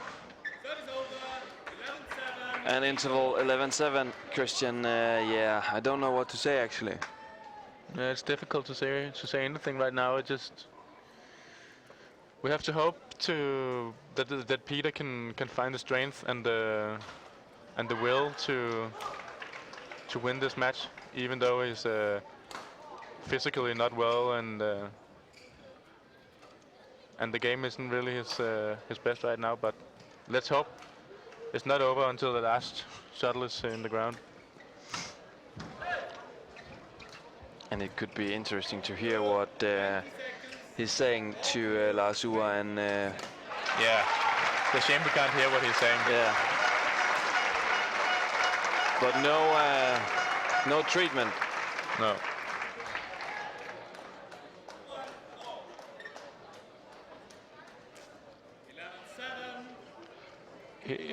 He looks like a guy with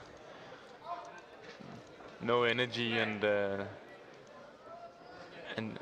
no belief in winning this match right now. But we always know with Peter, he will always fight to the end, even if he's injured or even... Yeah, he's not a quitter. Never.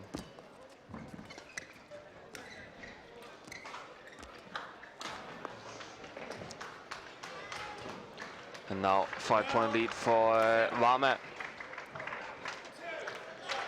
And of course our reporter Marie-Louise Albers will try to get a comment from Peter Gade after the match.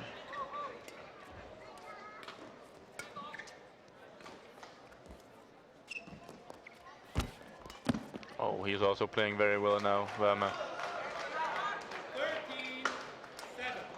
He's doing everything right, and Peter, you can see Peter is trying, but Varma is playing well.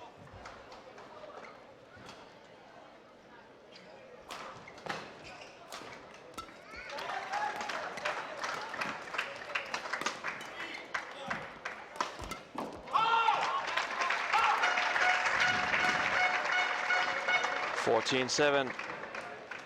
And not to be a pessimist, but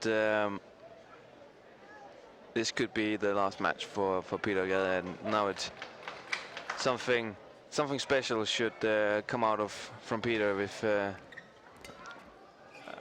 this match should turn around.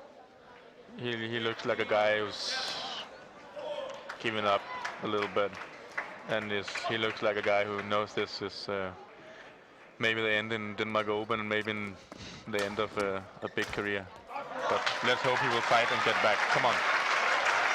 18-5. Come on, Peter, deliver the comeback we're waiting for.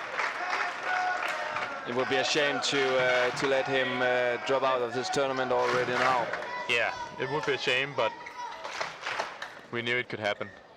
There's always a risk.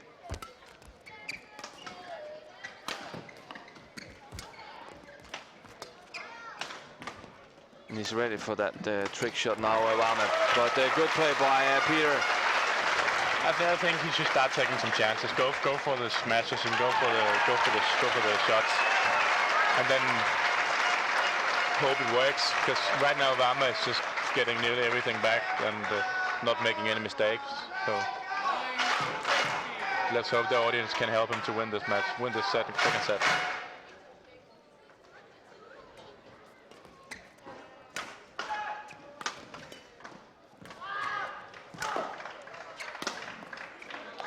Yeah, but we also have to say that Varma is playing good tonight. It's not only Peter maybe losing this match, it's also Varma maybe winning it. Yeah.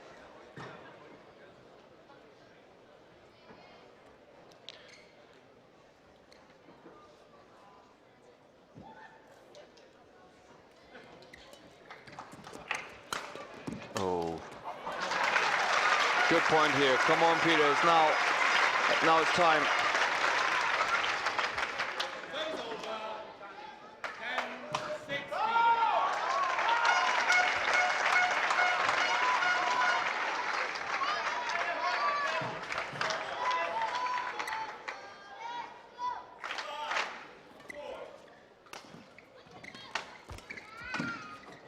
Go for it. Come on.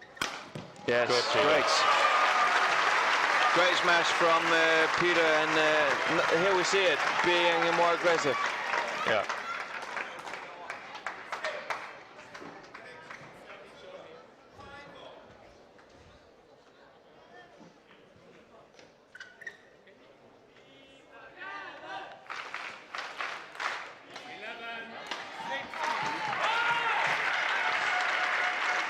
Short service from Gade. Good attack on the third here, and 4 point up for Peter. And you shall never count him out of the game.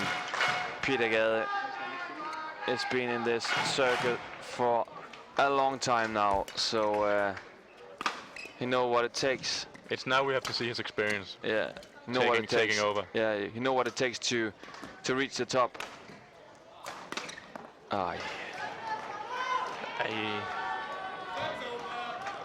He's nervous. He was nervous today, Peter. He knew what was on stake, and he's not. I think he's played too patient, been too patient through the whole match. But it's not over yet.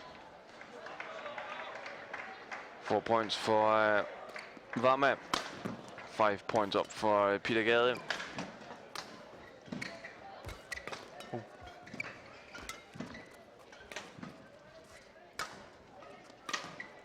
Yeah, it's white. Nice to get a mistake now. Let's see if Varma can keep his game. He's been playing very well, and let's see if he can keep playing well in the end of the set. Maybe he will get a little bit shaky because it's a big result and a big time for him beating Peter. It is. It is. Come on, Peter.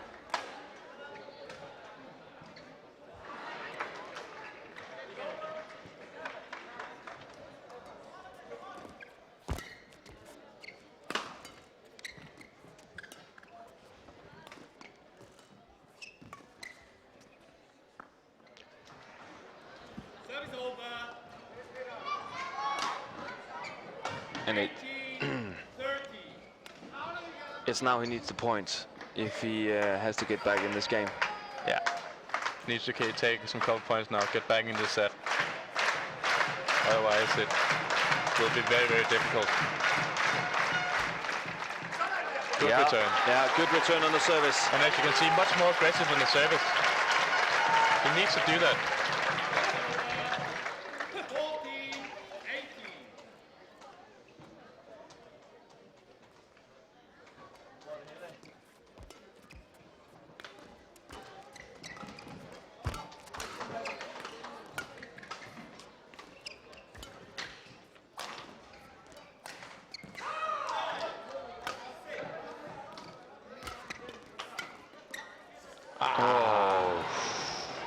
Just not his day then. No. Unlucky on the net. Gade Varma taking his 19th point. And Varma on his way to his biggest victory ever.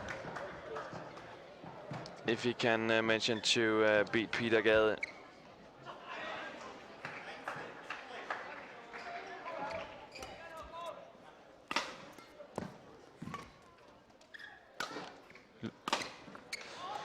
And now it's a match point, 21-18 in the first game for Varma. Varma now leading 20-14. And Christian, it's a special moment now. It is a special moment. It can be the last rally for Peter Gade on Danish soil. I think you'll hear the audience loud if this will be the last match for him. Hopefully. He deserves it.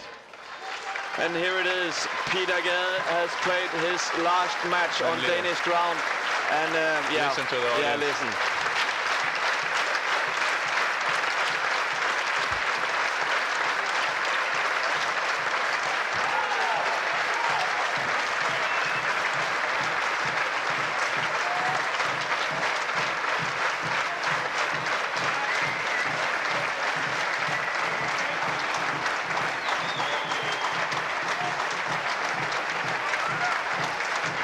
crowd is standing. The crowd standing ovation. Everybody stands for the biggest hero in the last 15 years in Danish badminton. Listen up. I think the other courts will wait as well. All the courts are stopping.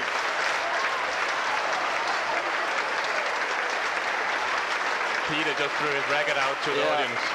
Special moment for everybody in this hall tonight. They've just seen Peter Gade in his last match on Danish soil. And Christian, to be honest, I'm speechless. Yeah, me too.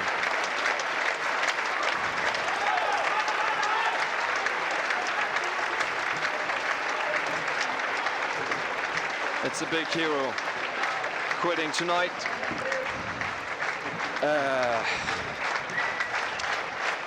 The crowd is still standing. Still standing. Ovations down on down to Peter Gade.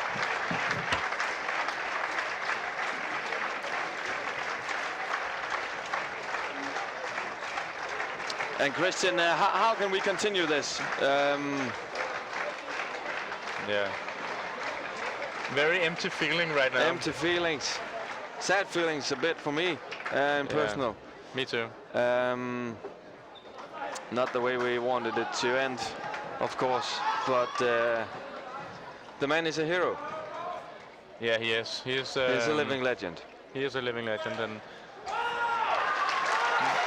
he still has a tournament the next week in France, and but this was his last one in Denmark, a big in Denmark, so very emotional for him. Must be. Absolutely. Let's talk a bit about Peter while we wait for the next match to come on court, and of course we also are fighting for getting an interview with Peter Gade after this last match he had. Christian, he's an idol for many players on the national team. I know that. What would you remember Peter Gade for? Yeah, his extreme professionalism, his amazing career results, and #1 in the world, and he's been here since he was, can't remember, 17 years or something like that. He's been on the top. Yeah, something like that. So he's, and I don't think anyone has done that before. But in training in Bonde, he's always a joy to watch train, because he's giving 110% every time, and he's fantastic badminton player and fantastic professional player. So very emotional for players in the association as well. And now the crowds are cheering once again, but that's not for career ending. That's for sure for a career starting. One of their local lads, Viktor Axelsen, Peter Gade is a hero national in Denmark. Peter Gade is, of course, Viktor Axelsen is maybe the biggest hero in Odense since Hans Christian Andersen. He's huge in this city. Viktor is very big in Odense. He is. He's very big. And he is up against another big hero legend, one of the best Malaysian player ever in the badminton world, Chong Wei. And Christian, I talked to Viktor for a preview some weeks ago, and he said, smiling with a blink in his eye, I just need to play 26 minutes this time, because he played 25 last time against Chong Wei. What should we expect for Viktor tonight? Playing against Chong Wei is probably one of the worst things you can get in men's singles, because he is so fast and his defense is fantastic, and he still has a very, very good attack. I don't know what I would say to play against Chong Wei. I don't know what I would coach Viktor to do, because he is fantastic. But it's in Denmark. Chong Wei isn't that motivated as he is when playing big tournaments like the Olympics and Worlds. Had a long season. And Viktor is on home court. I don't see Viktor's chances that big, but I think he can get a good match against him. And I think it would be very nice for the audience to watch, because Viktor's attack is so good and Liu Wei's defense is so good. So a good matchup, I think. But let's see if Viktor can follow the pace and if he can challenge Liu Wei. And Viktor has not been very lucky with the draws lately. Have had some very tough draws in the last tournaments, playing Liu Wei and Chen Long, and now Liu Wei once again. What can he bring for himself further on? Viktor playing the big stars. Playing the big stars is maybe the best motivation to get better. You can see how well you need to play to be world number one, and I'm say for sure that that's Viktor's goal in his badminton career, to be number one in the world. But the experience and the things you learn playing against the world's number one is priceless. So you can take a lot from that match. And Liu Wei always seems like he's perfectly fit. Bandages on his left knee, but that's not a thing we mentioned, because we know that when the game is on, he's just jumping around as normal Liu Wei. I hope so, because I would love to see this match with two players physical ready. Looking at a Danish perspective and Viktor's chances, it would be nice if he was a little bit injured, but yeah. But I haven't heard anything of him being injured. So no. Let's just say that both of them are physical 100%, and they will give us a fantastic match. Let's get a fantastic match. Started out by Liu Wei, and a little white from Viktor Axelsen on the first one here.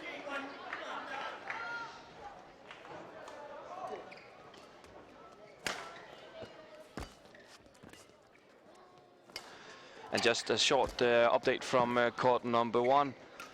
Has Christian Wittinghus from Denmark with 17 points. Kenichi Chago with 20 points. 3 match points for Kenichi Chago.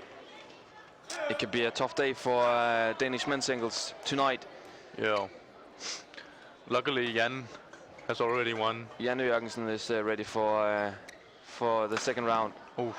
And now it's certain that he's playing Kenichi Chago tomorrow. Kenichi Chago just beat as Christian Wittinghus 21-17. 17-21 and 21-17. And now all eyes points at court number two. Liu Wei against Viktor Axelsen, the local super talent, against the Malaysian superstar, silver medalist from the Olympics, against the former junior world champion.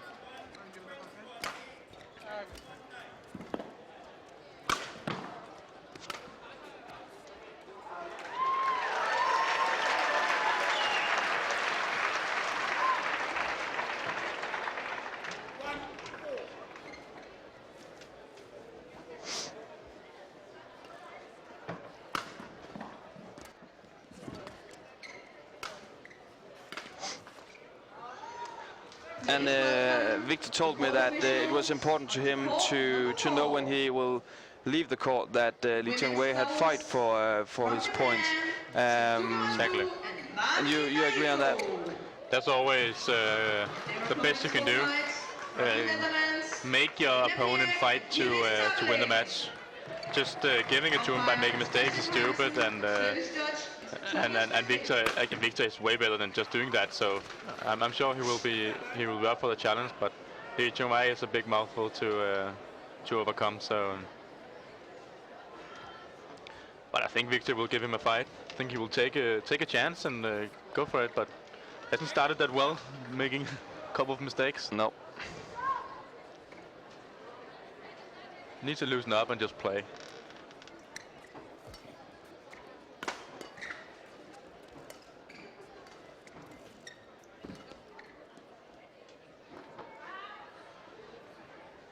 Even though it's Liu Wei, you don't have to put it on the line every time. No.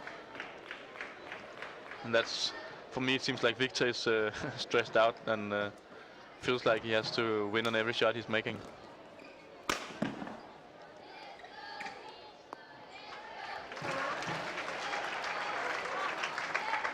Come on, Viktor. What about the pressure from the audience and the locals here? I don't think that will affect him. He's so used to it, and he's played here in Odense a million times now. Team matches and Denmark Open, and he played Peter Gade last season, as I remember, and Taufik Hidayat also here in Odense. Yeah. So it's not new to him to play the stars in his home ground. Even though he's still young, he has tried a couple of things already. So I don't think I just think the audience will help him play better.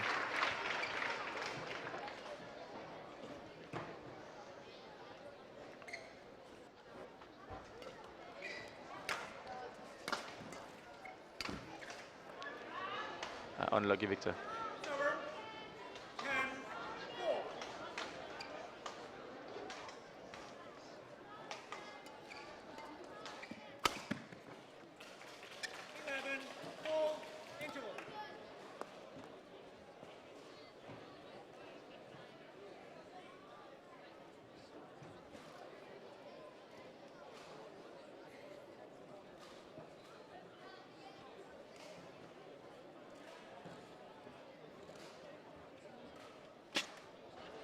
An interval 11-5. 4, of course, for Chong Wei against Viktor Axelsen.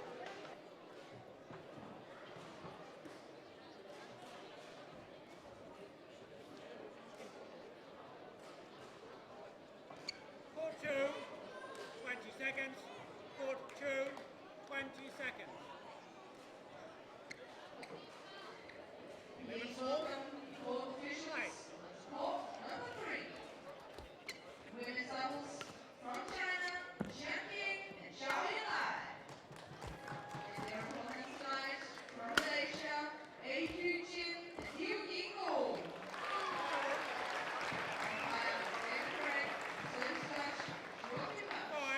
5-11.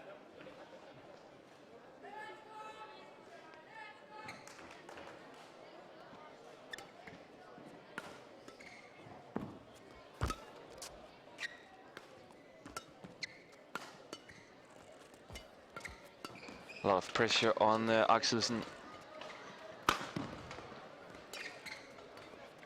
Down with 6 points, and Chong Wei looking very calm.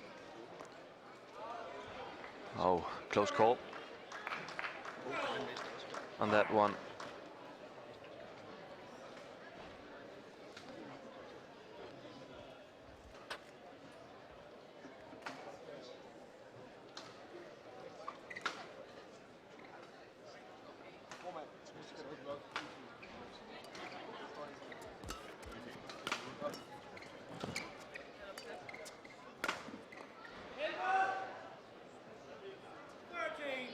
Of course, frustration for Axelsen trying to hit the lines every time, but not needed.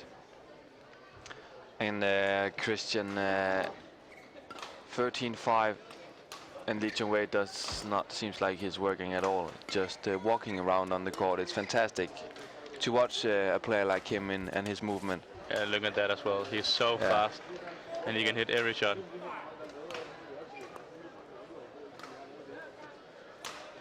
But I still think Viktor is a little bit tight. He's a little bit, yeah, I don't know how to explain it, but he's, you can see Chong Wei just controlling everything. And I think the 5 points Viktor he's got already is mistakes from Chong Wei. So he's in control, and Viktor is trying to follow up with the pace. 10-point lead for Chong Wei.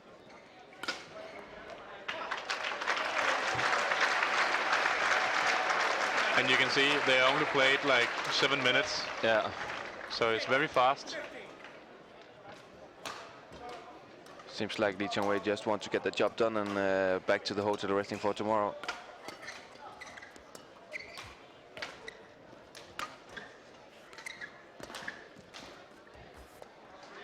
It's a good idea, though, this one from Axelsen, trying to move Chong Wei around on the court, but yeah, but Xuerui is just so fast, so he'll probably get everything back. But I think it's the right thing Viktor does in that rally because he's taking a chance.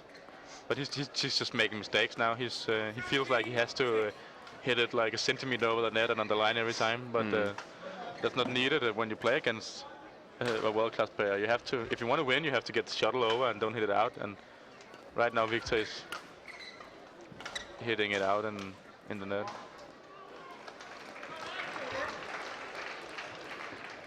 But it is the first set and first round in men's singles in Denmark Open. It's always difficult, and then when you play world number one, then it's even more difficult. But yeah, tough for Viktor. That's basically the fact for this game. He's outnumbered here. Yeah, but I don't even think he's outnumbered. I just think Viktor he's just making mistakes. He's not even.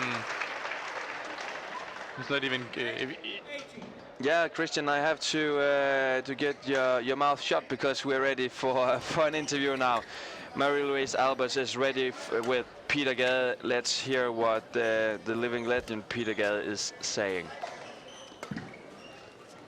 Hi, I'm standing here with Peter Gade from Denmark, who just lost his first single here at Denmark Open, and it was quite surprisingly. But Peter, can you tell me a little bit about what happened out there on the court today? Oh, well, I lost to a better player. Varma was playing very good from the beginning, and I wasn't having my best day, so I was struggling to find my game, and I wasn't feeling that well on court, and I was struggling, to get into, motion, and he was taking advantage of that. Even though I came close in the first game, I was doing the best I could to get closer to him and get an edge on him. If I could do that, I would still have a good chance, but he was keeping me away, and he played a clever game, a good game. Was it difficult for you to play the match because you knew that it was your last Denmark Open? I don't know. I think no. Don't think that mattered so much. I just wanted to play well and had a good game, have a good game. But unfortunately, during the circumstances, I wasn't able to do that. How did you feel the crowd out there, even though they were cheering quite a lot for you? Yeah, I think they did a wonderful job. I'm very happy for that, and I thank them. It was nice to play in front of the home crowd. I only have one more game left now, so I'm going to look forward to that in some way, and a bit scary in other ways, since it's going to be the last one. I still enjoy it, no matter the circumstances. I still enjoyed being on the court, and I will take that with me. Thank you very much. Yes, Christian, we heard that Peter Gade says he's losing to a better player than himself today, and didn't feel good feel well on the court, and yeah, very a calm Peter Gade. That's my first thought. Yeah, he looked like he just enjoyed playing, but. When I saw him on court, it didn't look like he was enjoying it. He looked pretty frustrated and nervous. But if he says he enjoyed it, and if he says he just tried to play best, and then yeah, that must be the truth. But also he says he loses to a better player, and that's true because Varma was way better than Peter today. Yeah, played a good game. He did play very well, but I still think I still think Peter could have made a better effort than he did. But that happens, and as you said, during the circumstances, everyone will be a little bit emotional and nervous. So. Yes, and Christian, we're ready with another interview. Marie-Louise Albers is ready with Hans Christian Vittinghus, who just lost his match against Kenichi Chago in 3 games. Marie-Louise, take it away.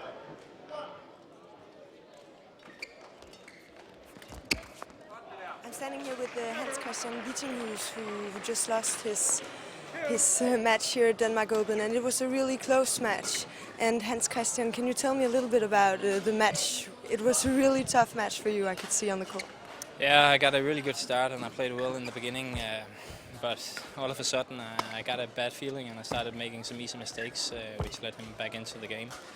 And I think also gave him a bit of a confidence boost. And I felt that for the rest of the game, I had to fight a lot to win my points. I was giving away a lot of easy points, whereas he wasn't really giving me any easy ones. I had to fight really hard every time. So in the long run, that was of course bad for me because I had to use a lot of energy and he didn't really. Why this bad feeling you're talking about? Yeah, I don't really know why it came. Because I had a good feeling in the beginning and I felt I played well, but as soon as I made a few easy mistakes, then the feeling just stuck in my body and I never really found a way to get rid of it. But what can you use this match for, even though it's your first time that you play against him? Is there something that you can do better for the next time? Yeah, well, I know how I have to play against him next time. I know I just need to make fewer mistakes than I did today. I have to say I didn't feel it was that difficult to play him tactically, but I just didn't have the level to beat him anyway. But I know for next time what I have to do and how I can beat him. You had a crowd cheering for you out there. How was it to play here in Denmark? Yeah, that was great. It was the same last year. I played a close match against Taufik Hidayat. And I had the same atmosphere and support, and it's fantastic. And I'm just a bit disappointed and sad that I don't get to have this atmosphere again until next year. We'll see you next year then. Thank you very much. Yes, thank you to Hans Christian Wittinghus as well. And Christian, while Marie-Louise has been talking to Wittinghus, Viktor Axelsen is much better going on here in the second game. Yeah, as I said in first set, it is first round world number 1 in his Premier Superseries. You need to loosen up and play, and it looks like Viktor has done that. He's made some good winning shots, and he needs to do that and just keep the rally in play until he gets the chance. So.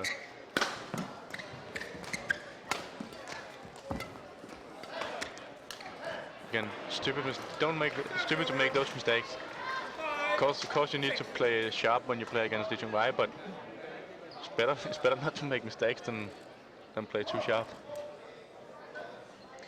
We have this quiz running. Remember that is Yonex Denmark Open, a Super Series Premier. Answer to Denmark Open at badminton.dk. If you know the answer, and if you know the answer, you are in the pot for winning a shirt from Joachim Fischer, the Danish double specialists.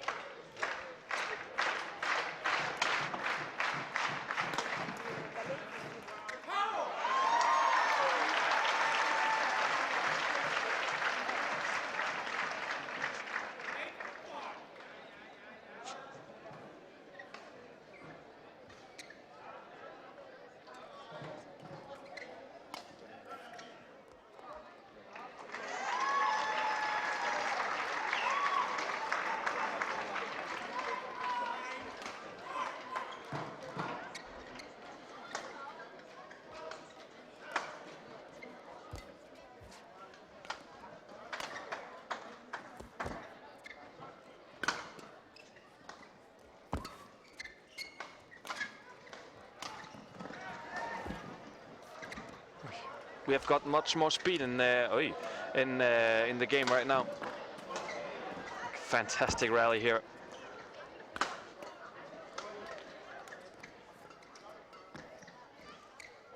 Very good rally. Yeah. And the point is Danish. But as you can see, Chong Wei can also make mistakes. Yeah. So if you just keep getting the shuttle over, then it's easier to win. Very well played by Viktor. Yeah, great play by Viktor.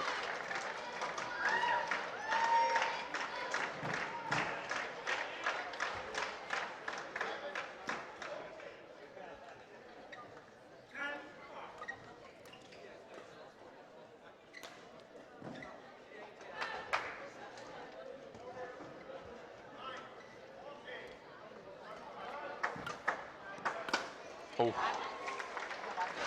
Fantastic shot. Yeah. He has those skills where you just know that when he hits it, he hits it almost right every time, Chong Wei. But you can see in Viktor, it isn't annoying him that that Chong Wei is smashing it down, because he know it will happen. You can't win every point, so no. Just keep on playing like he is now, and then he can challenge Chong Wei. I'm sure of that. Good, Viktor. Interval lead, 11-6 for Viktor Axelsen. A minor surprise that he has been boosting so much in the second game here. Yeah, I think if you saw him in first set, you saw a player which was not Viktor, because he was just tense and making a lot of mistakes. Now he's back to the old Viktor, playing the rallies and building up his games to his smash and his sticks. So. And that's what you need to do, even though that is Chong Wei you're playing against. So he's playing much better now, and Chong Wei is he's not playing. I think he's playing the same as in first set. He's just not getting the same mistakes from Viktor as in the first set. No. So. We got a question from Sebastian, who asks, what do you think is Viktor Axelsen's forces? Definitely his attacks. He has some steep angles on especially his cross stick smash. That is a fantastic shot. So that is for sure his biggest advantage.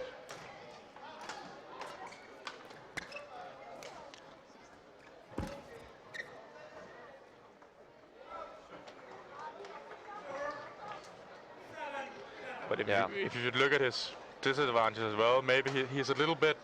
He's a tall player. He's a tall guy, and as you can see, Chong Wei he's lighter and smaller than Viktor is. So he's faster and he's more mobile, and that's Viktor's hurdle to overcome. And he needs to find out how he can build up his game so he can get the attack and win the rally from attacking instead of playing defense. And you can see that's also what he's doing. Yeah. Again, there. Great smash once again from Viktor, and he's also playing with a lot of patience. He needs to. It doesn't matter if you're playing against Chong Wei or any player in the world class. You need to be patient, because if you just start attacking all the time, they will just counter attack and you will lose. But he's playing patient now and waiting for his chance, and that's what you should do. And you can see we were getting a couple of mistakes from Chong Wei now, and we didn't get that in the first set. And many of you are sending all your regards to Peter Gade and Christian. A little funny thing, a lot of the mails is coming from India, actually. From the nation from who's hosting his opponent for tonight, Varma, who won the last match for Peter Gade in tournament. Yeah, it must be both sad and it must be joyful for Indian people, because of course the player won, but he also knocked out the legend. So yeah, but that's sport. Sometimes you win, sometimes you lose. Exactly. But nice to hear that they are sending regards to Peter. Yeah, and of course we'll try to bring some of them further to Peter. But I'm sure that he's a kind of a busy man right now, today, and us also the next coming days here. Oh. That was a bit far out. But as you can see, Viktor he's not going for the lines. He's not taking his chance. He's taking his chances, but he's not smashing 100% on everything. He's maybe hitting it 80% or 90% from the back line, and then as you can see there, just soft, very good.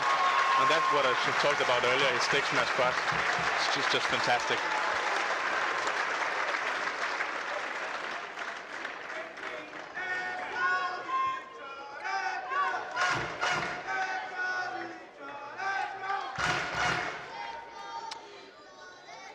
Christian, let's take another question from Sebastian Buckdrop, who's asking, what would you say to a young guy like Viktor before he should meet a a world-class player like Chong Wei? Yeah. Yeah. I don't think I would talk tactics that much with him. I would probably say what I've been saying through the whole match, that play the rallies, let him fight for it, don't make mistakes, play like he's doing now. I would tell him to do.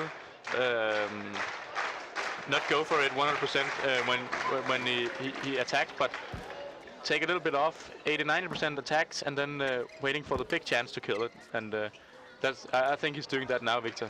Of course, some mistakes will come when you play this style of game, as Viktor is doing, but he's doing very well now. So I would just tell him to be patient, like he's in the second set, and challenge Chong Wei instead of giving Chong Wei the match. And that's what he's doing right now.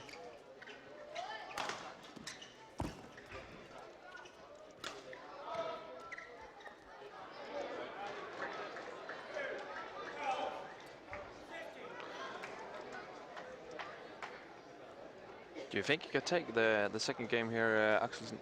Yeah, of course he can. He's up 16-12, so he can win the set, but it's still difficult because we know if Chong Wei just, you can see if he starts doing that, and if he starts quitting his mistakes, then Viktor has to play even better than he's done now. But Viktor can win the second set, and he can also win the match, but Viktor has to be on his very, very best and a little off day to Chong Wei, so. But you never know. But you can hear the audience cheering for him and helping him on his way.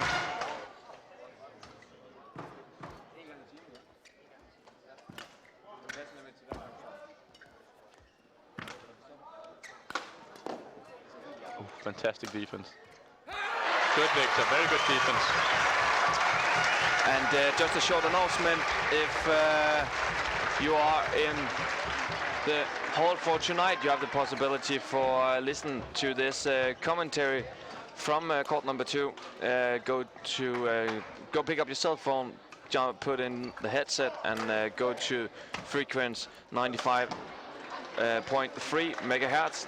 Here you can hear Radio Denmark Open, and Rasmus Beck and Christian Skovgaard will take you through the evening session here, and a lot of great matches coming up, Christian, and also great to see that Viktor is challenging Chong Wei. Exactly, yeah. He's more speed in his legs now and playing better, but you can see Chong Wei is just stepping up in the end of the game here.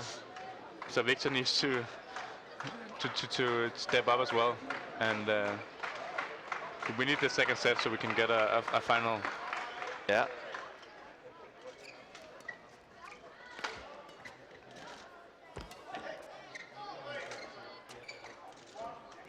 But you can see now Chong Wei is moving much farther. Yeah. Oh. Viktor has looked up a couple of times at the lights. Yeah. Maybe he has a little bit of trouble seeing the shuttle, but not a good mistake. No.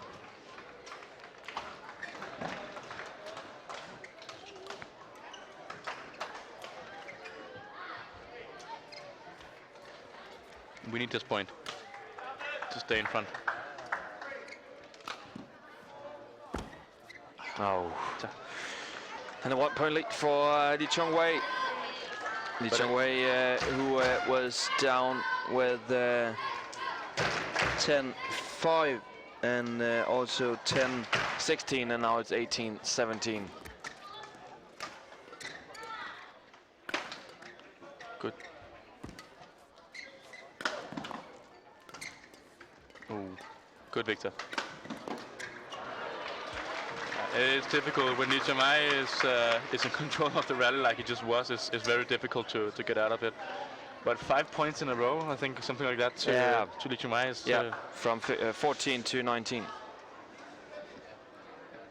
But that's just the difference between world's #1 and a young talent like Viktor. Like Viktor. Viktor is not at the same level on the world ranking as. Good shot, Viktor. as Chong Wei, but sometimes he showed that he has the potential to make it further. Viktor has a great potential. He can take it a long way, and he's already working insanely hard. So if he can keep injuries away and can keep that, definitely has a chance. But yeah, but now it's a match point for Chong Wei, 21-8. 20-18. But you talked about Viktor playing more than 25 minutes, and now he's on 28. Yeah, so that must be a success. Yeah, but I'm not sure he thinks that right now. Come on, down with it. Oh. 21-18, 21-8, 21-18. Chong Wei against Chong Wei, and also applause, of course, to their own boy here in Odense, Viktor Axelsen, but also Chong Wei, who is talking to Viktor after this game. That must also be positive for a young guy like Viktor to get a compliment from a star like Chong Wei. It is always a compliment, but I think Viktor will go out from this match and feel disappointed because he didn't play his best today. He played well in the middle and beginning of first set, but you can see Chong Wei just stepped up and won it. So I think he will be very disappointed by himself today. We'll take a short break, and then we'll say we'll get down to our reporter afterwards and see if she can find a comment for Viktor Axelsen. We have a short break, and then we'll be ready with an interview, and of course 3 matches left, women's double and 2 times men's doubles, before we quit for Yonex Denmark Open tonight.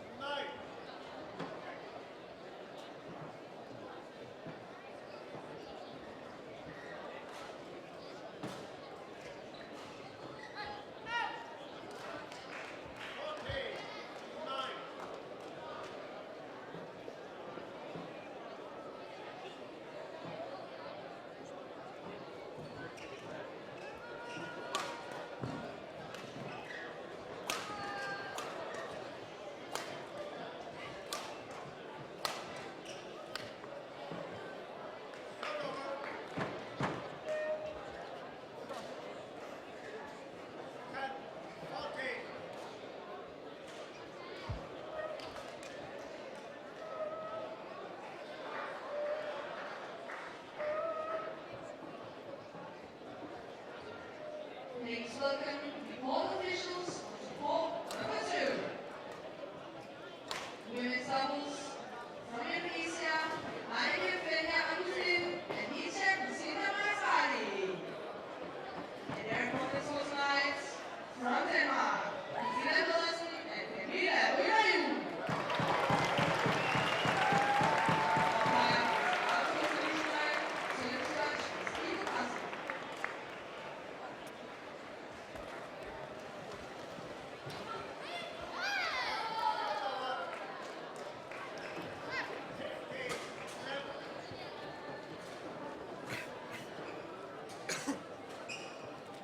I'm standing here with Viktor Axelsen, who just lost his match. He played against Chong Wei, but he was almost taking the second set actually. And Viktor, can you tell me a little bit about the match?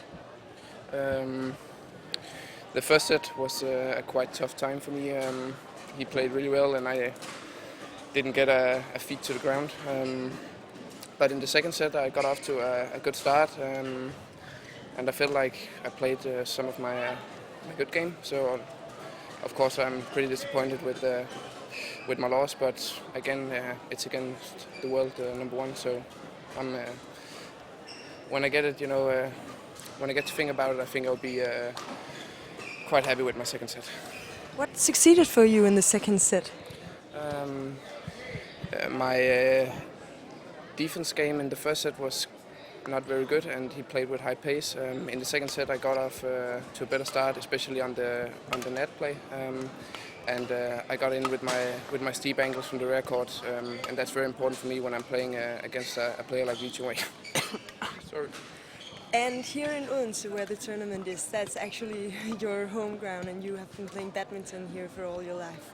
How is it to play here? Of course, it's always a great experience to play here in Odense on home soil.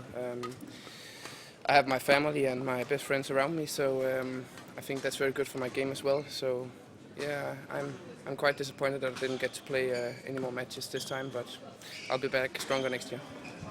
It sounds good. Thank you.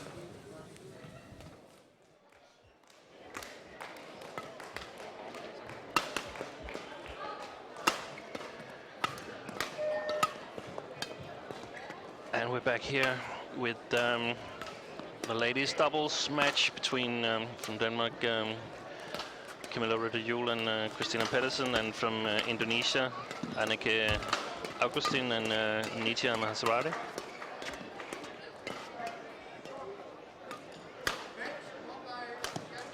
And I'm Stine Pedersen,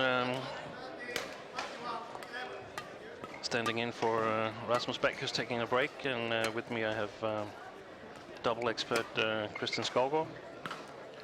Yeah. And Christinna has been undergoing surgery, but you've been at the practice in the Danish national team. How has she been doing so far?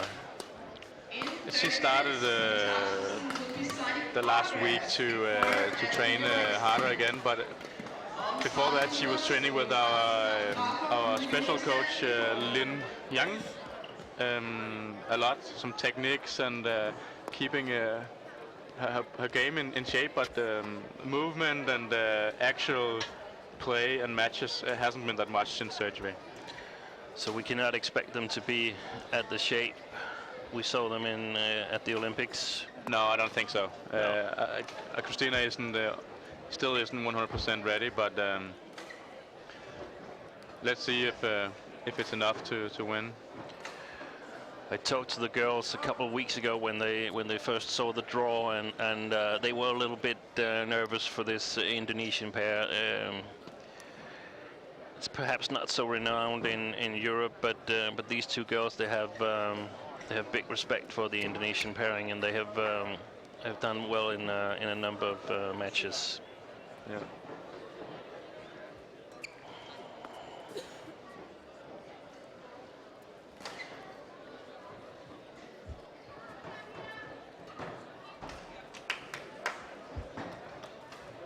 Ladies and gentlemen, on my right, Anneke Augustin, Indonesia. And on my left, Christinna Pedersen, Rytter, Denmark. Anneke Augustin to serve to Rytter. Hello. Play.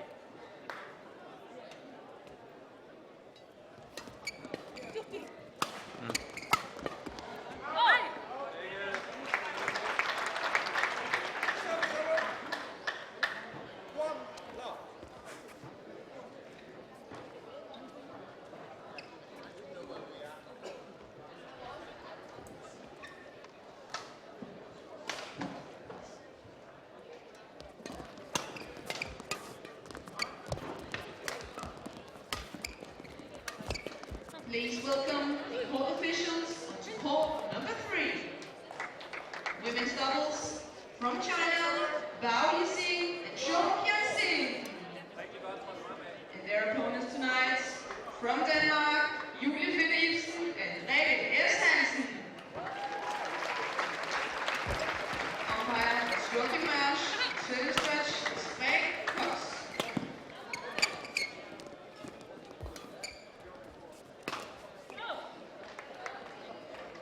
Service over. 2-1.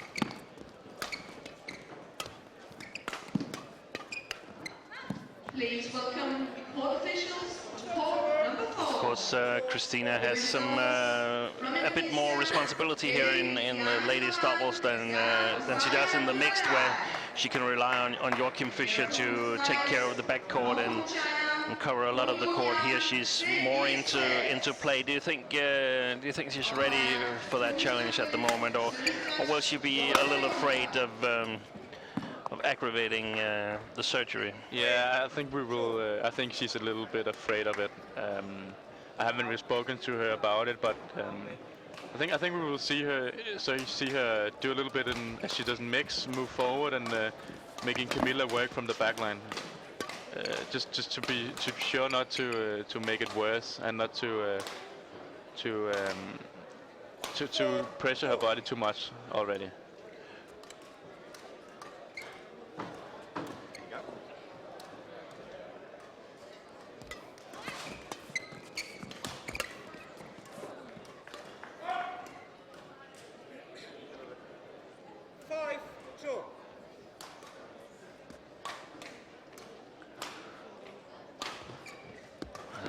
Bit of a reluctant start for the Danes, as we could expect. 6-2.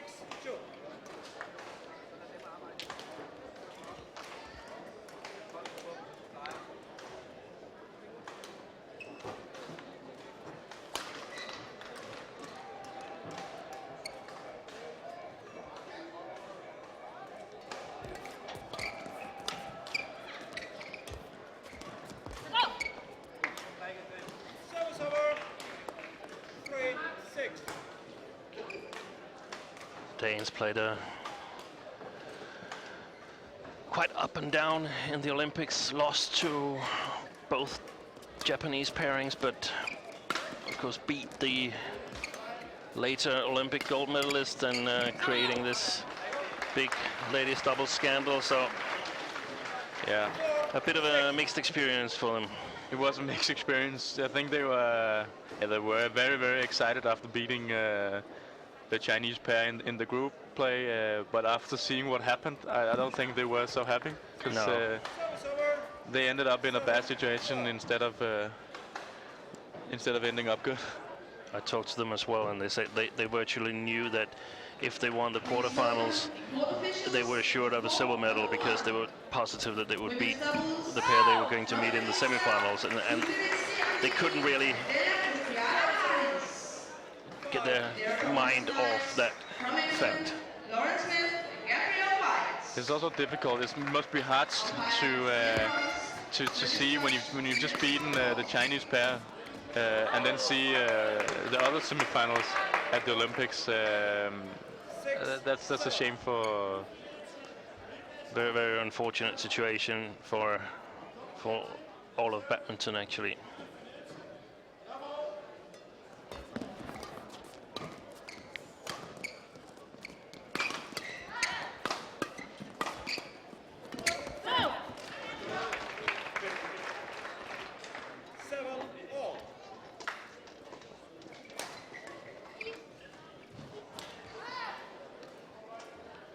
Normally these two Indonesian girls, they play a very solid ladies doubles game. Good service return here from Maheswari. Doesn't make many mistakes.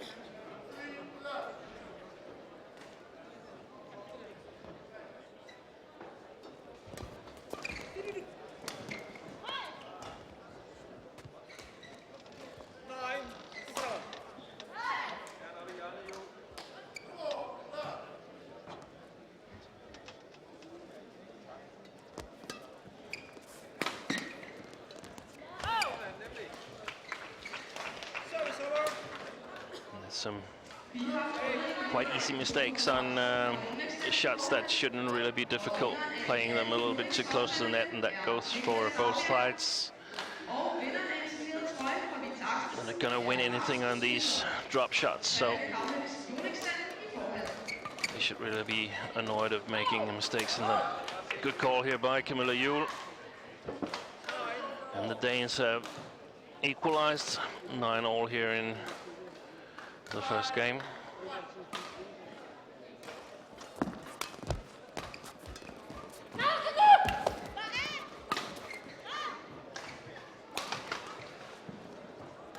Service over. 10-9.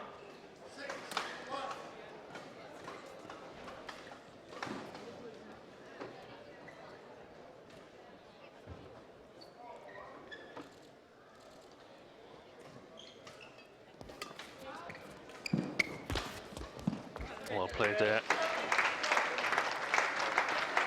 It's the return of Kamilla Juhl that sets up the winning stroke from Christinna Pedersen.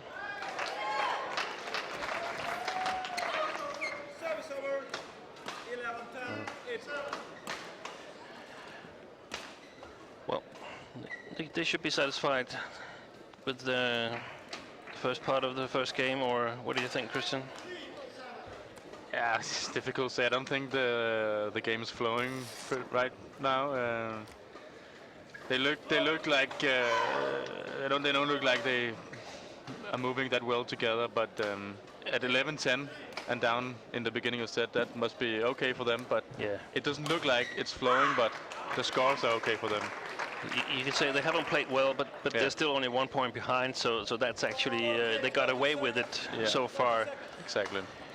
Now, if I were the Indonesian coach, I probably would talk to my players a little bit about the Danes not coming out as strong as we might have expected, and perhaps they've heard some rumors about the surgery that that Christinna has had. So we might see a bit of a change in game plan now. Yeah. If I was the Indonesian coach, I would probably say to them, tell them to flick a little bit more to Christinna and move her around, because because of her surgery, she isn't really on her top. So, but let's see if he's done that or what happens. Yeah, I agree with you.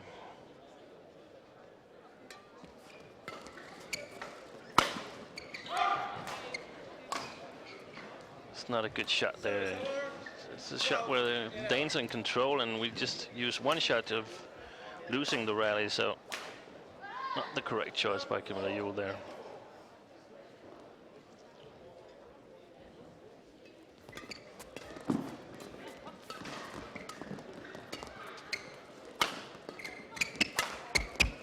Excellent rush.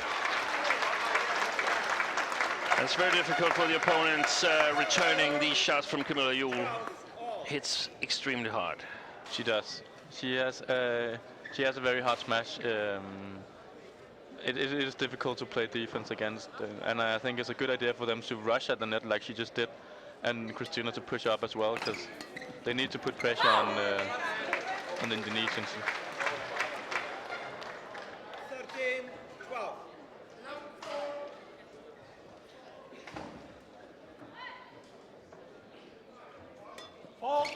Service goal. Yes, sir, right.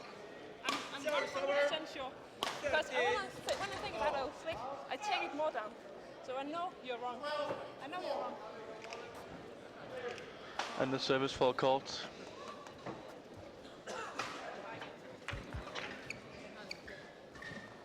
It's always annoying for a player to have a service fault called, but we know that the serves today are very high, so it's difficult to call if it is too high or not, but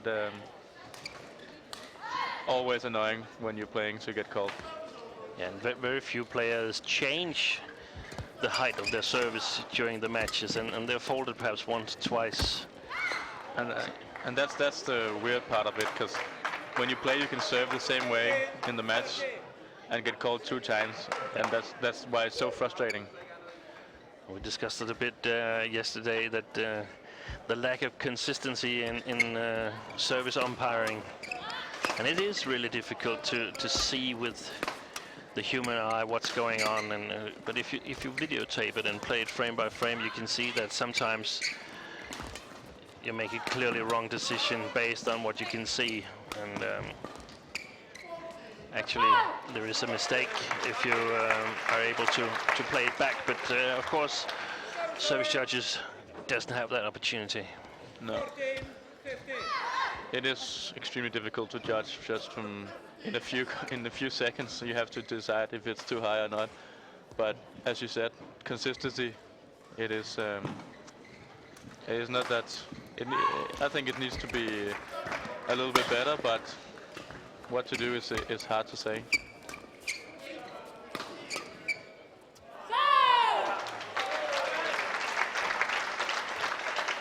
Just inside the line here, and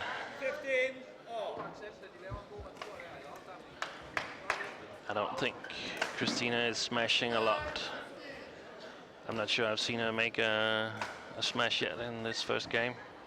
No, neither have I.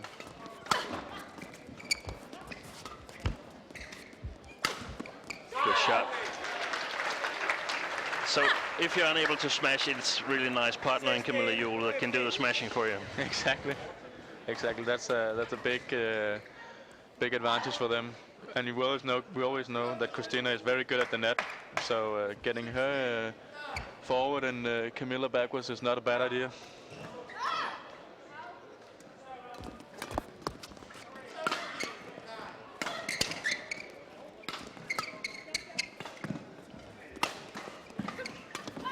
There was something that looked like a smash, not a hard one, but you can easily see that she's not giving it 100% when she's smashing. Yeah, taking care of her injury. I think if the Indonesians, if they are aware of this, it could be a very difficult match for the Danes. Yeah.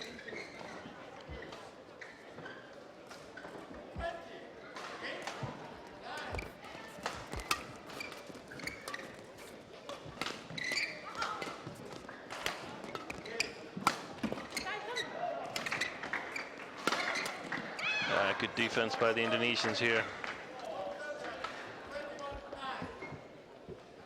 And an easy point. 17-16.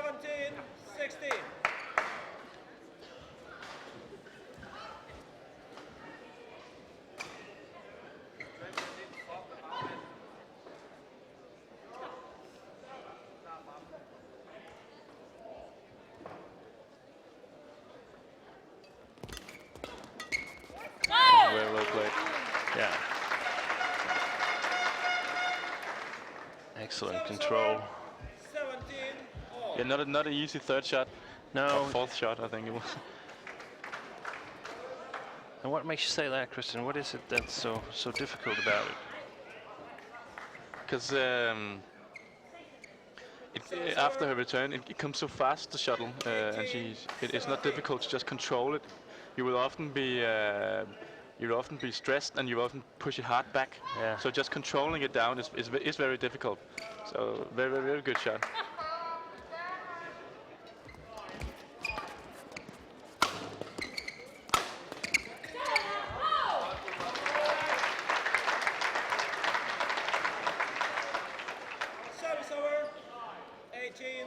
There's some very important rallies now. 18 all.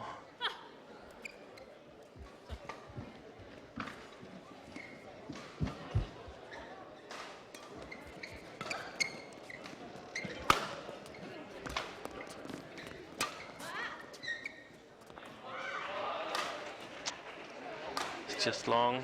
Service over. 19-18.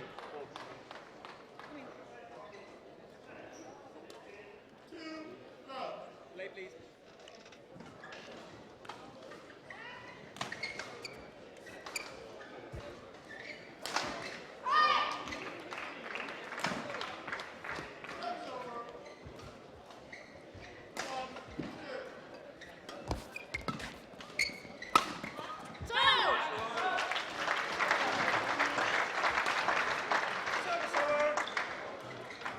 actually tricked the Indonesian girl that the smash was not as hard as she would expect. So she had to control the speed herself and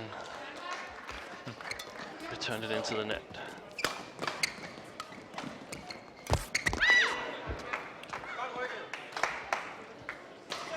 Game point for Axelsen and Maheswari.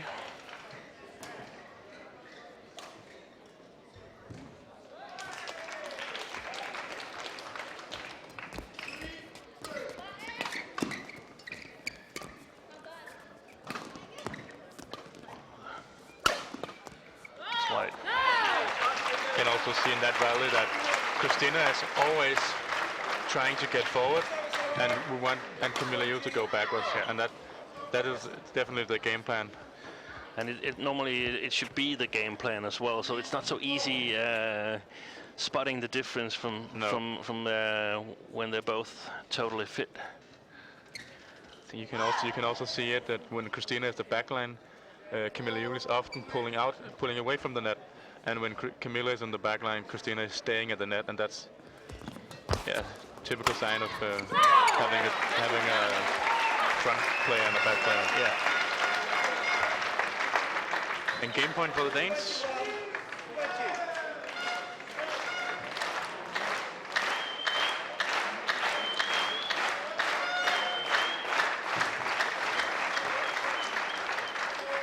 Victor.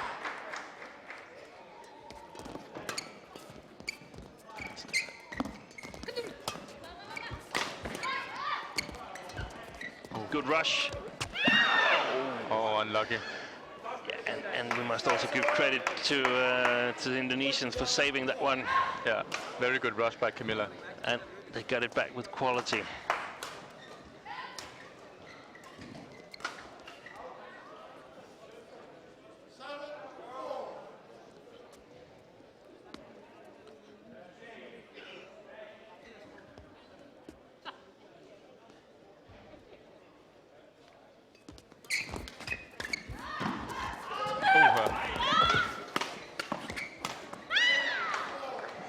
Excellent disguise in the drop shot that gave the Indonesians control of the rally. Yeah, a little misunderstanding from the Danes. Both of them rushed to it and then suddenly stopped. But that's sort of a trademark for most of the Indonesian players. An extremely good touch and able to play these soft shots to the net. Yeah.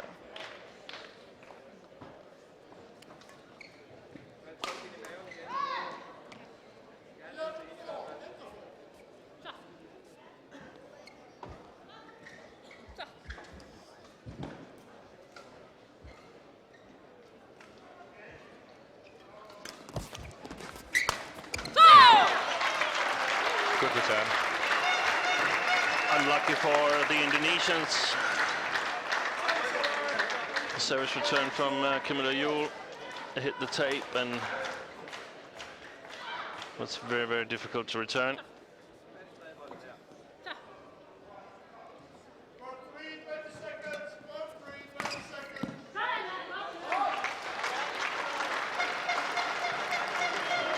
I think they've had a lot of success by flick serving to the Indonesians.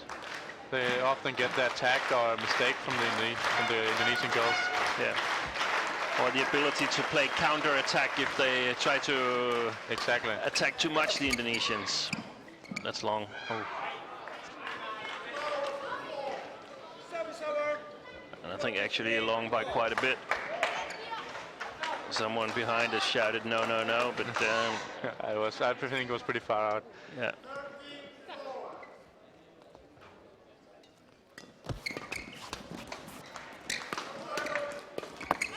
White. It's the second or third game point for the Danes. Yeah.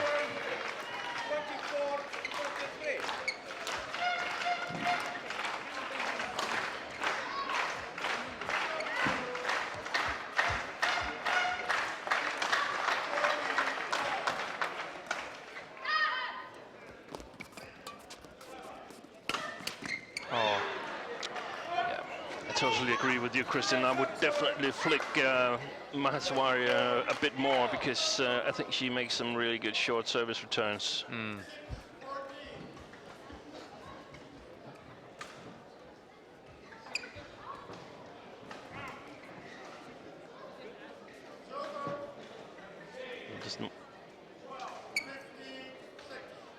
Didn't want to change the shuttle, but the umpire said it was okay to change it.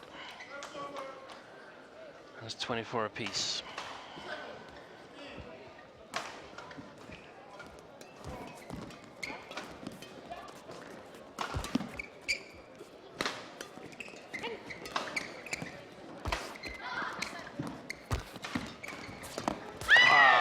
Unlucky. Well played by the Indonesians, controlling the game here, playing into the net. Not in the net, but playing close to the net. Yeah.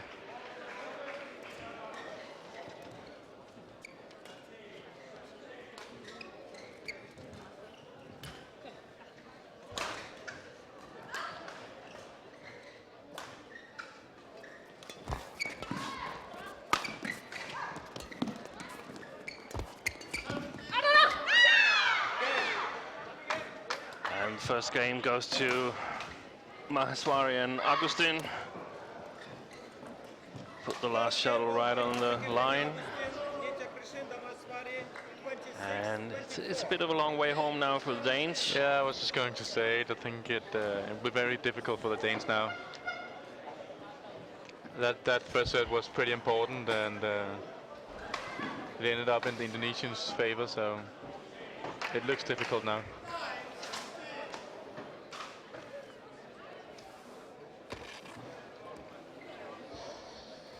I think we've seen the Indonesians try to control the game by playing the front court a lot. Yeah.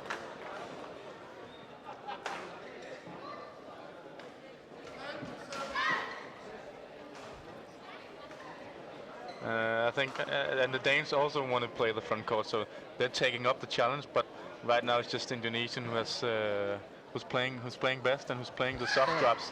And they're not determined enough. No.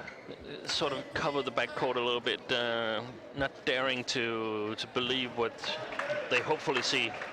Yeah, but I think it's much because Christinna and Kamilla really wants Kamilla to get forward. So every time that Christinna smashes, Kamilla is pulling out, and it gives a lot of space in the front of the court. But as we know, they have to do it. So.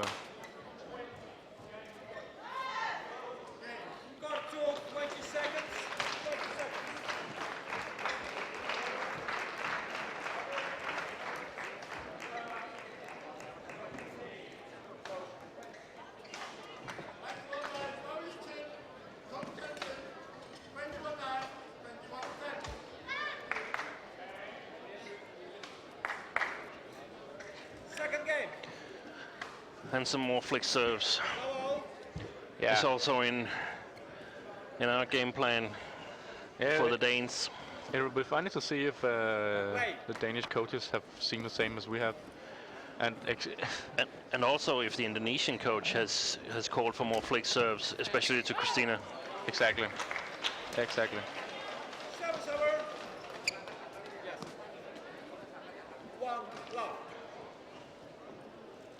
The other possibility is, of course, continuing to serve short services to Maheswari and then covering the net, being a little bit more determined about it. Yeah, but she's very good at playing those returns. She's making excellent service returns, creating trouble for the Danes.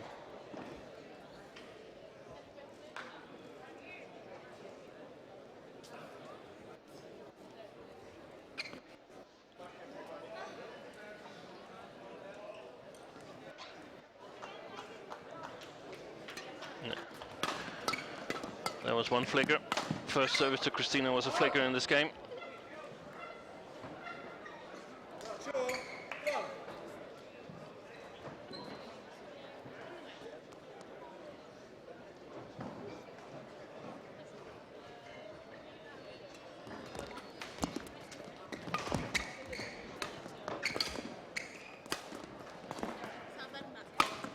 That's it. Oh, just unlucky. Unfortunately for the Danes, that was long, but in the middle of the rally, we saw the Danes move a little bit forward.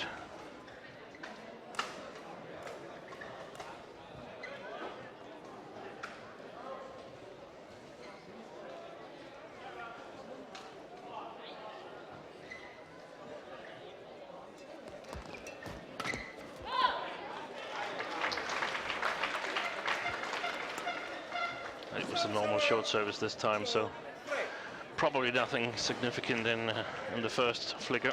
No. Please welcome court officials onto court number 3. Men's doubles from Thailand, Ratchanok and Hoeg. And their opponents tonight from England, Christinna, Pedersen. Umpire David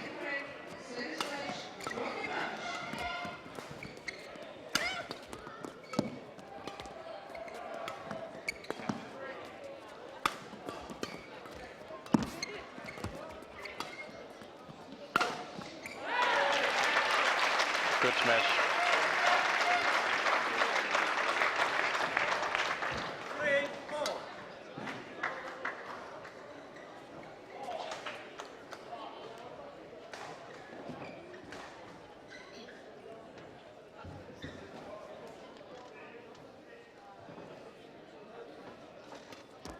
There was the flicker. Great play. 4-3.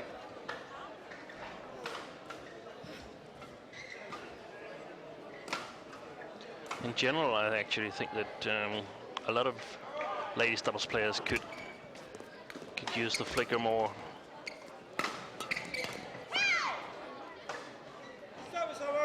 Just have to practice it so that you can get the right height and the right length on it. I think a lot of players use hours and hours practicing the short services, but not that dedicated into practicing flick serves. That's actually true, because you always want your short serve to be spot on every time. Yeah. So you sometimes forget to practice your flick serve. And a flick serve, a good flick serve can often be a very, very, very good shot in doubles.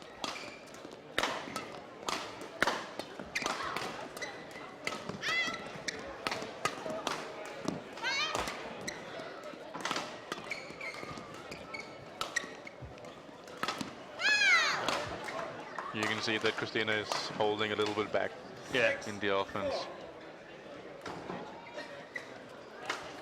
Of course, if you haven't done any backcourt practice for approximately 7 weeks, then you're not as strong as you used to be, and it's going to take some weeks, perhaps even months, before she's back at normal level on the backcourt.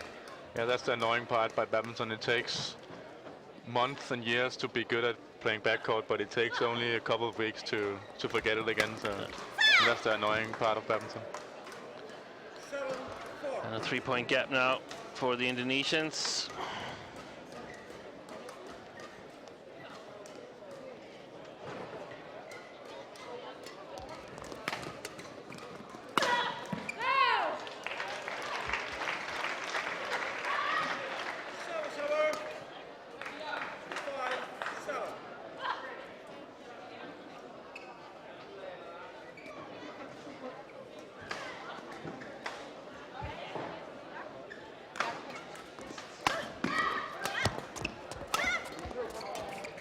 Good defense, but also good control from Maheswari. Just touched the line.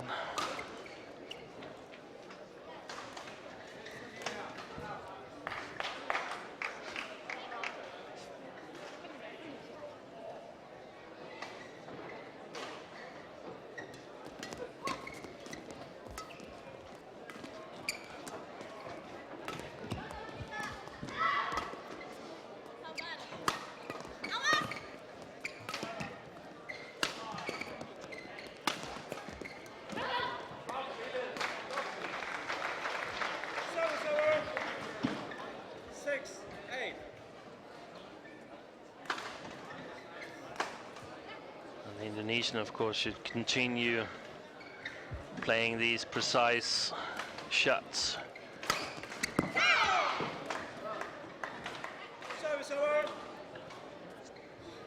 Flicker a bit too short here, and an easy kill for Xuerui. Yeah. Kamilla making it a little bit too obvious that she would flick, and easy one for Xuerui to get behind.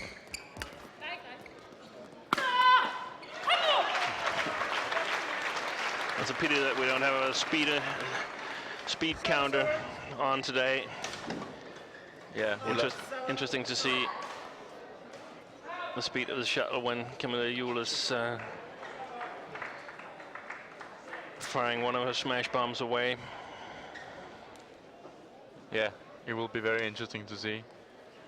I think she has a harder smash than some of the doubles players, men's doubles players.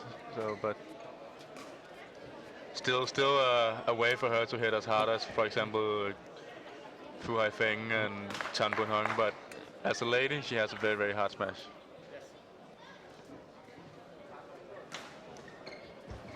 I think at the Uber Cup finals, there was some charts saying that Kamilla and Wang Xiaoli was the hardest hitters of the ladies. Yeah.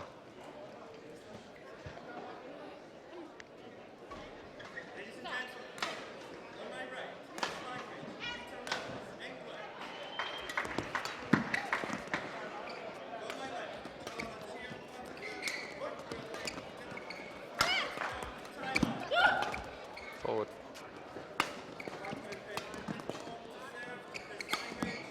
Good shot. Good shot. And the Indonesians, they've controlled the front court the way I see it here in the first part of second game. They've kept their dominance on the front court. Yeah. I still think that the Danes should step a little bit forward in the defense and playing these counter-attacks that you talked about. Because right now they're just letting the Indonesian control it all. Yeah, and another possibility could also be, in my opinion, that they just played a little bit more defense.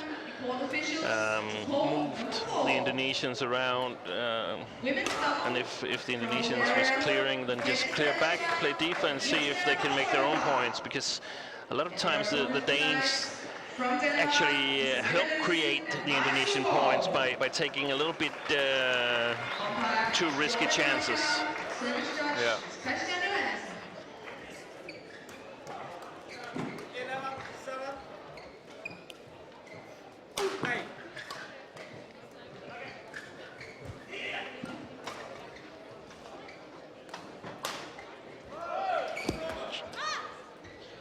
Good service. It looked short from up here, but I believe it was on the line.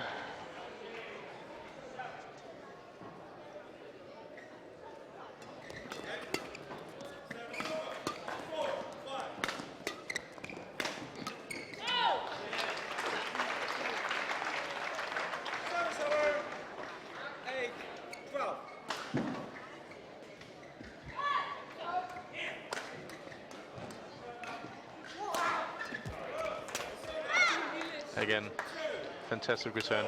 And a bit lucky as well. Too close to the net, to my tasting. Yeah. Because it's only very, very little that prevents it from being an easy mistake.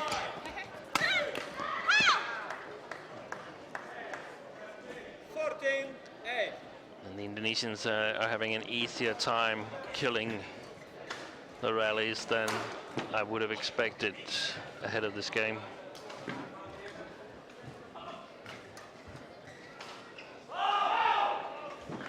Something different is going to happen if the Danes should have a chance to get back into this match.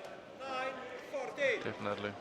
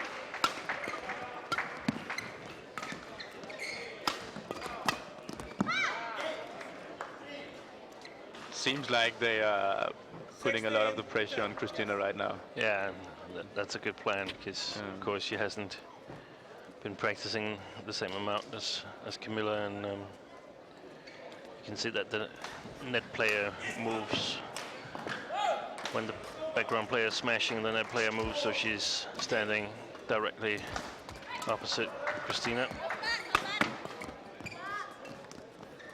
Oh, yeah. A little bit too high at the net.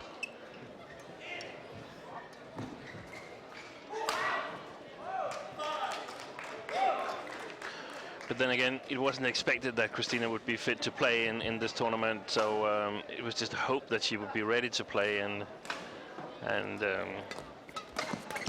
so it's no big deal for the two Danes. No, they're just very happy that she's ready, and she overcame surgery so fast that she did, and that's positive.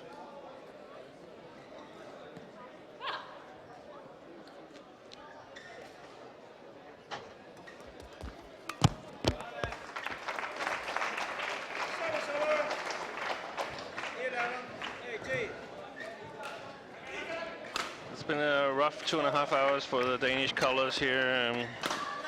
Losing 3 men's singles, and now this the ladies doubles as well. Yeah.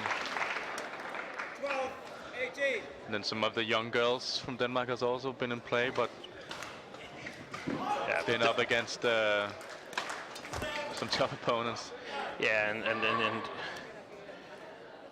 in general, they shouldn't play at this level because they're still not good enough to compete at this level. But there's apparently been some open spots in the draw, and it's a good experience. But it's quite predictable matches.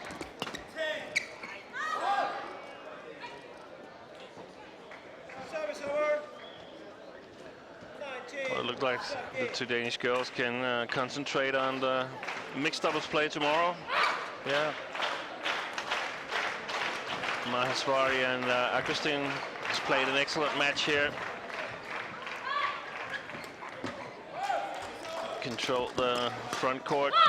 Only problem for them has been the smashes of Kamilla Rytter, but they've been able to get enough of them back to force mistakes from the Danes. Yeah.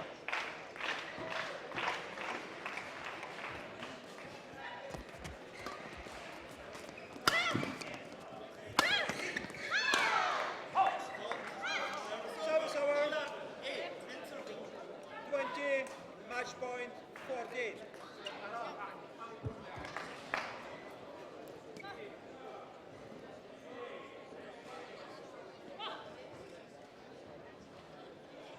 Six match points for Indonesia. And one is all it takes.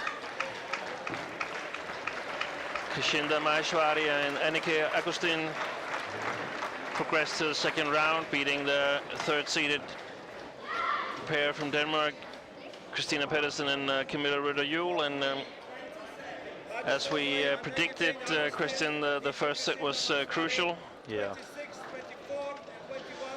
And the two Danish girls can focus their attention on the mixed doubles play tomorrow. We'll take a short break from up here, and in a short while there'll be an interview with Kamilla Rytter and Christinna Pedersen, and hopefully also we'll have an interview with Chong Wei. We'll be back in a short while with men's doubles.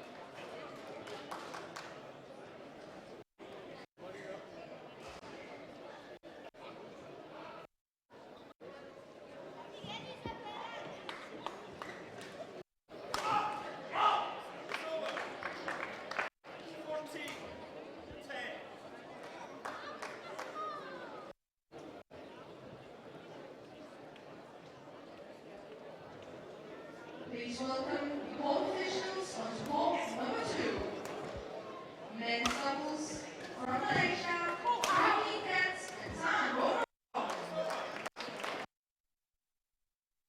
From Korea, Xuerui and Gade.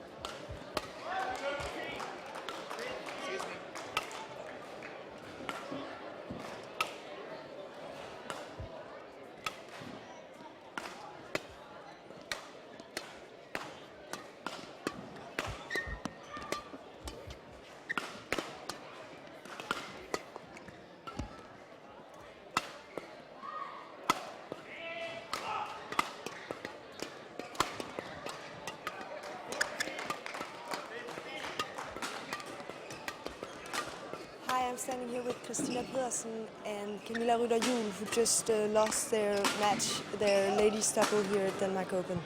And first of all, Christinna and Kamilla, you lose a close first set, and then it's difficult to catch up in the second set. What happened out there on the court today?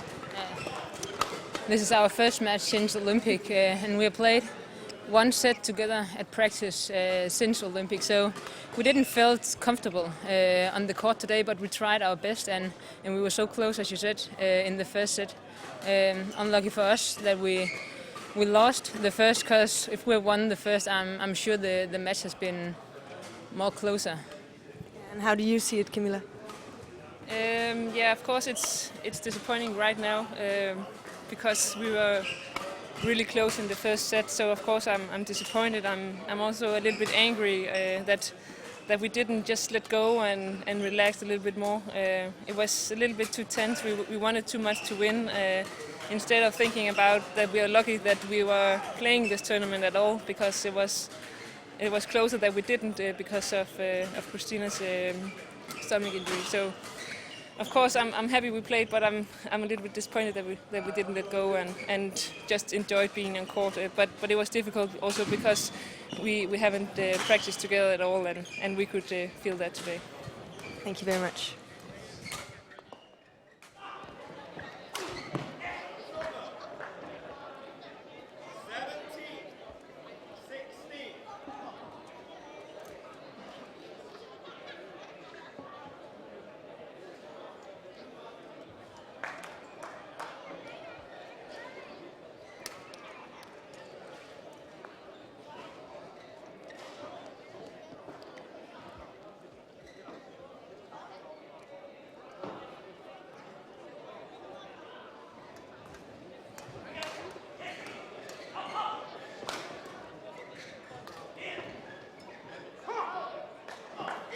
Welcome back to court number 2. We are ready for the first match in the men's doubles on our court today.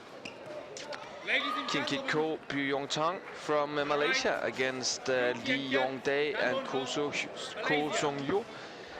Exciting match between number 4 from the Olympics, the Malaysians, and the bronze medalist Lee Yong-dae and his new partner Ko, who had played with Yo for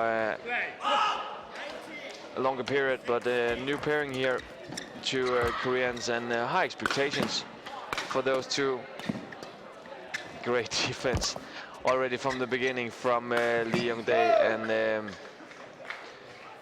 I also think that what they did there, playing Ko is the way to do it. Is the weakest point in this match for the Koreans.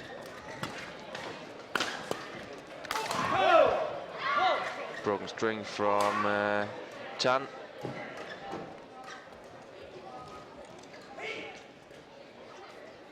Remember that you always have the opportunity to ask us a question and win a signed poster. You can do it on your email, denmarkopen@badminton.dk, or you can do it at Twitter. Use the hash mark YDO. And for sure we will try to answer all the questions that you're asking us. Service over. 2-all.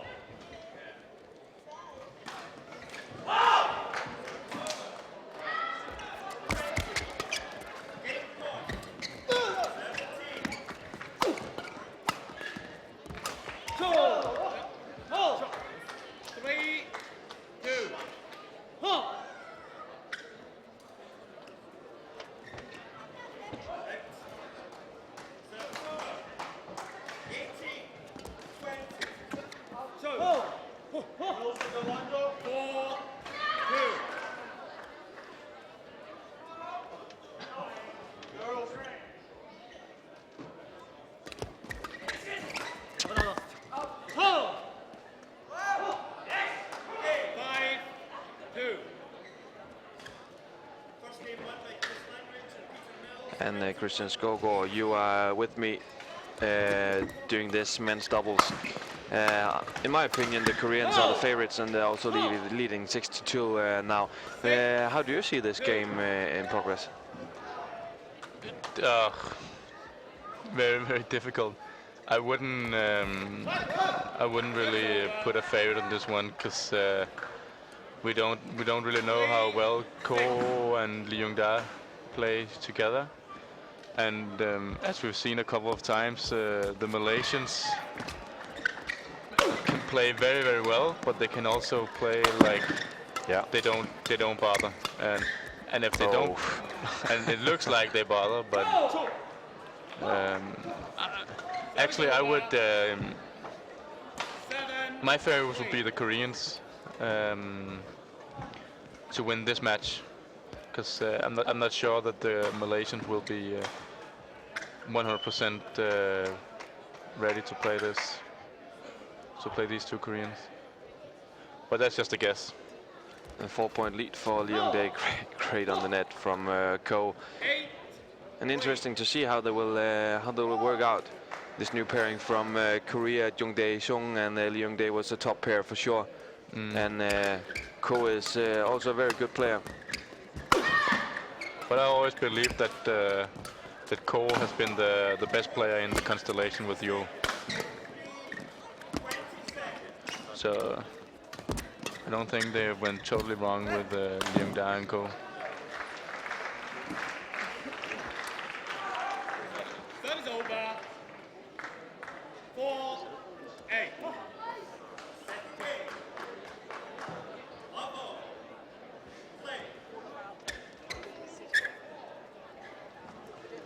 And a 4-point lead for Lee Young-dae and Ko. 8-4. Well, we will see a lot of fantastic defense in this match. We know the Koreans, that's their specialty, and Malaysia and Ko and Tine also has fantastic defense. So we will see some exciting rallies and some great shots. It has been a long day, but when we have a finish like this match, and also the silver medalist from the Olympics, Carsten Mogens, Mathias Bo, in the last game, you really want to wait for those matches to come tonight. Yeah, if it's on purpose, it's very smart of the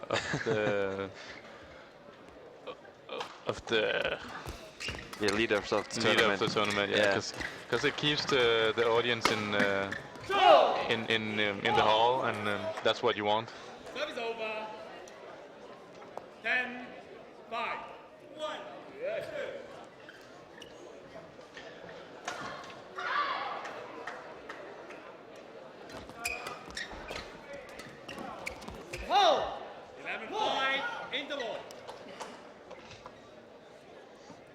an 11-5 in the interval.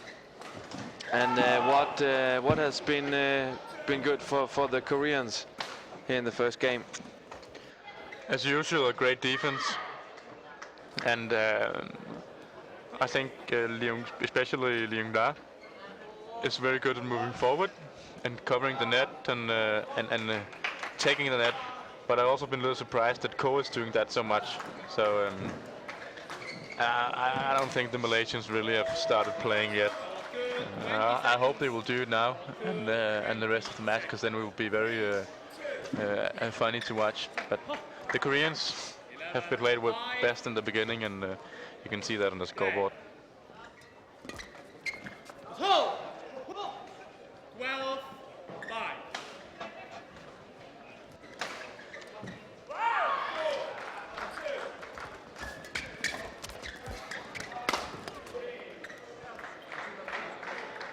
That is over. 6-12.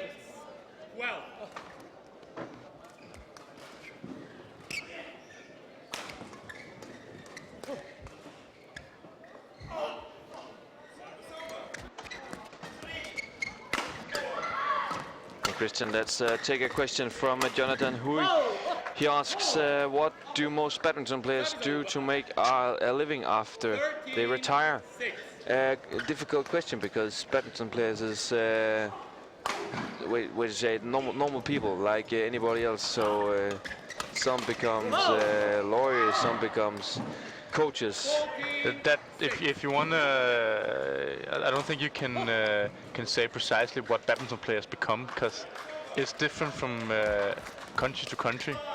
In China, you see a lot of them turn out to be coaches, and I don't really know what Asian players do, but I can speak for Danish players, and some of them become coaches, as you see in Jonas. He's national coach in England, and you can see that with former world-class player also Jim Laugesen, who was national coach in Ireland and Austria, and now is under 19 national coach in Denmark. So and Rikke Olsen, as we also know, is a coach in the Danish association. But it's very difficult to say, because it depends on what interests you have after, because it's not in Denmark. It's not easy to make a living all your life of badminton. So you need to find out what to do afterwards. And myself, I'm studying some economics and business, and that's nothing to do with badminton. No, but, not at all. And I know there's some studying to be a lawyer, and some are studying physiotherapy. So it's wide, and you can't really say what badminton players will become. No. Another question from Raymond Hang. Do you think Ko Sung-hyun is the suitable partner for Lee Yong-dae? Yeah, I don't know if you heard. I actually said it earlier, but I think if you have to choose between those Koreans that are playing men's doubles right now, I think he's the right choice, because he has a fantastic defense, and also good at moving forward and covering the net. So both of them moving forward at the same time is extremely dangerous to play against. If I would have to choose, I would choose Ko as well. And it's also because it's difficult to find a partner for Lee Yong-dae who is 100% suitable, because Lee Yong-dae is that good. It's just difficult to find a partner like Jung Jae-sung, because a fast guy who can work hard from the back line, hit hard, and have some fantastic drop shots. But still, in my opinion, Jung Jae-sung was the weak part of Lee Yong-da and Jung Jae-sung, the constellation. It is difficult to find the perfect match for Lee Yong-da, but I think they've done a good job here choosing Ko. And perfect start for this new couple. 21-8 in the first game against Ko and Tan. Big surprise for me that it went so easy for the Koreans. Yeah, but again, as I said in the beginning of the first set, that it depended on the Malaysians wanted to play, or if they're just here for because they have to be here. And as what we saw in first set, it points out to be that they're just being here because they have there in the top 10. But I really hope they can speed up in second set, because this match could be very fantastic to watch. Yeah, and they have to raise the speed, both especially the Malaysians if they want anything in this match. They have to raise the speed and they have to get forward, because otherwise Lee Young-dae will just take the net, as we see here. That is what he's unbelievable at, and if they keep playing like that, they will probably lose with 8 in second set as well.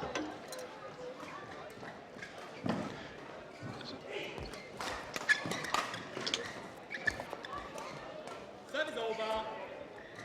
1-all.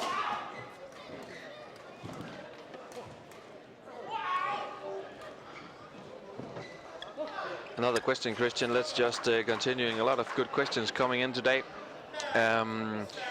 It's from Thomas Yao from Hong Kong, China. I would like to know, what do players play? Do players play in the Danish league for earning money? Is it a living playing in a club in Denmark? Yeah, it's difficult to say if it's a living, but yeah, the Danish players playing the Danish league to earn money.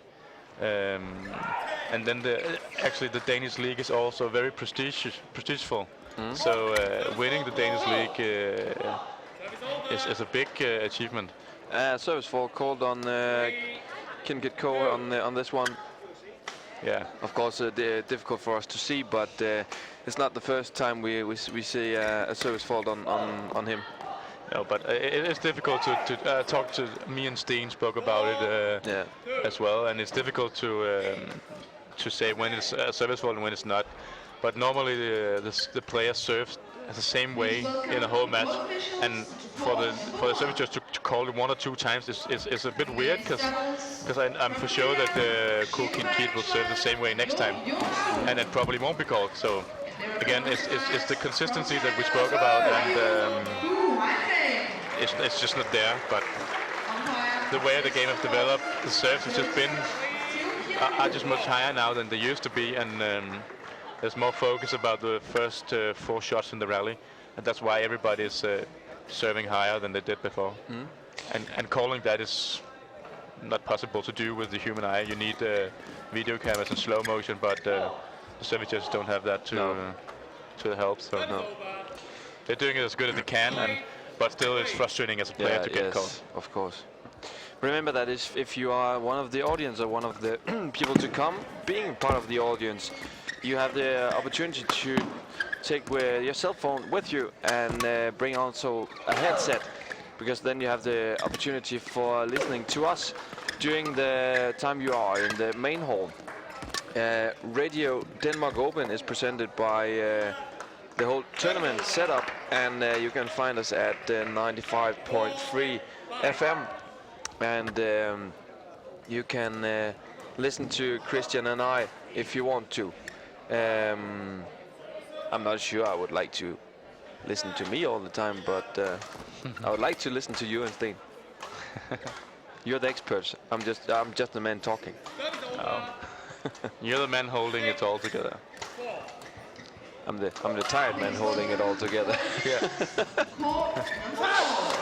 Now badminton hold us all together, and that's why it's a perfect job. We have got a lot of questions the last couple of days. How do you become a commentator? How is it to commentate badminton? And Christian, to be honest, it's kind of a dream come true for most of us who can use the hobby as a job, isn't it? Exactly. It is. It is fun, and it is very nice to commentate what other players are doing, and it's so easy to sit out here and tell them what to do, and that's very nice, because when you're on court it's always more difficult. Yeah. But and it's funny because you as a player must have thought, no, that expert is wrong, and I know what to do when I'm on court, and now you're sitting here and now you can see no, he's not doing the right thing. It's the opposite position for a player like you. That's also because it's kind of special, right? It is special. because I have my own opinions about how to play, and of course there will be a lot of players out there listening that's not agreeing with me. But then if you're not agreeing, then for sure, please write on Facebook or mail. So let's take the discussion and let me hear your opinion. Yeah, for sure. But you can never agree on everything in badminton, and that's just the beauty of it. Yeah. One thing we can agree on is that the Malaysian Koantan has got a much better start here in the second game, leading 7-8 now, point for the Koreans. Exactly.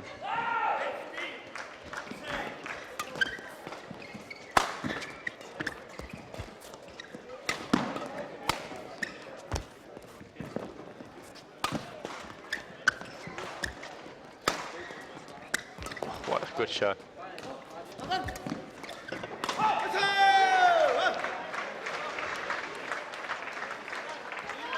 What a nice rally. Fantastic defense by Koreans, and you can see the Malaysians stepped up and moved forward now. Very good match now.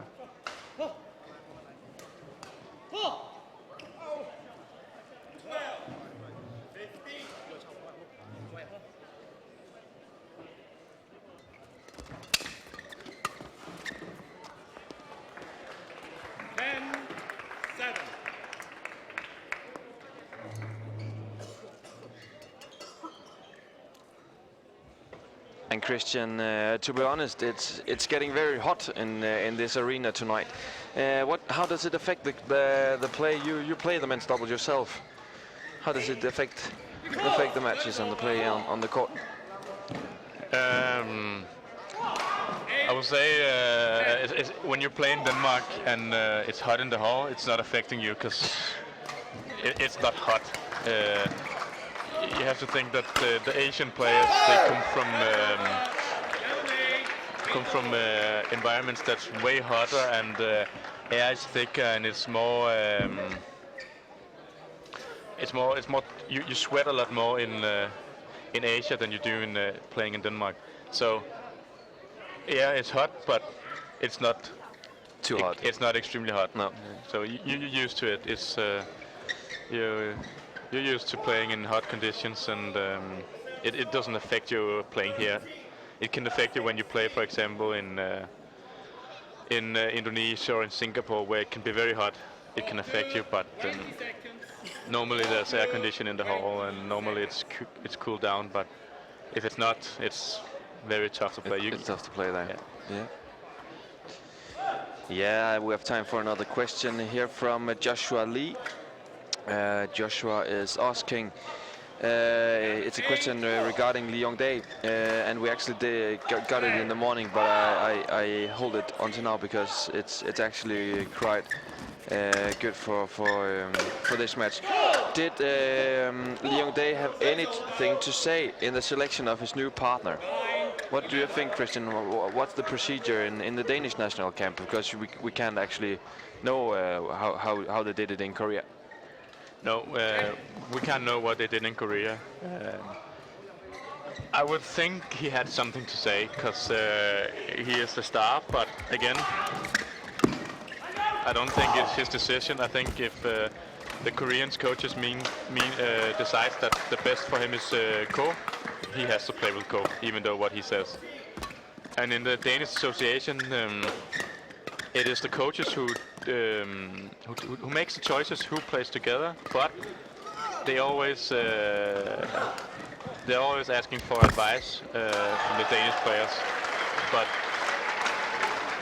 the Danish player can't choose. If you're in the association and playing the big tournament, you can't choose who you're playing together with.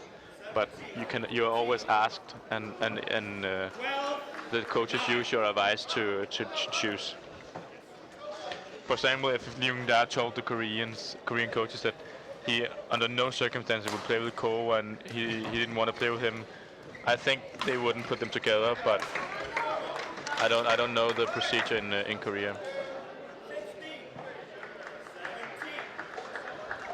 And another pair which has struggled a lot with their partnership is the Malaysians. Ko and Tan have had some struggles, and there was a lot of speculations about if they would continue after the Olympics. But the fact is that they're still playing together, and there's a lot of questions. Shall we expect them to play together further on, or what?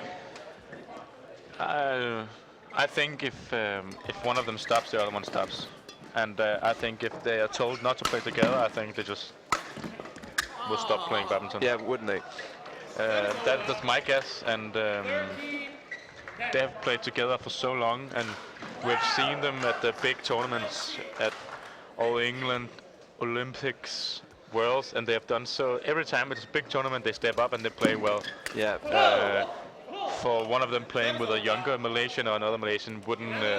I don't think that would be suitable, or I don't think they will enjoy it. So no, because as you say, Christian, when the big tournaments are coming up, they're on the spot. Yeah.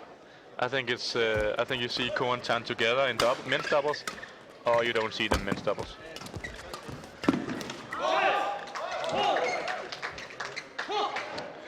Eating them slowly back in the game, the Koreans, Gade and Sung Yong Ko.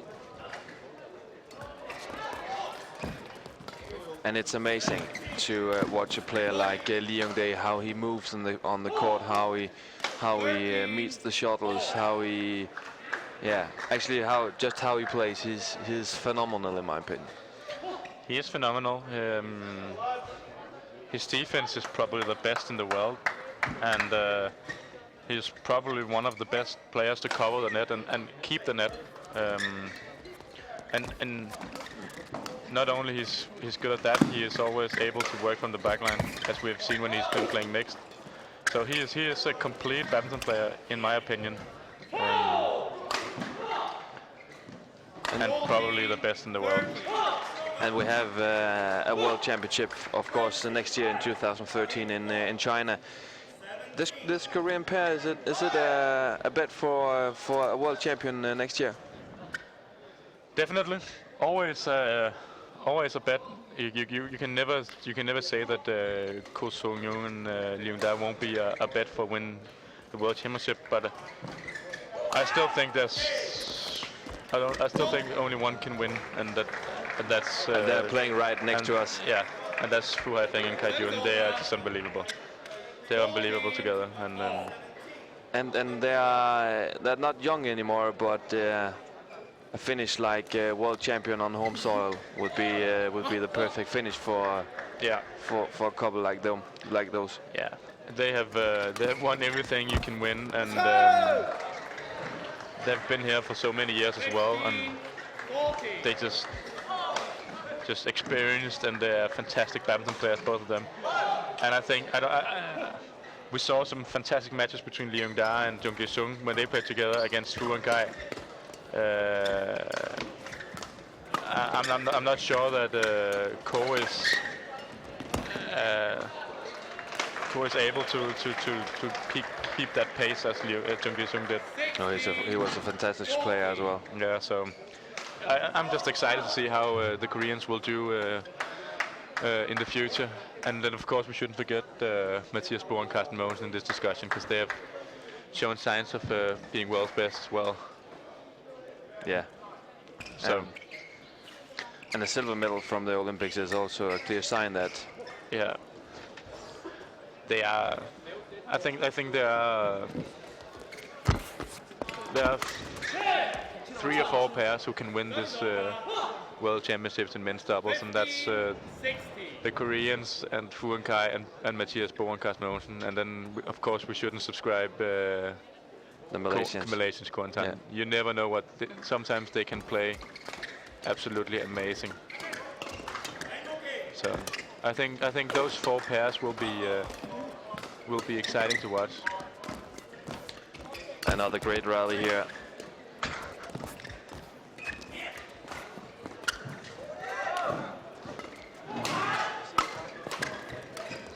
Oh, what a shot. Yeah, what a shot.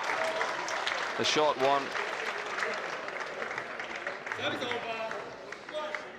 17-15. and it's amazing to see how they reach the shuttle and gets the shuttle every single time, and playing with the speed like that. Yeah.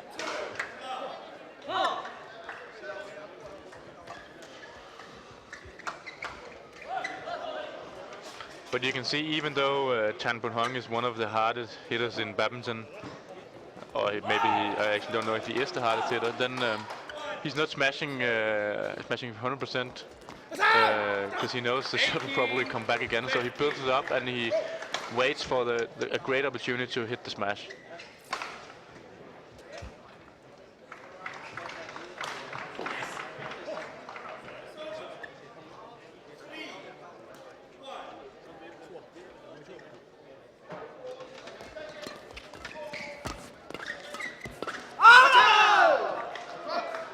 And you can see the Malaysians have stepped a lot forward on the court now.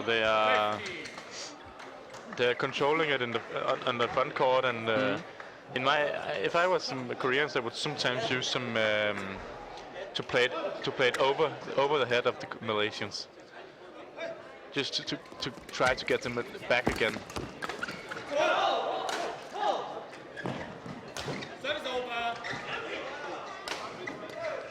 But 3 points is not that much in a game like this. 3 points is not a lot, but 16-19 is 19-16 is a good lead. And then the service for 20-16, then if also game points is. And when you try to push it over the net after your service fault and don't make it, then you know you just had to give the shuttles to your opponent. Yeah. Game point, and second game for Ko and Tan. And what a finish, what a shot on the end. Fantastic closure by Ko. Another question, Christian, if you like. Just got it here. Why isn't Marcus Kido and Hendra Setjawan paired together? Haven't seen them together for a while now. Why you aren't paired together? Yeah. Actually, good question, because I don't know. I think that Hendra Setjawan has retired, but I'm not actually sure, because he's not here in Copenhagen, is he? Oh, in Odense, isn't he? I'm not actually sure. I think Setjawan and Mohamed Ashan have played some tournaments together. I'm not actually sure if they have played together here in. But they didn't qualify for the Olympics, and of course it's a huge disappointment for the Indonesians. Yeah, I'm not sure if Setjawan is playing. Yeah, he is. He is playing, and yeah, you're right. That's why you're the expert. I'm not the man talking. He's playing with Mohamed Ashan. Yeah. I actually don't know why they've split them up, but I think they want to give Ashan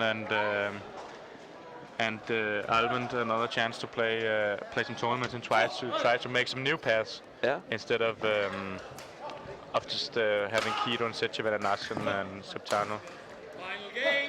They've also split up Gunnavan and Almond, so Gunnavan is now playing with Dasugi. No. Why they've done all this, I don't know the specifics of it, but I just know that the pairing between Setjawan and Ashan is, I think, the best pairing we have seen this year. And they will come into court number 4 in about half an hour or so, playing Wei Hong and Yushin from China in the first match here at the Yonex Denmark Open. Also a fantastic first round. Some tough matches in the first round here in this year's tournament. Yeah, we can also see next to our court Fu and Kai playing against Shin Baek-chul and Yo Young Sung. That's also a fantastic match. Yeah. And if we look up from some of the other courts, we see that an English pair, Peter Nielsen and Chris Language, play against a Thai pair, Hachipat and Nipiton. And that's not as strong as the two we have in the middle. And the last one, we have some Polish guys, Morain and Skulache, and they're playing against Hashimoto and Ratchanok. Yeah. So no doubt about that. Our match on court number 2 is the toughest one if you look on the pairs and the players. definitely. And also on court number 1 with the Fu Haifeng, Taiyun, Simpek Scholl and Yu Yong-jun. Yeah, definitely. Tough matches. But actually, I'm looking very much forward to watching Hinter Setyevan playing with Asan in this match against the young Chinese, because I think Hinter Setyevan is unbelievable. He's probably the player that I admire the most. When he's playing his best, he is awful to play against. So I'm looking much forward. He can hit the high level. He's amazing. And if you say that Leung Da is the most complete men's doubles player and one of the best in the world, I still think that he's more stable. But I still think Hinter Setyevan, when he was on his best, he was better than. Yeah, and when he hit his top level, I think he was even better. But the stability and the consistency in Leung Da's play just can't be measured. I actually think that was one was in, but the line just called it out. Yeah.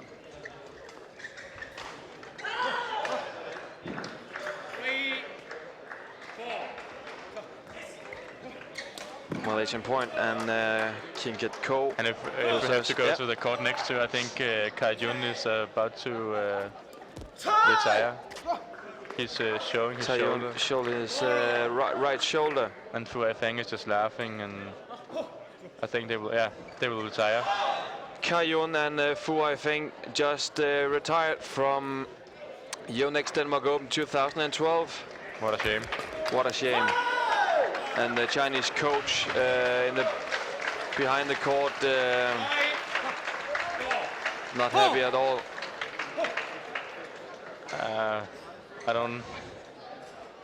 It's tough to say anything about that, but let's just let us stand with Chinese withdrawal.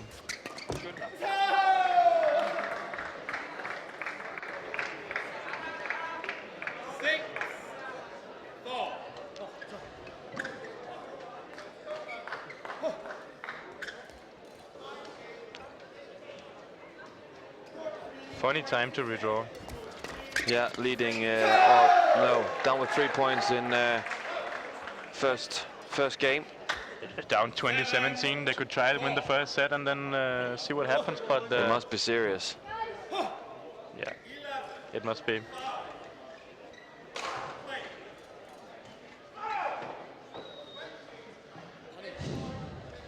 Not what we were wishing for.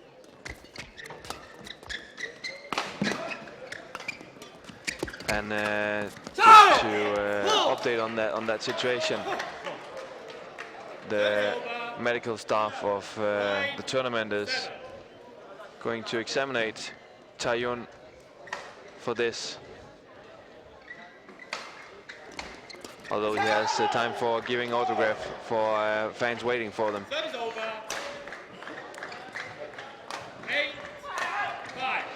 And Christian, back to our own game. Of course, we'll try to make an update on the situation for Taiyun and Fu Haifeng.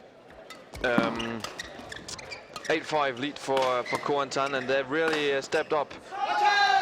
The Malaysians controlling the offense from the beginning of the second game. Third game. Third game, of course, yeah. Yeah. I think it shows now that Leung Da and Ko is a new couple, and they're not that they haven't played that many matches together yet. So you can see it's not working out for them as they want to, and the Malaysians are playing very well right now. They're putting pressure and making no mistakes and just controlling the game. And Christian, if we look on the draw now, after the retirement of Fu Haifeng and Taiyun, we have Chong Wei, Yushin and Mohamed Hassan Hinter Setyevan, and they're meeting each other tonight.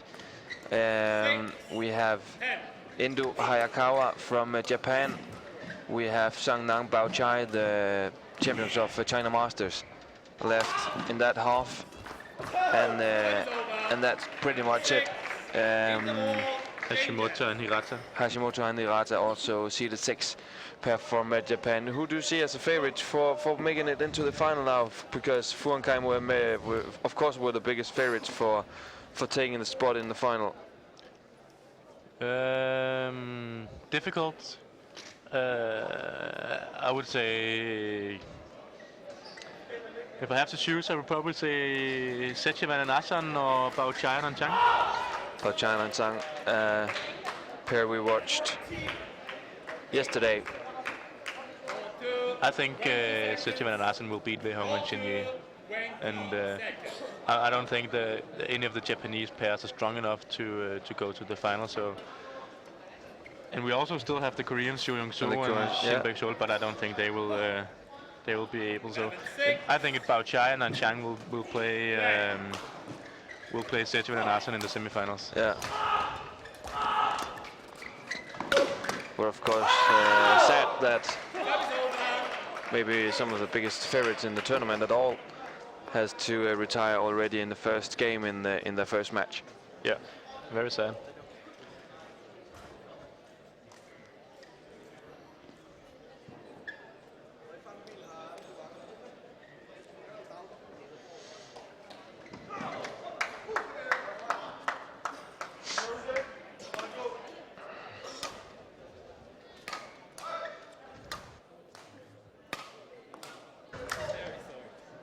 On Ko. Service over. Tine with the service.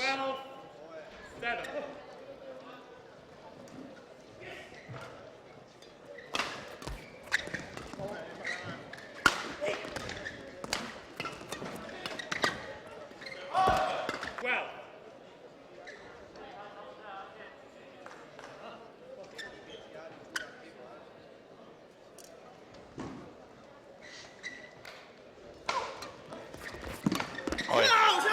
Yeah, dangerous shot, putting it high over the net at that point, not go on. Yes, and let's take a short break here from our court. We're ready with an interview in the mixed zone. Marie-Louise Alberts, what do you have for us? Hi, Kajun is here with me now, and he just, surprisingly, he just pulled himself out from this match here at Denmark Open, and they were second seeded in this tournament. And it looked like he got injured, but I'm here with him right now, and we're just gonna ask him what happened in there. 是发生什么情况了？在前2天的训练可能有一点点小的拉伤吧，因为前段时间可能奥运会以后没怎么训练，没怎么系统的训练。但是今天比赛上去，本来想坚持一下，但是比赛感觉还是非常不好，杀球不能杀。男双的话，杀球不能杀的话，就意味着很难打。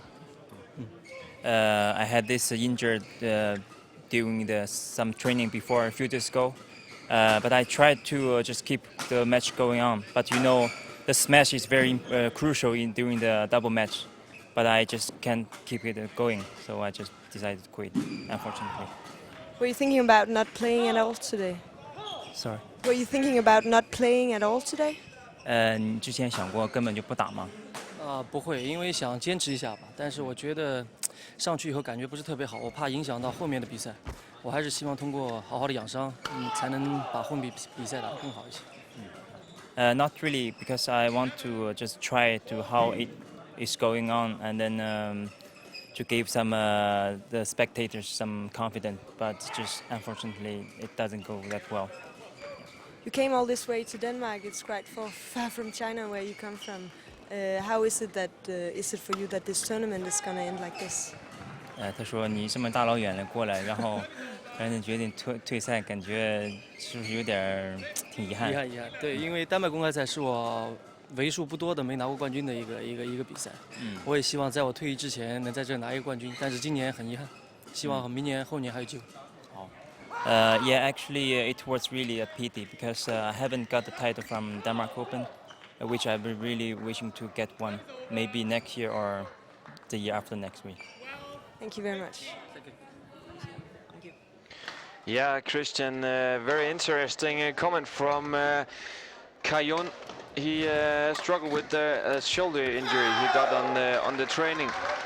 Of course, it's difficult for us to say how he has been feeling, but he seems like he's very sad about the kind of exit he just got here. Yeah, he seemed like he was very sad. He said that he wanted the Denmark Open title and he hasn't got one yet, so I'm not sure how important it is for him to win Denmark Open with all the Worlds and Olympics he has. So, but if he says so, it's good for the Danish tournament. No, sorry, Christian, I don't know. That was out. Yeah. But as he said, smash is crucial in men's doubles. Even though Kajun is more net player and is not the guy smashing all the time, then of course if you can't smash, you can't play. And if his shoulder is bad, then there's no point of playing. But one positive thing in this, he says, I'm going for the title next year or the year after next year. So we for sure have Kajun and Fu Haifeng on the spot for 2 more years. Well, not for sure, but almost for sure. Well, we can hope when he says that he wants this title next year or next year again, that he will come. But you're not sure? I doubt it. You doubt it. But let's hope. Let's hope. It's good entertainment when we have the Chinese on court. Yeah, I think, as you said, the Worlds are in China next time, so wouldn't it be a perfect time to stop if you win World Championships in China and then say goodbye? That's just my guess. It's even better losing for Carsten Mogensen and Mathias Bo in the Worlds in Copenhagen in 2014. It would be great. Danish title and 2 more years with the Fu Haifeng Kajun. Yeah, would be great for a lot of badminton fans, though. 15-17 for the Malaysians. Kuantan from Malaysia, 2-point lead, and a lot of good rallies in this match, Christian. Yeah, I'm very satisfied that Kuantan decided they wanted to play instead of, as they did in the first set, just walk around looking like they didn't give a damn about it. So. So that's very good for the spectators and for this tournament that they're stepping up. The Young Day with the service for Ko.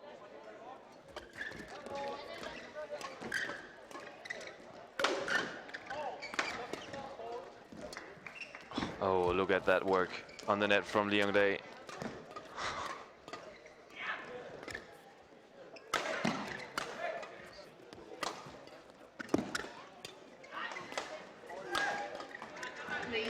Great rally. Court number 3. Men's doubles. What a good rally. It's fantastic. Oh, yeah, and listen to the crowd. There's no Danes on the court right now, but they're watching world-class badminton.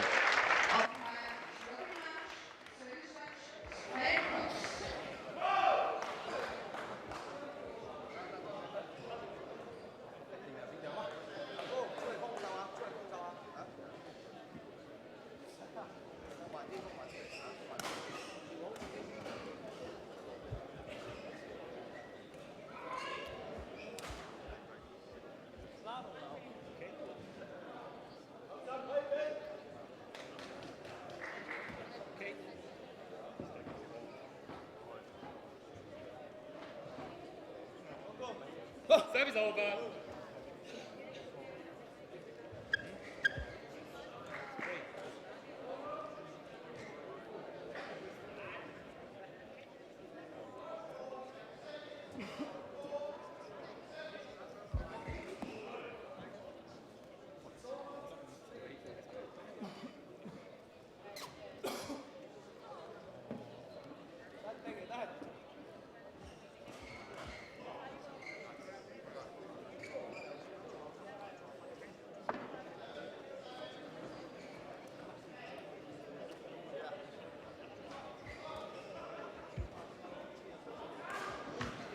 Still a 2-point lead for Kuantan. But referee on the court, Christian. Yeah. I'm not really sure what... no, neither am I. I don't hope they will retire as well. No more retirement for tonight, please.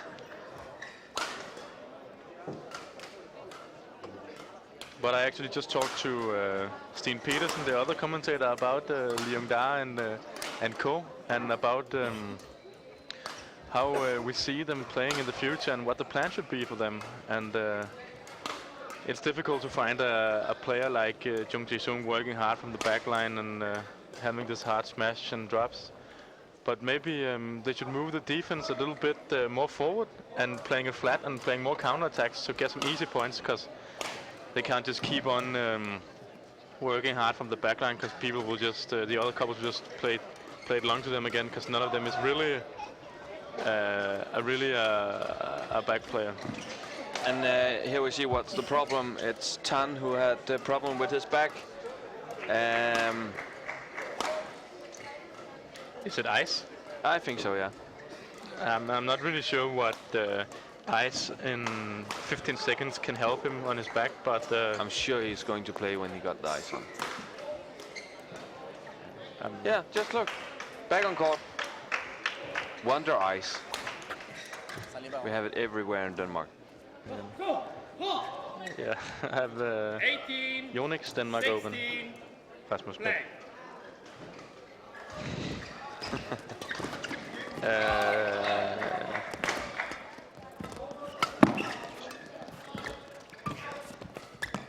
Oh, it doesn't look that bad. Leung Da.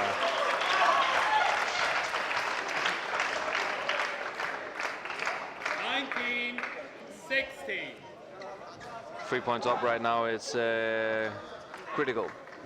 Yeah, it's like in the second set now, yeah, 19-16. It is. So let's see what happens.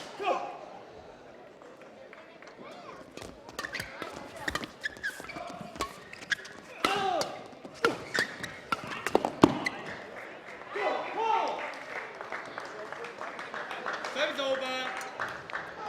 17 now for Ko and Leung Da.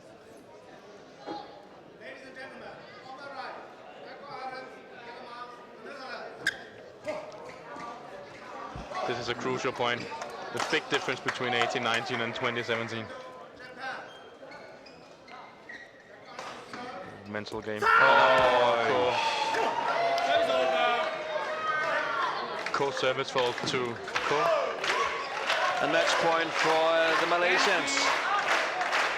King Ko, Wu Yongtan. That's two stupid mistakes they made in the end, Koreans. Yeah. Leung Da smashing in the net and Ko service fault. Yeah. Not a good idea on doing that in the end of the game. Flicker. Let's see, flicks. Bad serve. Oh,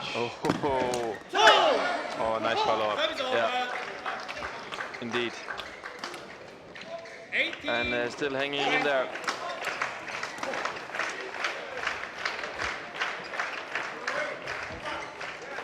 Leung Da to Tan. Probably a short serve in the middle of the field, I'm guessing. Not that bad. Oh, cool. And they're putting all the pressure on Ko in this situation. Yeah, I would do the same if I was in the Malaysians' position. And if I have to guess again, Leung Da serve short in the middle of the field. Flicker. No. He should try it. Definitely short in the middle. If you've seen a lot of matches, you know what he will do now. Yeah. Always doing the same thing, right? Nearly always serving the same place. Look. Yeah. Oi, oh.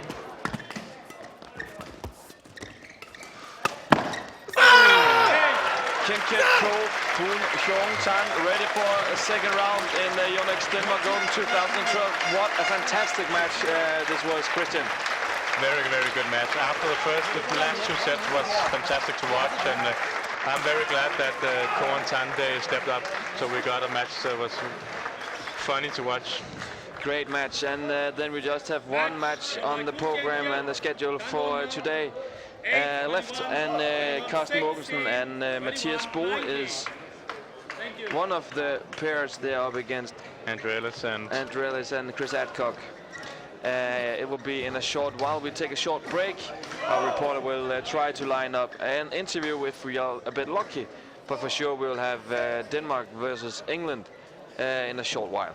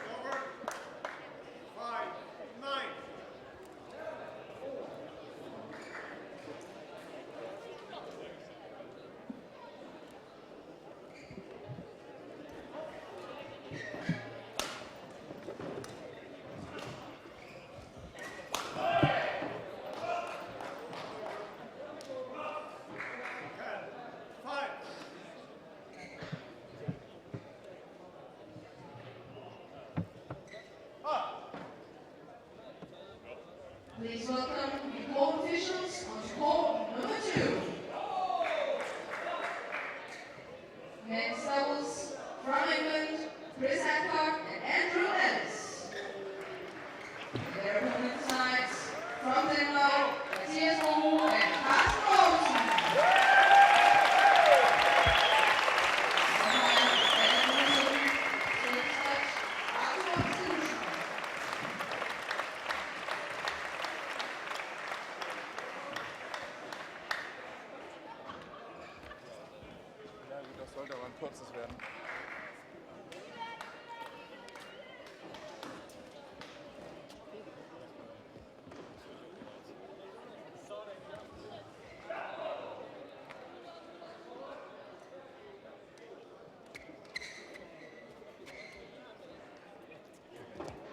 And in about some few seconds we are ready for the last game of today on our court.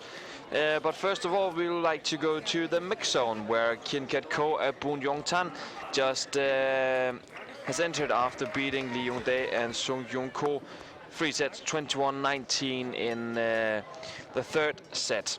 Marie-Louise Albert, you are ready with someone to talk to down in the mix zone. Go, take it away. I have Kin Kat Ko here with me, and he just won a very close men's double with his partner Tine.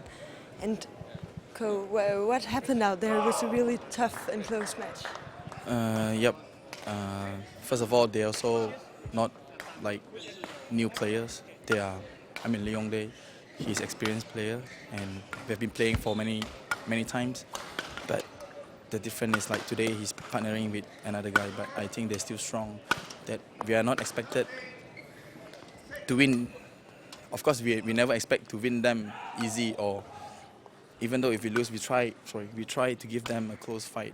But anyway, we win and we're happy with our performance. Your partner Tine, it looked like he got something with his back in at the end of the third set. What happened? Just a minor injuries, maybe because of the last match on the 18-16. Maybe a little bit cramping on that. Yeah, I think. But what went through your mind just at that point? Nothing much. I just encouraged him and asked him to carry on and just hold on for another 3 more points, and I just tried to encourage him. That's all. Playing here at Denmark Open, what does that mean for you, and what are your memories from this tournament? I think in my career I've won the most Open in Denmark. I think I've won 3 to 4 times, I think. So I don't know whether this place is a good place for me or what, but I'm happy playing in Denmark. I mean, before this we are playing in, I don't know where, not Odense. Yeah. Thank you very much.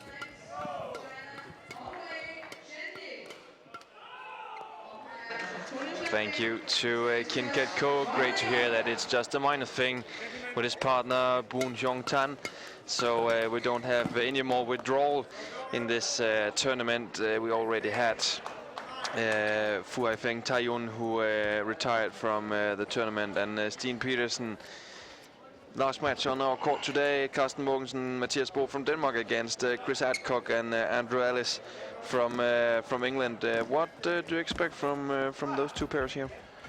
Yeah, originally you'd say that the Danes were heavy favorites in this match, and I still believe that they are, but they've said to the media that they need to find the spirit again after their excellent performance at the Olympics, and they went to Japan, lost the first match, and probably didn't care. I know I wouldn't have if I'd won an Olympic silver medal, so no big deal. But this is home advantage, and of course they want to do well here. The opponents, Chris Adcock and Andrew Ellis, will definitely be fired up. European clash here in the last match of the day, and they will try to show that they can play some men's doubles as well. So I think we're in for an exciting match, and that the English pairing will try to stretch the Danes to sort of steal the victory here late at night in Odense. Mathias Bo and Carsten Mogensen, of course, the favorite for taking the minor favorite maybe for taking the victory tonight, Stine. But we also saw that Kajun for Haifeng withdraw from the tournament. Does it make Bo Mogensen favorite for taking the title here in Odense? It makes it more likely that they could end up taking the title. Another strong pair just left the tournament, Lee Yong-dae and Ko Sung-hyun. So two of the pairs that could go on to win the tournament are out. There's still good pairings left in the tournament. Still 3 Chinese pairs left, and a lot of Koreans and so on. So it's too early to predict, actually. But I think the most important thing is that Danes get their game going. And we could use a Danish victory to finish the day here in the sports park in Odense. The last 3 or 4 hours has not been going the Danish way. Getting ready with the shuttles, but just needed a short test for it.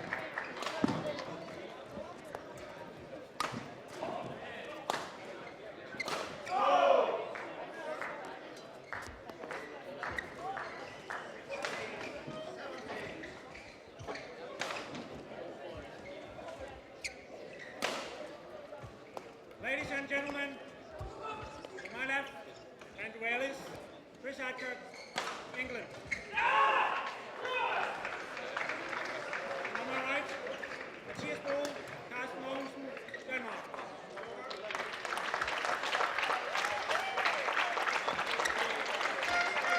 Chris Adcock to serve, Mathias Bo, double, play. 1 love. 19-16.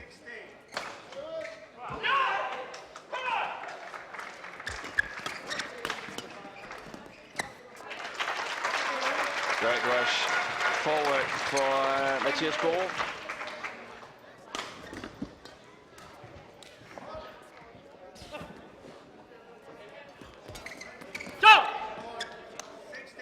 Serves over. 2. service situation is going to be very, very important here. The English are very skillful in the service situation. The service fall called here on Andy Ellis. The English pairing just missed out on Olympic qualification. Huge disappointment, especially for Andy Ellis, who didn't participate in mixed doubles.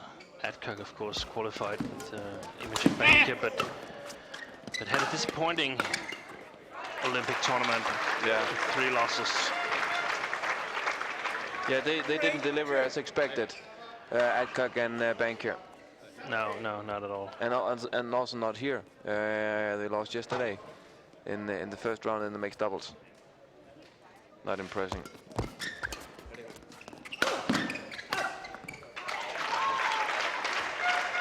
I think that the English side needs to try to take control of the rallies. I don't think they can withstand the steep offense from Mathias Bo and Carsten Mogensen.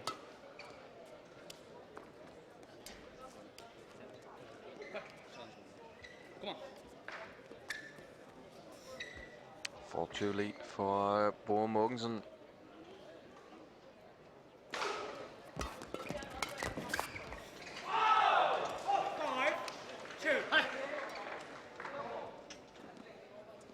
A lot of viewers are asking what's the schedule for tomorrow. Well, we don't know exactly yet. The schedule is not ready. But take a look at badmintondenmark.com. The schedule will be there as soon as it's ready. Yeah, we know that Joachim Fischer, Christinna Pedersen are playing quite early in the day. I think 4th match from 12 o'clock. And a lot of the other Danish players and pairings are playing late. Yeah. Around 6 o'clock or later. The whole schedule for tomorrow will of course be on our website and on our Facebook. So just go and check it out. Normally it's ready a few hours after the last match is played on this day. Oh, lucky on the net on that one.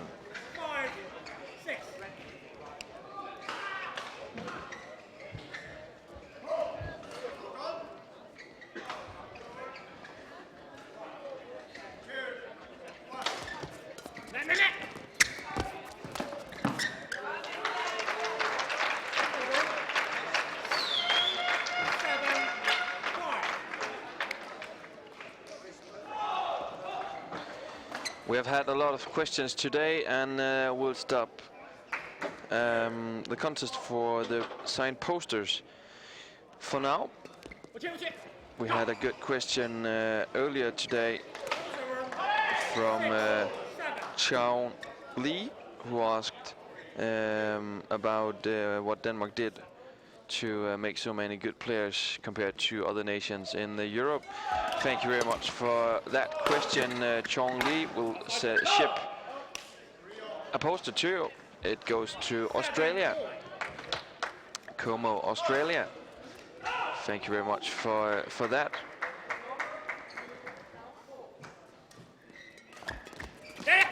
And tomorrow we will of course do it again.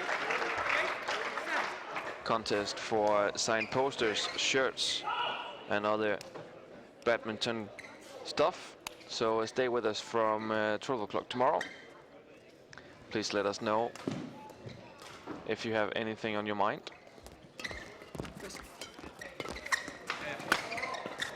And we will let the quiz for tonight run until the last interval in this game.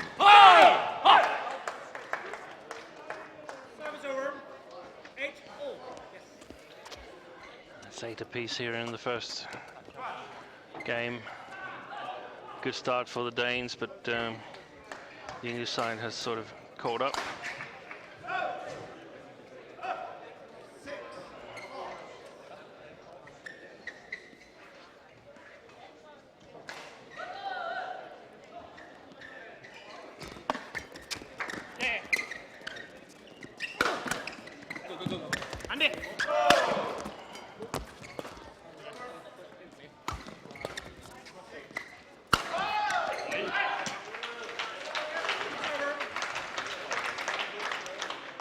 what do you think of what you have seen until now, Dane? 1 point lead for the Danes. Yeah, I think it's pretty much as expected. A lot of emphasis on the service situation. Danes stronger in the offense compared to the English defense, but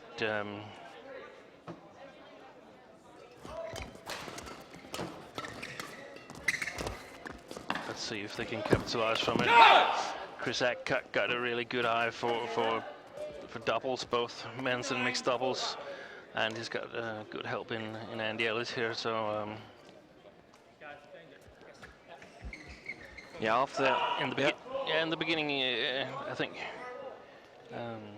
if you should, from what you see on court, judge who wants to win the most, I think the English are a little bit more ready than the Danes. The Danes, they are confident that this will eventually go their way.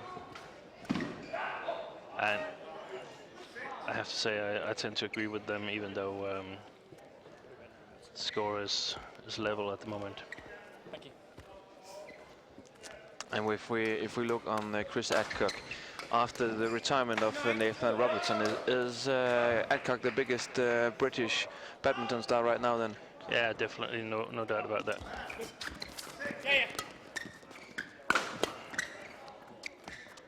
And he has to serve as an inspiration for the rest of the team, and we saw the second English men's doubles qualify for next round here half an hour ago. So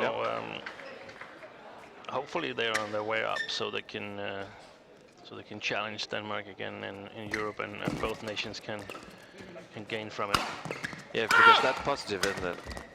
Oh. Holding on to it, Axelsen.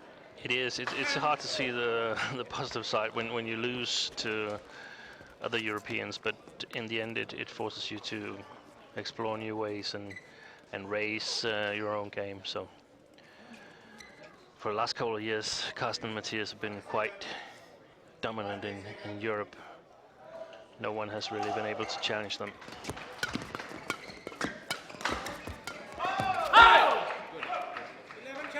And in the interval, lead for the English at Cook and Ellis. Yeah.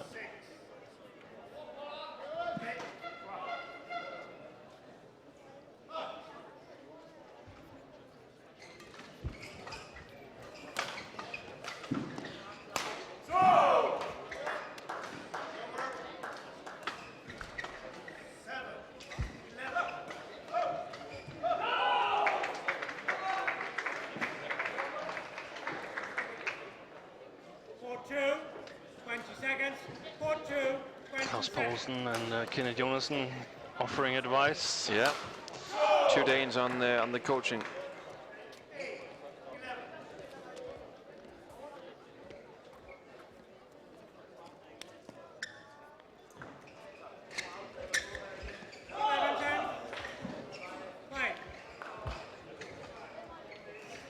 What would you say to the Danes if you were coaching now with them?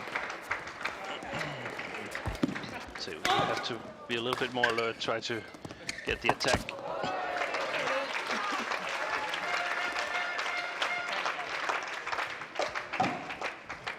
And perhaps also try to increase the pace a little bit more.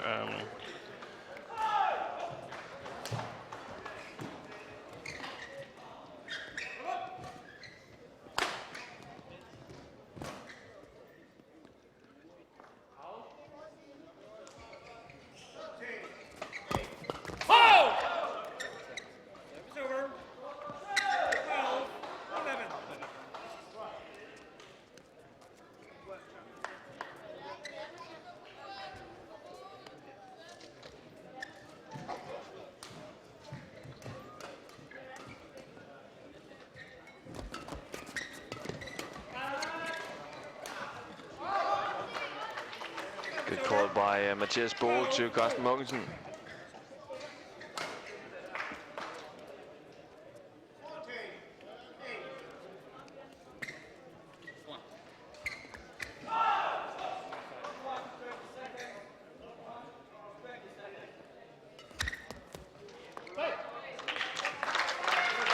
good flicker here from Mogensen. Yeah, good variation in the service situation.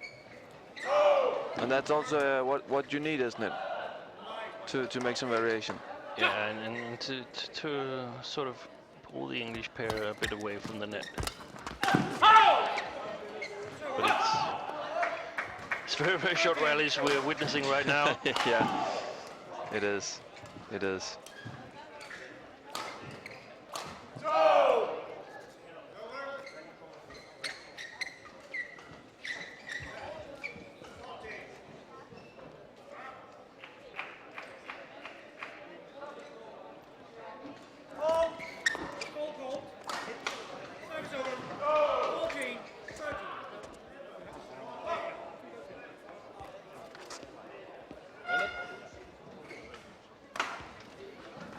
Another service fall called on Andy Ellis.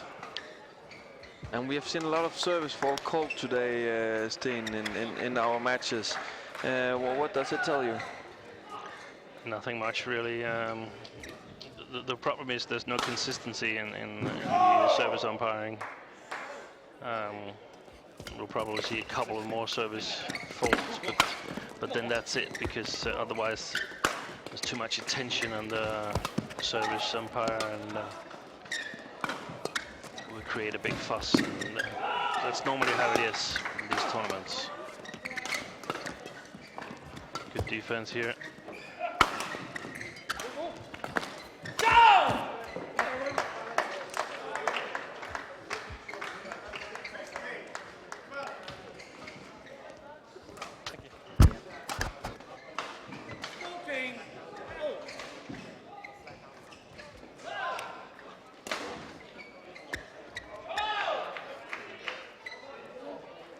Of course, they put some pressure on Chris Adcock's serve as well, knowing that his partner has been faulted twice. Yeah.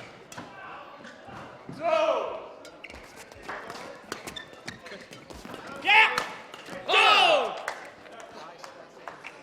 15, 14. Catching Baun on a flicker.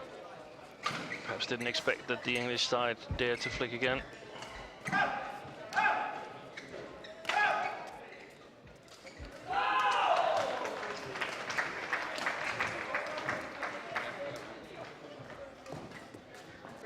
(15-14) for Adcock Ellis.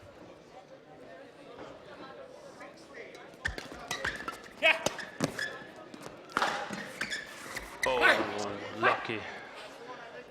Very good service return from Carsten Mogensen, but also a great recovery.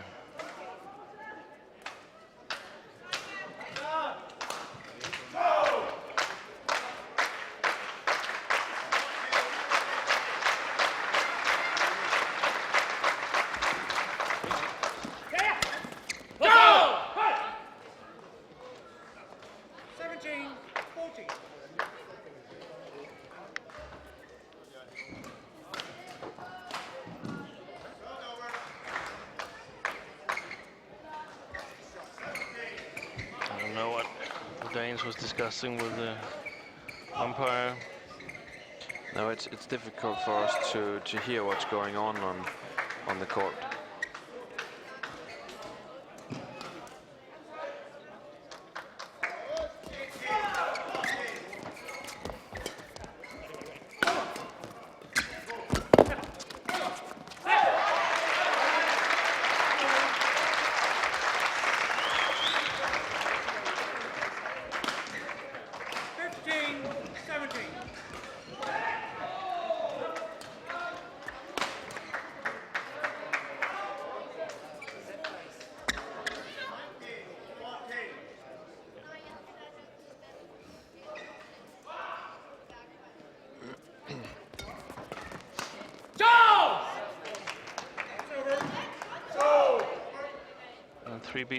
Three-point lead for the English side here, and the Danes are not really in gear yet. So far, the English has wanted it more than the Danes. And they lost in Japan in the first round, Matthias and Carsten. Is it something that can go into their head right now that there's a risk once again? No, I think it's too early, and I can see that Klaus Poulsen is telling the two Danes to play a little bit more defensively and just get into the game. Let the English work for their points.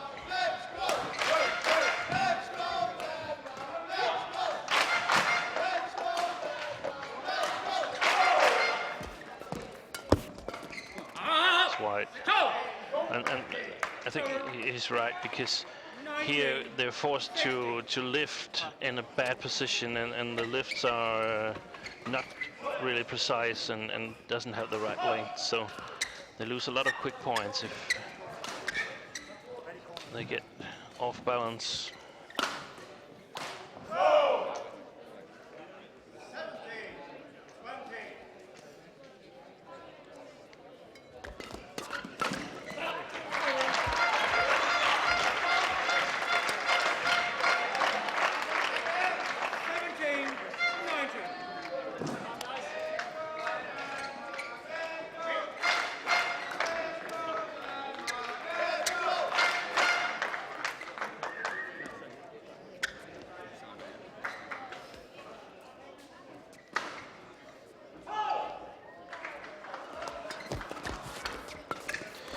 Remember that we also this year, as a new thing, have a radio.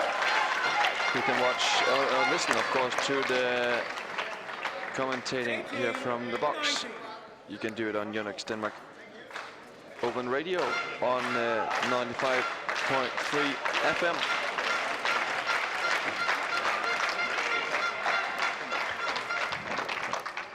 One of these very important services again.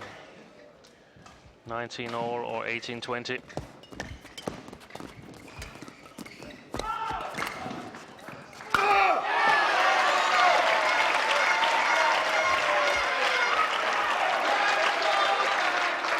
An equalizer for the Danes. Starts the crowd a bit also.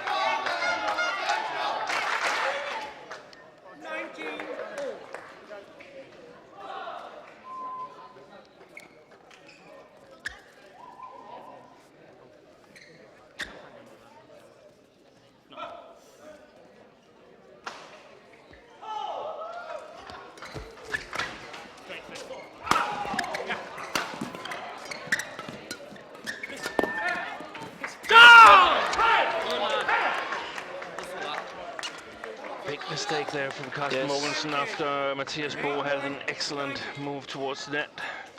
And game point for Chris Adcock and Andrew Ellis.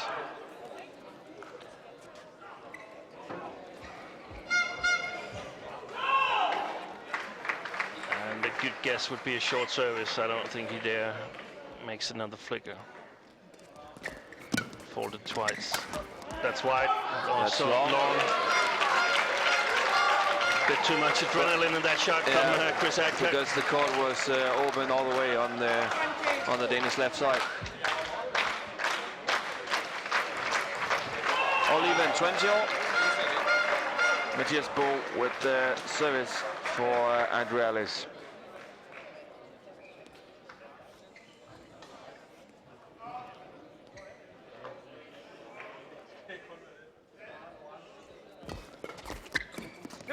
Great return. Or rather, third shot, great third shot from Carsten Mogensen.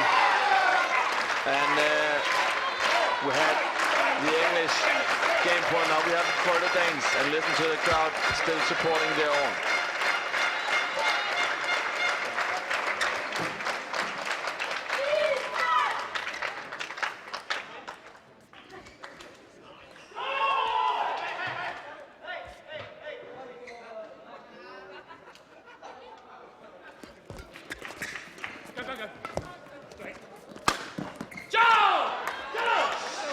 Hanging in there, the Englishmen. Yeah, the Danes haven't really got their defensive game going. It hasn't been that big of a problem scoring for the English as I would have thought it would be before the match.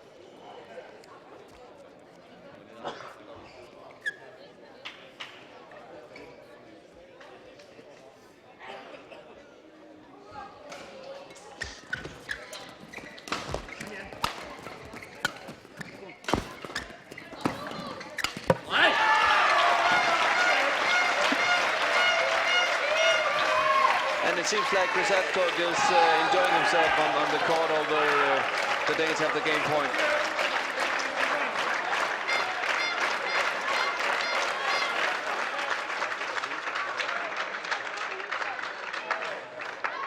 Carsten Mogensen with the service.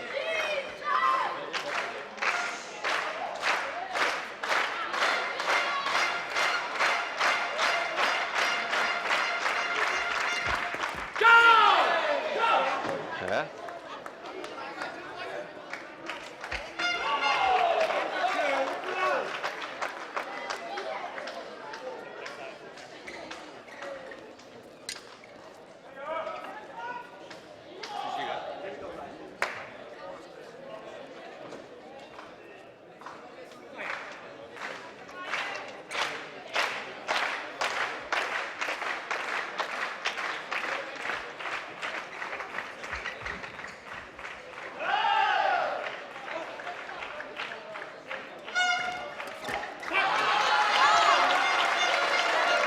Turn from Mogensen hits the tape, and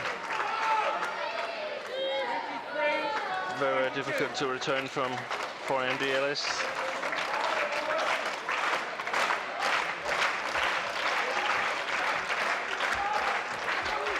Mogensen on the backcourt as Bo is serving.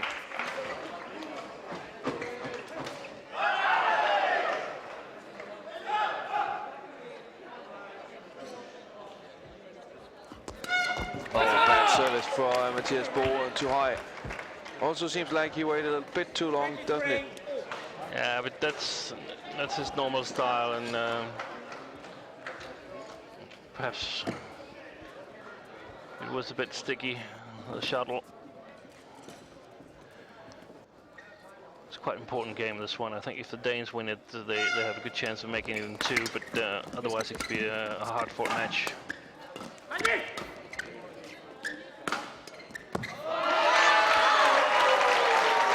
From Mathias Bo.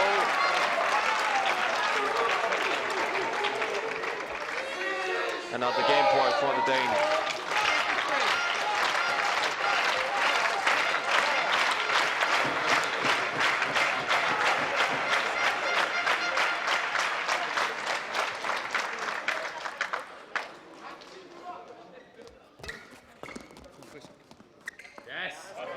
Too long from Mathias Bo. It seems like we count for making the killer for the first game. No, there's a lot of mistakes on both sides, and I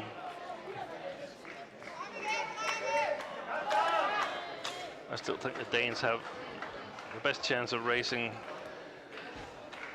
their game. So.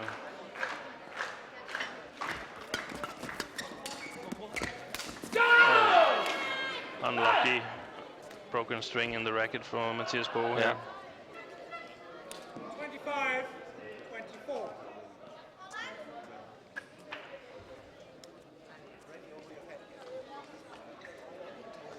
A game point for Adcock and Ellis.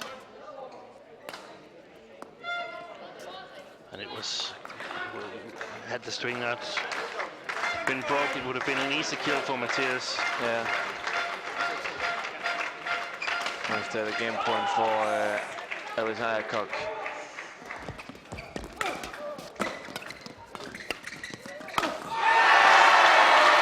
No strings broken, and then there is a kill for Mogensen instead. Yeah, but it was a hard fight for survival from the English side, and they really weren't in control.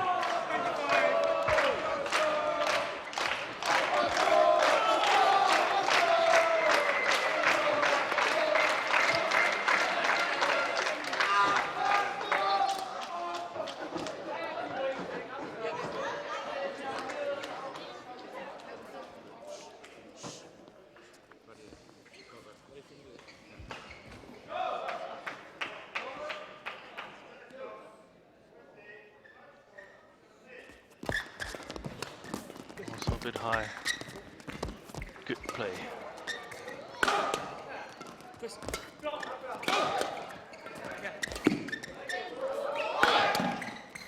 White.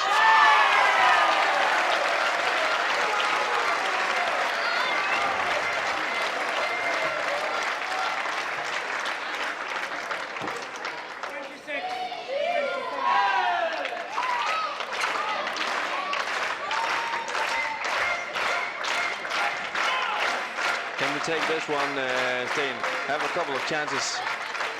Yeah. What about trying the flick for Adcock?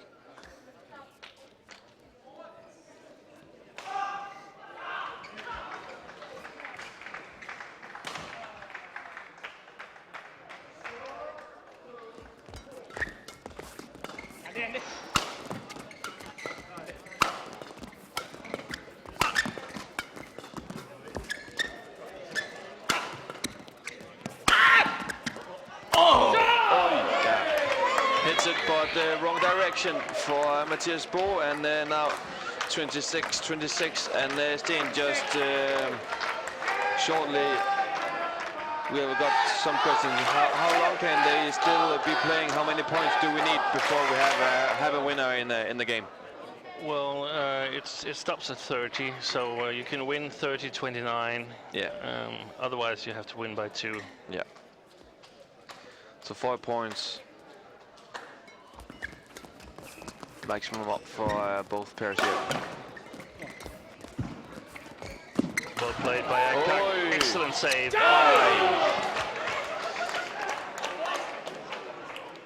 Great lift from that one from Mogensen. Fantastic save at the net.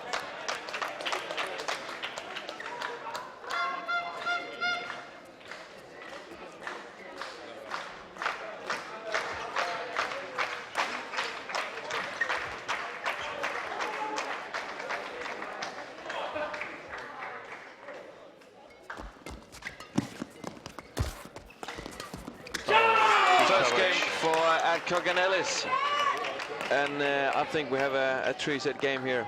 Yeah, I wouldn't be surprised if the Danes took this second game easily, while the English celebrated the victory in the first game here. Perhaps a little bit more concentrated now they know that they have to step up. And almost half an hour for this first game. It's a long one. Yeah, it's a long one, especially when you take into account that the rallies were actually quite short.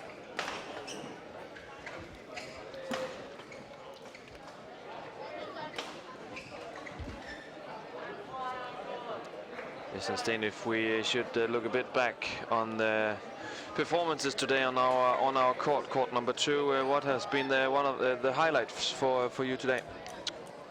Oh, it's difficult to remember, Rasmus. We've seen so many matches. Yeah. Yeah, I think it's very difficult to choose one over the other, but probably the most memorable match was the match with Peter Gade, his last match in Denmark Open. Have this big finish between Christmas and New Year, Peter Gade, in Copenhagen, where he plays Lindan. That's the definitive, definitely the last match for Peter Gade as a professional badminton player. We can see Mathias Bo is practicing his services a bit here, and he managed to get it over in his third try, but an idea could be to flick a little bit more.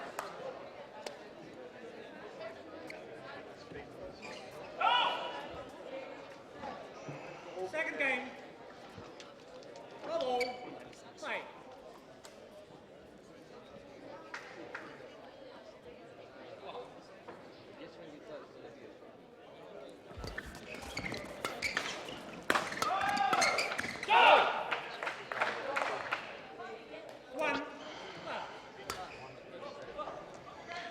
And in the Danish perspective, it would be very sad if Mathias and Carsten would make an exit for this tournament. Yeah, especially because they look like a good bet to go into the final.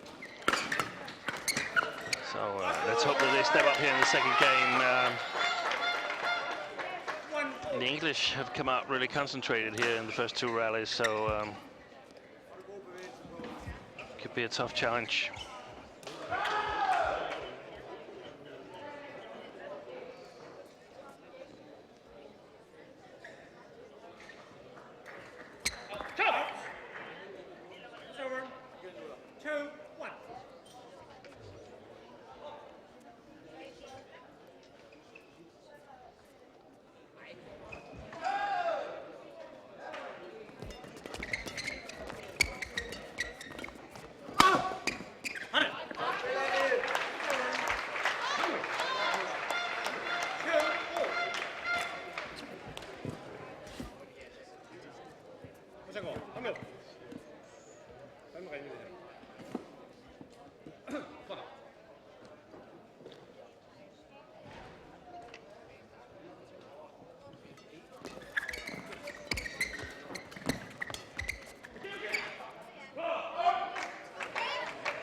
It's long.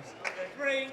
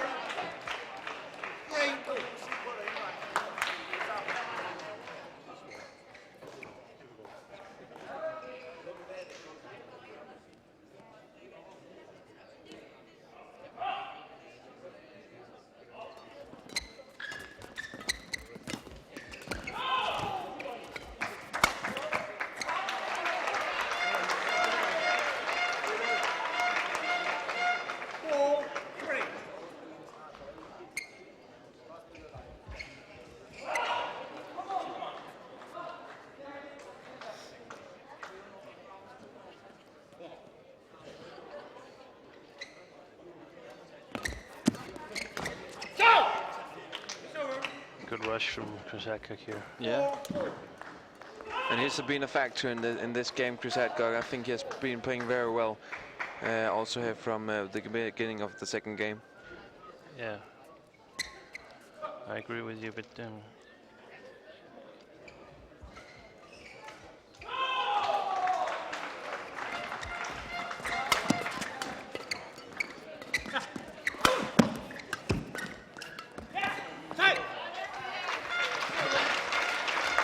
almost couldn't reach it in Mathias Bo, but gets it just over the net.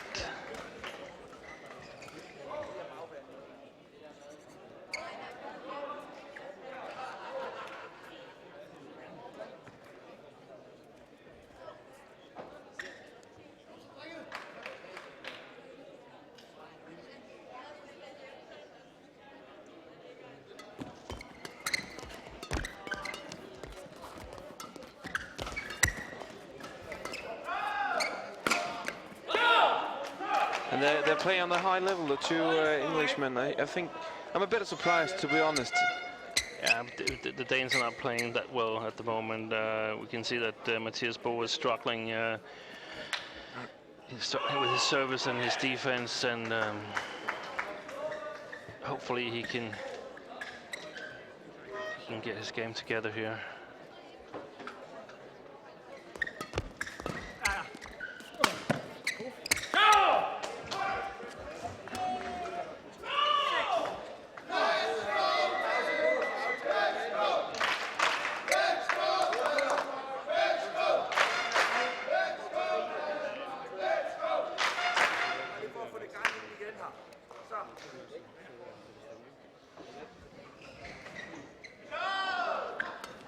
Yes, what's up?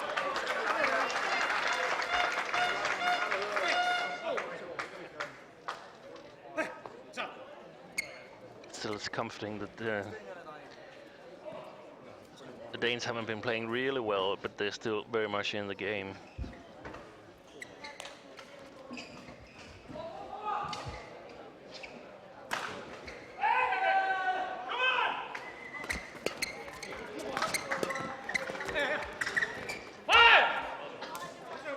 Fantastic rush from Ratchanok here. First a good service return, then back to the backcourt smashing, and then moving forward again, putting pressure on the two Danes. And what should they do, Mathias Bo, Carsten Mogensen, for getting out that pressure?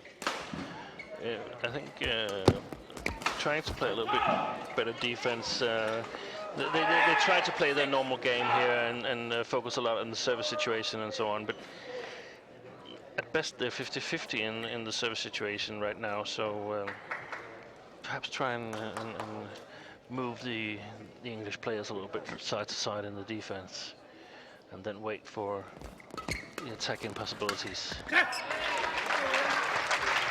Holding on to it on this one, Bo Mogensen. 7-8.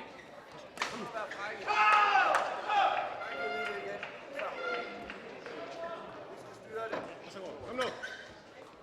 Nej, fandme der i det her. Hey.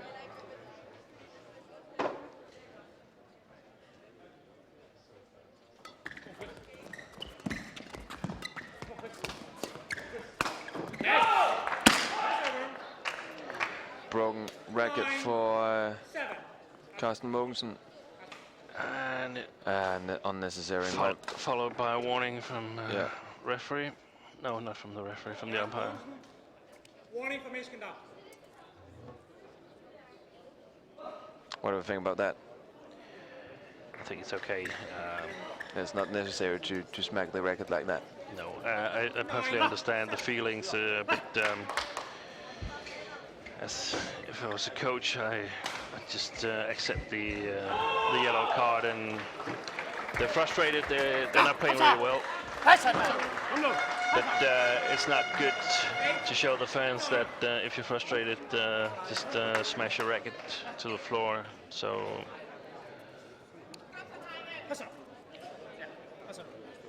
A warning is appropriate.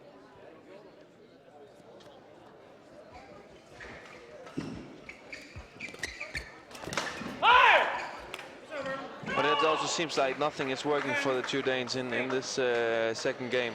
Yeah, it's a very unrhythmic game because the rallies are so short, so you have to be totally alert. And normally the Danes are quite good at that,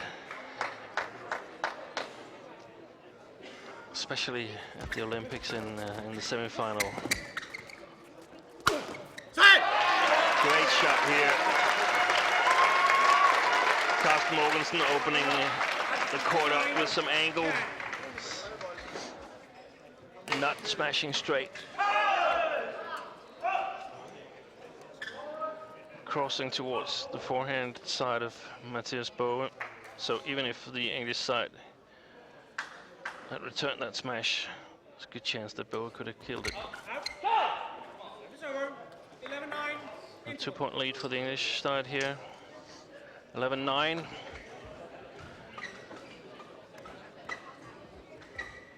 What would you say to the two guys in the green shirts? Yeah, it's really not so much just cheer them up, and they're still very much in it. It's a 4 points difference between the two pairings, so nothing that we can't come back from, and they're definitely not playing close to 100% of their game. Of course, that's partly due to the English side playing well and putting pressure on, but it should be possible for Danes to raise the game. At the moment, it seems like Bo is struggling the most, and so let's see if he can raise his game, because I think that will help for Carsten Mogensen as well. Chris Adcock with the service to Mathias Bo. Good return.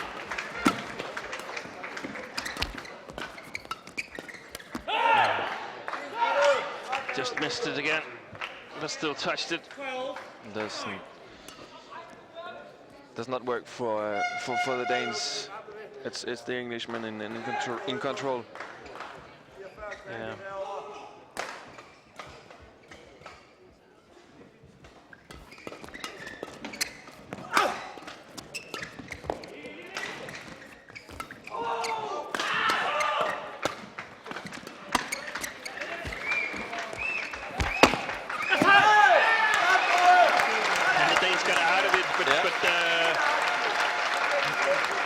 side is working really hard in the offense, so I wouldn't rely too much on playing this kind of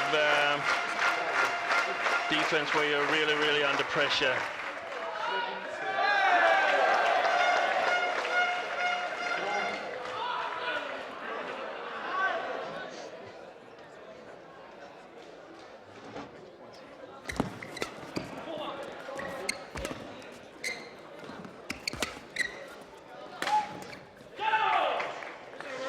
Another point for English. Yeah, and extremely well played by Chris Adcock here, keeping control of the rally, not giving the Danes a chance to counter.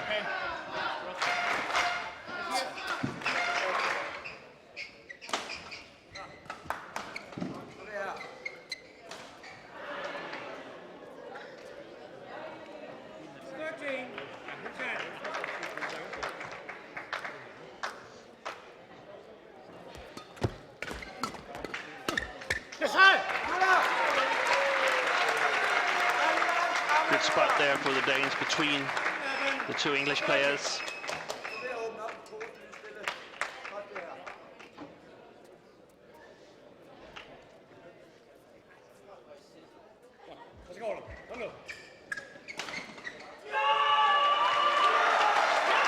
And the shout you can hear in the background is from Germany, because Michael Fuchs and Oliver Roth has just won against Gu Xinglong and Su Shen from China. Was quite a surprise, Sten. What do you think? Yeah, quite a surprise. And now that China doesn't have 3 men's doubles pairing left, they only got 1 left because one left, yes. Chong Wei and Shen Ye also lost. Bao Chai and Zhang Nang, only 1 left for the Chinese. Quite a special situation, not having a lot of tennis pairs in the men's doubles second round. Hopefully we will have more than 1 Danish pair. Already have Joachim Fischer Nielsen and Jonas Rasmussen, of course, the Danes, hoping for more than this.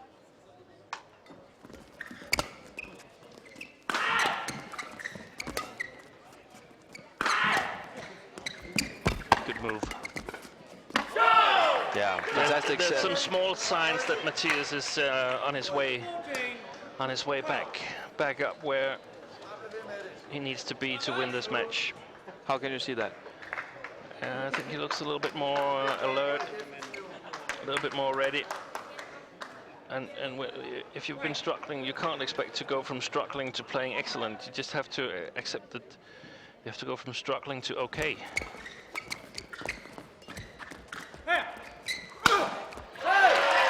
Smack. And 13-14.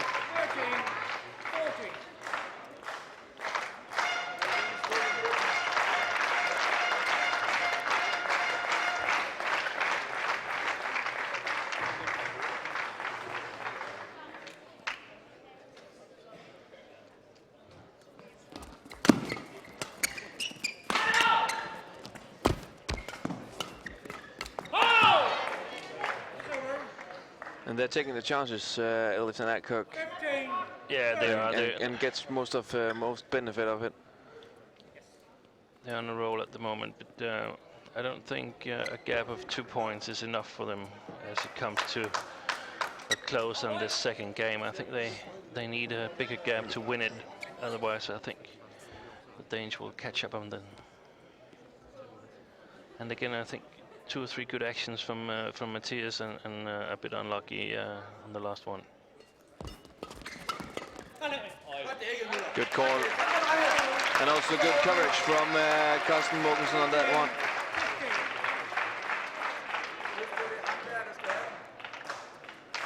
There's a lot of work in it for the coaches, or at least for the Danish coaches right now. Trying to lift the Danish pair here.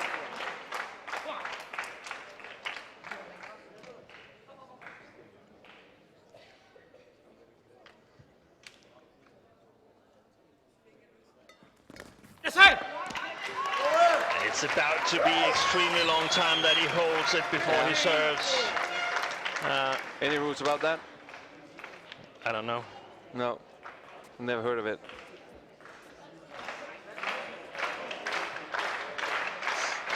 As long as he's not getting tired in his arms, so.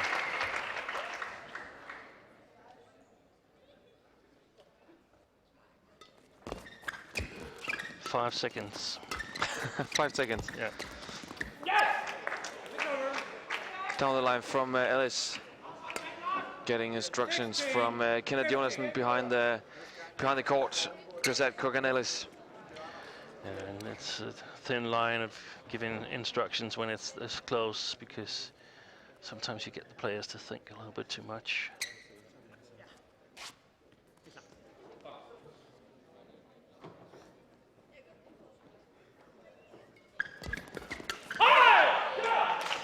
Good coverage.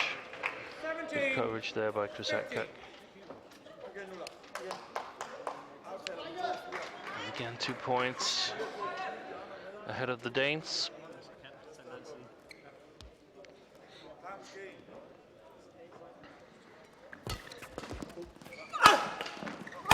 Great. Mogensen taking the effort and wonder if how many rackets left in Carsten Mogensen's bag. Oh, I think he's got a lot. 16. Owns a racket store. Yeah. Stringing his own rackets. Yeah, so it's I should just ask, do you think he does that? I think he does, because he's really good at it, and he knows exactly how he wants his strings to be. So only one to blame if it's not working. Exactly. 16, And only want to take the credit when it works.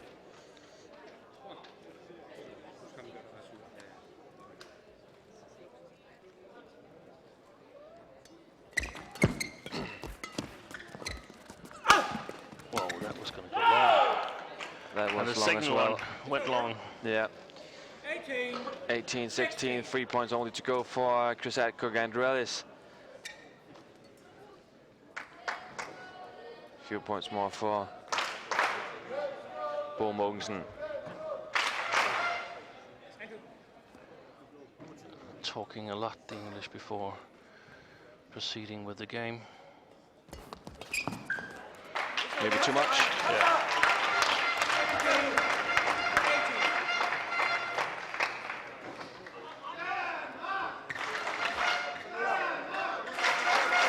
17-18.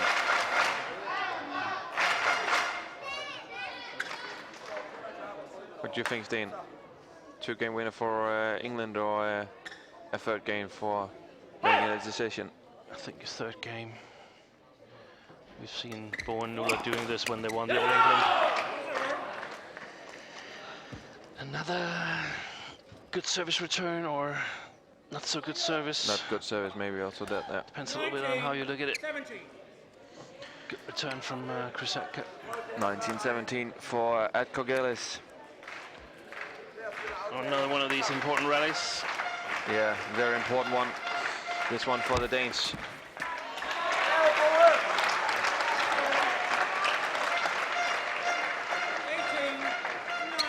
21-19 for the Danes in the second game. 21-19? 3 good services from Carsten Mogensen.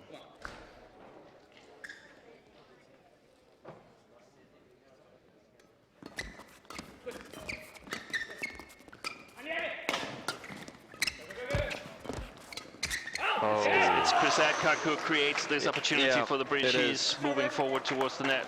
It is. And now we got the match point for Ratchanok, and Ellis can make a big surprise of beating the silver medalist from the Olympics in London, Carsten Mogensen, and Mathias Bo from Denmark. And Ellis with the service for Carsten Mogensen.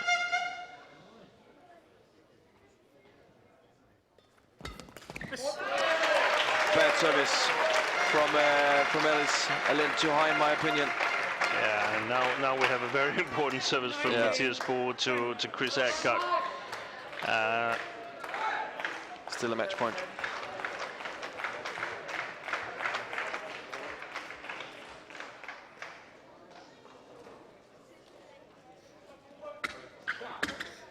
A lot of pressure on Mathias Baun on this one. 19-20. I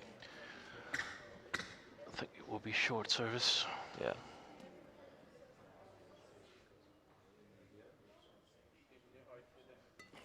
Good service. Oh, great service. Great service from Mathias Baun. It's all even. And I'll let him hold the shuttle in his hand for 7 seconds if he does like that every time. What we were not able to see is if it perhaps was a bit too short. No, but you don't take the chance on that one as a receiver, don't you?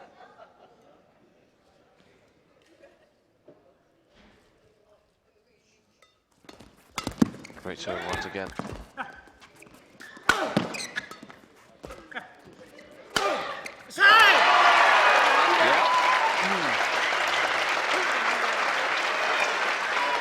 And now it's the Danish game point instead.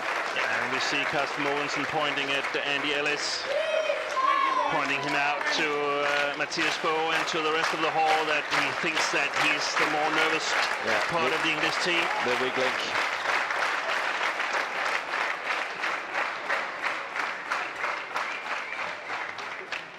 Two great service from Baun.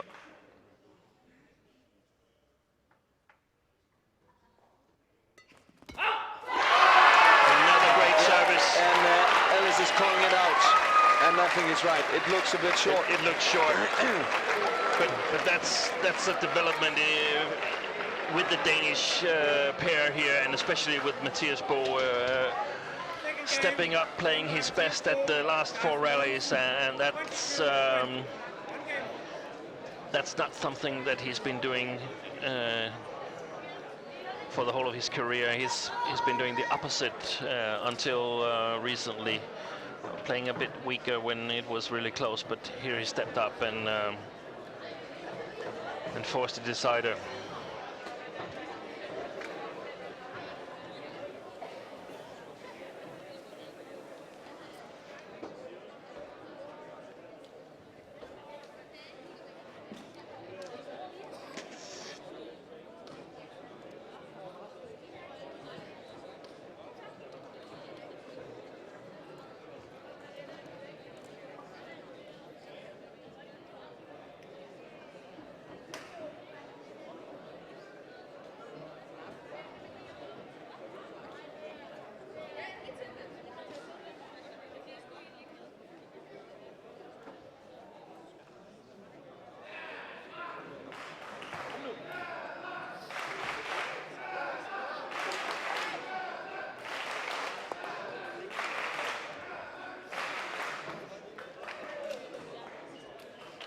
Court 2, 20 seconds.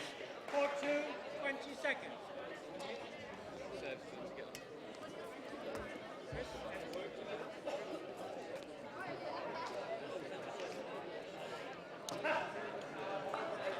And ready for the final game of this day 2 of the Denmark Open Premier Series.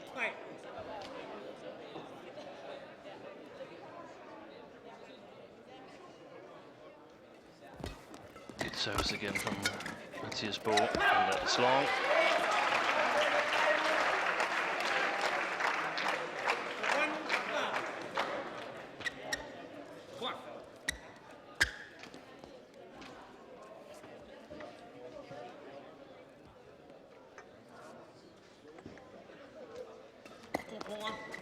Yes, good luck, Chris.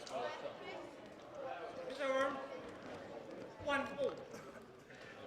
Flicker quite a bit too long there. Let's see if the Danes are looking to target Ellis a bit more than they did. And they are.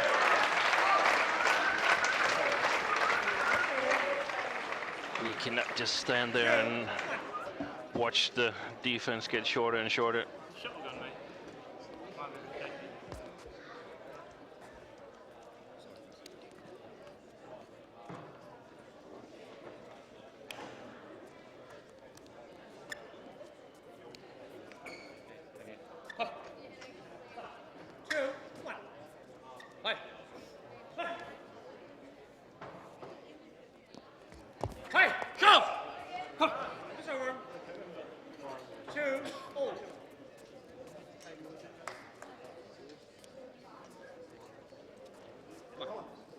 has been just 4 points between the two pairs in the first 2 games, all in all. What should we expect? The same in the third game here. I think the Danes will win the third game with a little bit bigger margin than 2 points. 3, 2. Come on. Hey. And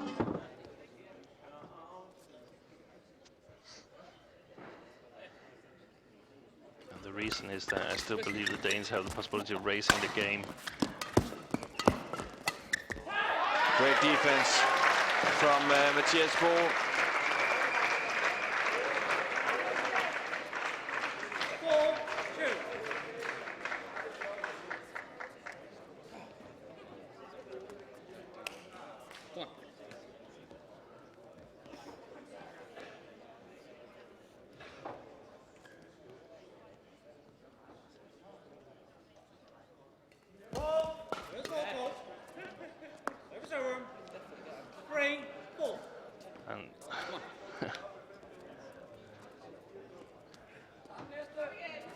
We can see that there's a significant more service faults called in this match than in all the other matches today.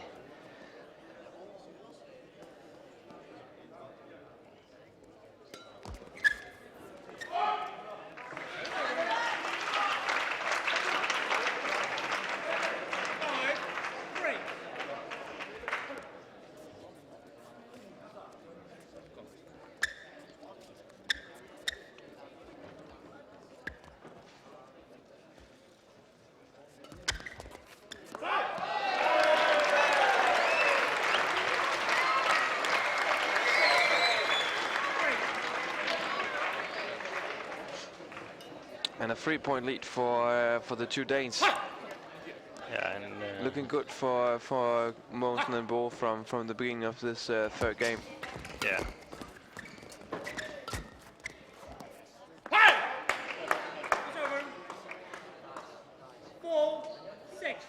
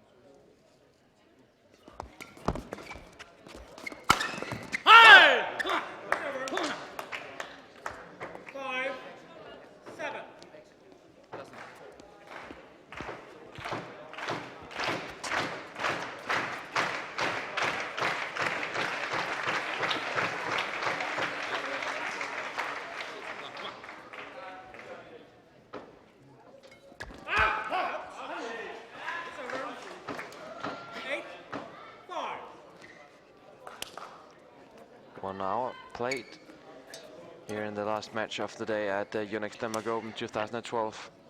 We can see here exactly, you say 1 hour played, and we've had so many short rallies, but it takes so long time from the rally is ended until a new one is commenced. And I think the BWF have to do something about that, because it's just it's just annoying watching a match taking so long time. 6, 8. And that's just for fun, try and time. We haven't started this at the ending of the first rally, but still. You can make it to the toilet and back like this. Yeah. This was at least 20 seconds. Or even more.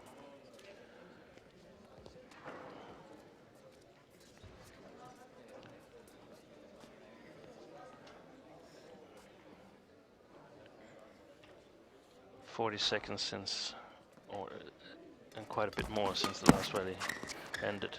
Oh, good. Stroke by Andrealis.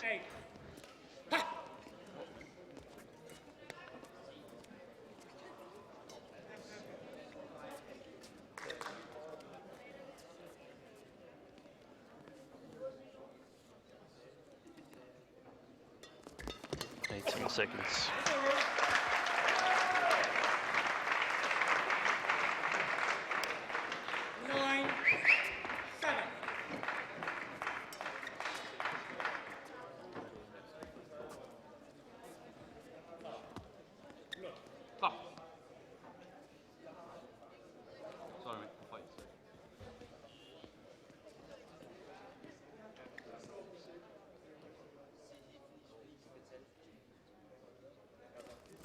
Seconds.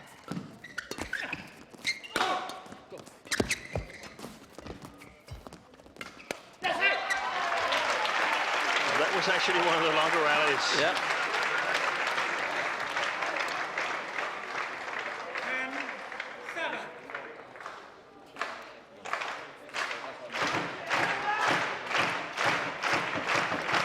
Got the timer going again here.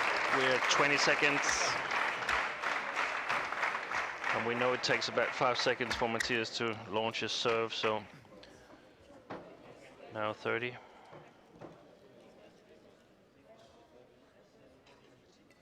Out. 34 seconds. 11-7. And not too short, although Adcock Ellis called it short, that one. But the judge called it in, and 4-point lead at the interval for Carsten Mogensen and Mathias Baun.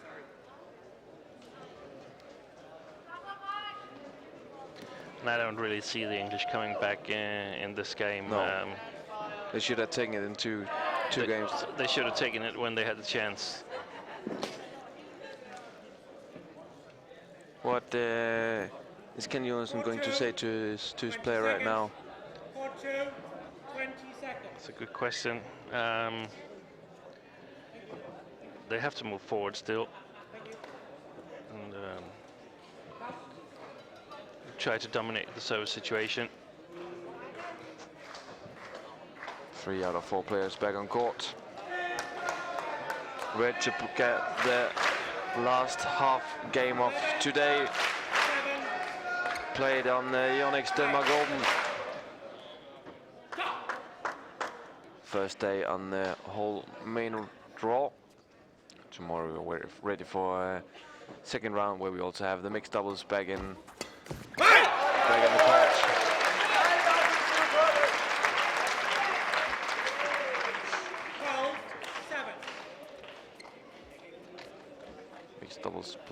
The mixed double played their first round in the main draw yesterday.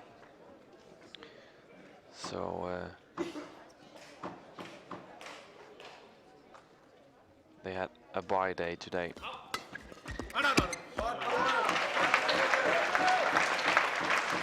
The Englishmen are pretty sure that the service from Mathias Baun is too short, but they won't let it go. 6-point lead, and seems like the Danish players and fans can take it a bit more easily.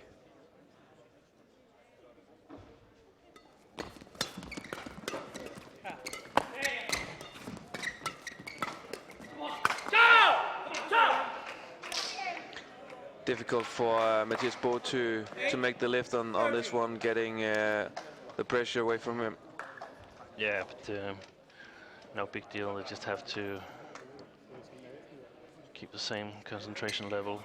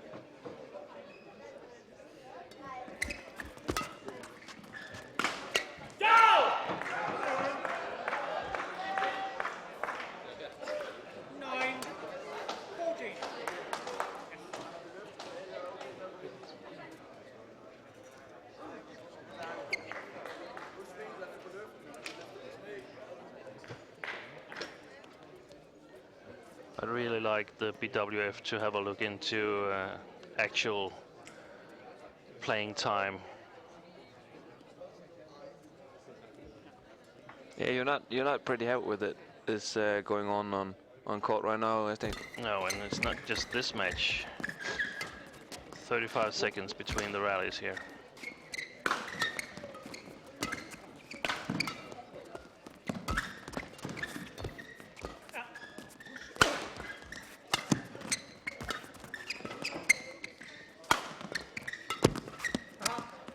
Oh, this is the longest rally of the match. Well played. Gives a British point. 10-14. And it's easy to be a little bit too content with the big lead. So better be ready now where you have quite a big lead.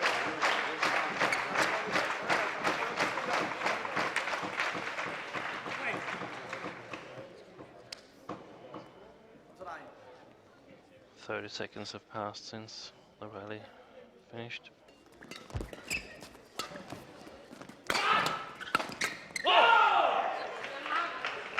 Playing a bit too defensively the last two rallies here.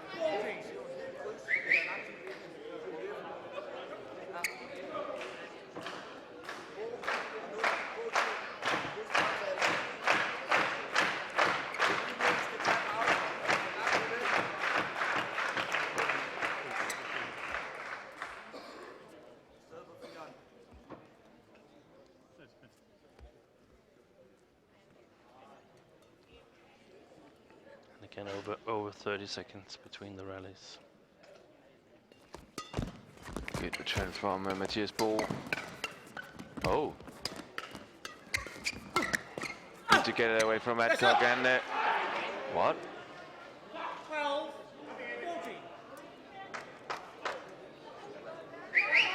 Did you see that? I didn't really see it touch the floor, but it looked long.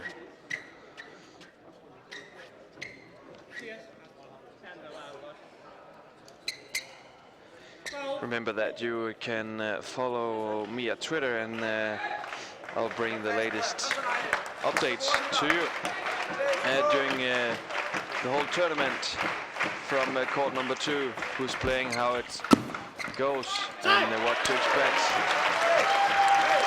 Great rally here from the Danes. Great performance. Yeah, go to Twitter, you can find me, and if you want to get updates from court number 2, how we're streaming and when.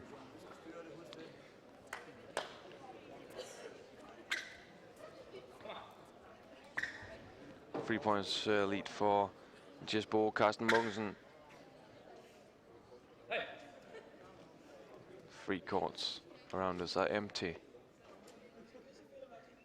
Last match on the schedule for tonight.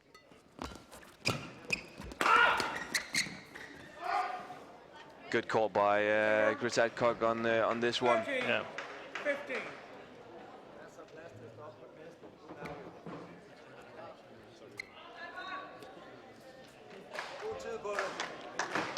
And the winning pair will play Chris Langridge and Peter Mills tomorrow in the second round. Another Denmark-England clash, or an all-England matchup tomorrow in the second round. While the pairs, the men's doubles, was through to second round. Kim Kyung, Kim Sarang from Korea, Michael Fuchs, Oliver Roth from Germany, Kim Kiet Ko, Boon Tang from Malaysia, Joachim Fischer, Nielsen, Jonas Rasmussen from Denmark, Bodin Isara and Manapong Yongkit from Thailand, Angga Paratma and Ryan Saputra from Indonesia, Dasuki Gunawan, Asan Setjawan in all Indonesian matchup tomorrow, and of course also the Chinese pair Sang Nam and Bao Chai, the only Chinese pair left in Yonex Denmark Open. And they got back in the game, the English. Yeah.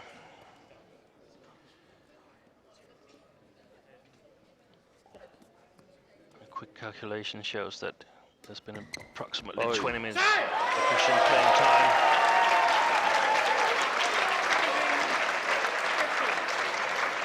This is one of the services where I'm pretty sure that if you videotape it and play it back in slow, you will see that it's actually also an illegal service. Carsten Mogensen lifting his left arm just before he hits the shuttle. 2 times flick from Mogensen. Good defense by the Englishman.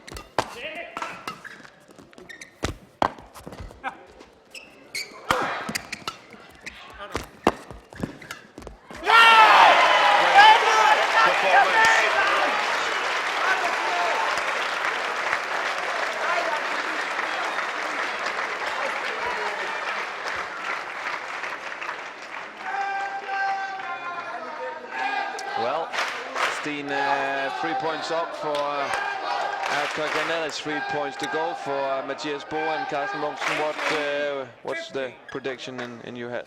Like I said in the interval between the second and the third game, a 3 to 5 point win for the Danes. Yeah.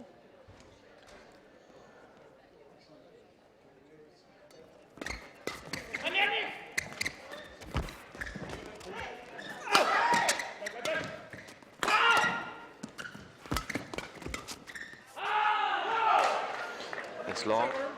And 16-18. 16-18.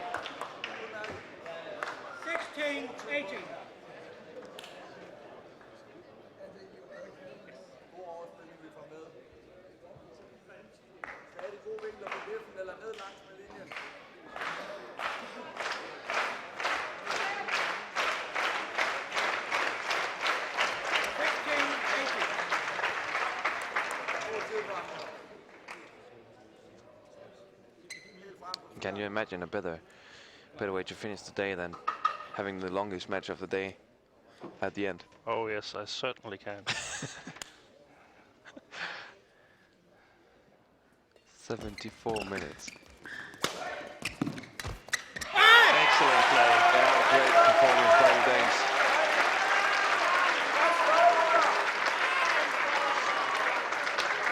Two good services from Mathias Bo, and the Danes are through to second round for playing Langridge and Mills tomorrow.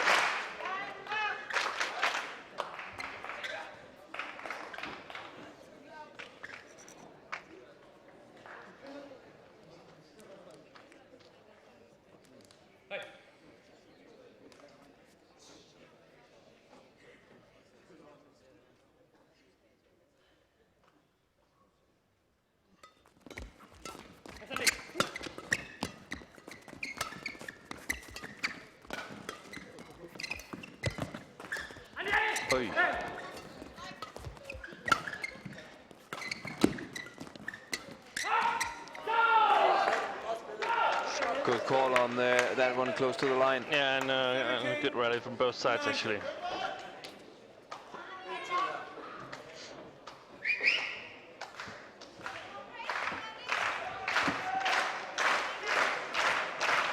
And of course we are going for an interview with some of the players from this match before we close down for today.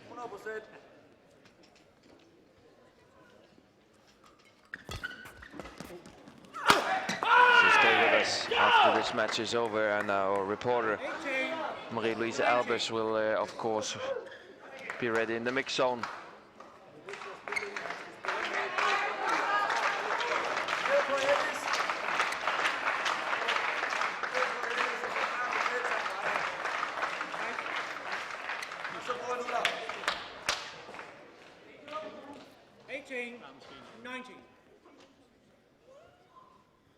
Adcock serves once again, 18-19. And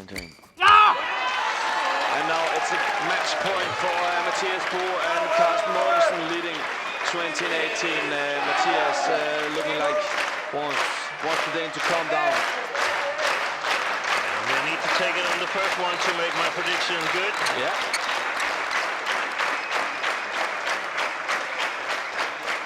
And let's just take the first one here from Mogensen and Bonde.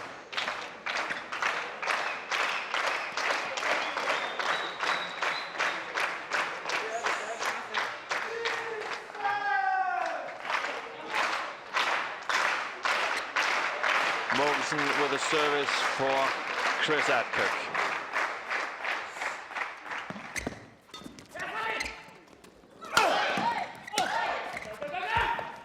Oh. Playing on Ellis. Oh. And a shuttle that's totally squashed. Yeah. Yeah. And another broken racket. Another broken for Carsten Mogensen. Hope he has a good sponsor agreement on that one. Yeah, for sure he has.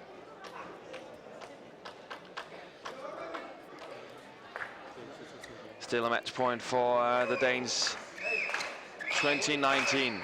What a thriller to end this day at the second day at Yonex Denmark Open.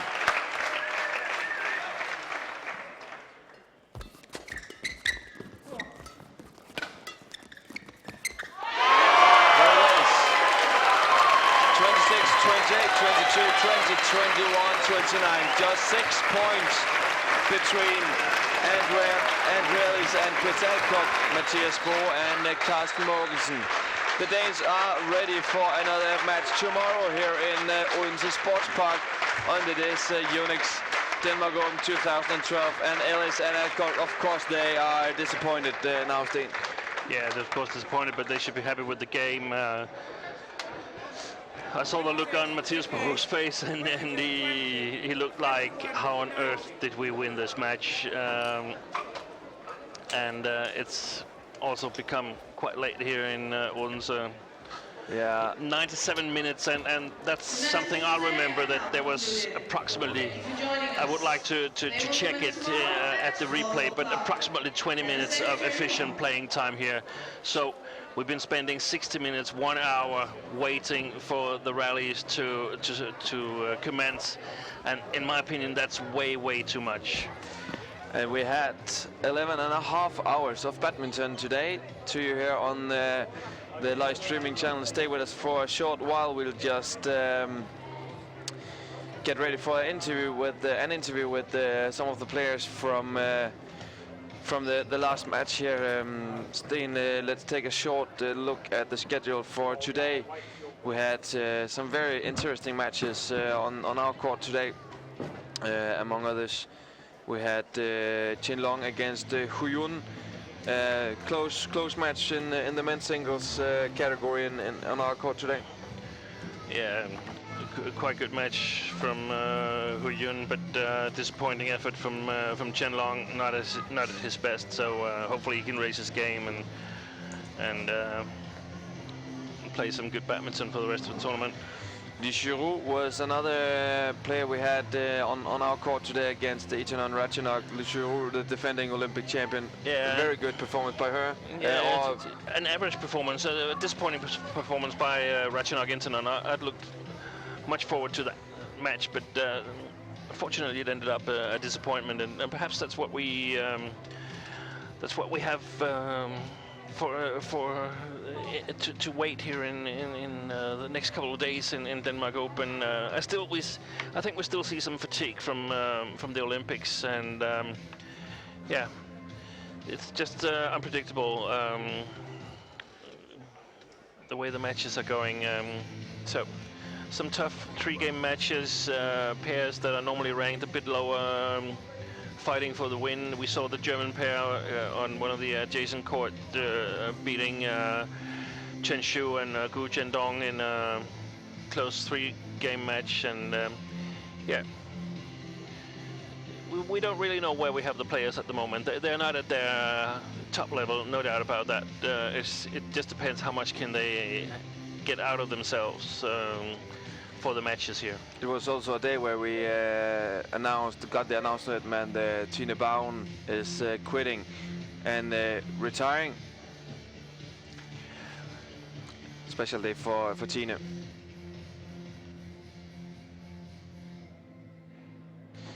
And let's take the last interview of the day. Marie-Louise Albert, you are ready for your last questions of the day. Take it away from the main from the mix zone, of course. With a reaction from Boe and Mogensen, who just won a very intense and very close match here at Denmark Open. It looked a bit difficult for you today. Can you tell me a little bit about how you see the match? Yeah, it was a tough match. We knew we have to play our best to beat the English pair. We didn't manage to do that today, but we just tried to fight all the way, and it was a very close match, but we won, so of course we're very happy now. You seemed a bit frustrated though. What was it that didn't function today? For me, just about everything. I've been struggling a bit since the Olympics. I actually feel in good shape, but yeah, on court I just don't feel comfortable. I was actually quite comfortable before the match and didn't have any nerves or anything. But during the match we just stood still, and of course that affects Carsten as well. It was a struggle, but the positive part was that I served it home from trailing 20-18 in the second set, and despite that I hadn't served that well throughout the game. So of course that's positive, and it's still good that we can win on a day where yeah, I played horrifying and Carsten was a little bit better, but in periods not that much better. So Carsten, what are you going to do now to get your partner cheered a bit up? I don't know. Of course, we have to go back and relax and get ready for tomorrow. I'm sure that he will be ready for tomorrow. This is as a first round in a tournament, and that's always very difficult. So now we are through to the second round, and I am sure that he will be ready for tomorrow. Good luck tomorrow. Yeah, Tine, your way to say goodbye to the viewers. It's been a long day. The time is almost midnight in Denmark, and we're ready for badminton again tomorrow. Thank you for watching this live stream from Yonex Denmark Open 2012. It has been a pleasure to guide you through this day. My name is Rasmus Bæk, Stine Pedersen, and Christian Skovgaard says thanks for a great day here in Odense. We'll be back again tomorrow at 12 o'clock Danish time CET. So come and join us again tomorrow. A lot of good matches coming up for you and us. So until next time, sleep well, have a nice day on your job, wherever you might be. We're looking forward to bring much more badminton to you from Yonex Denmark Open 2012. Good night, and thank you for being with us the whole day.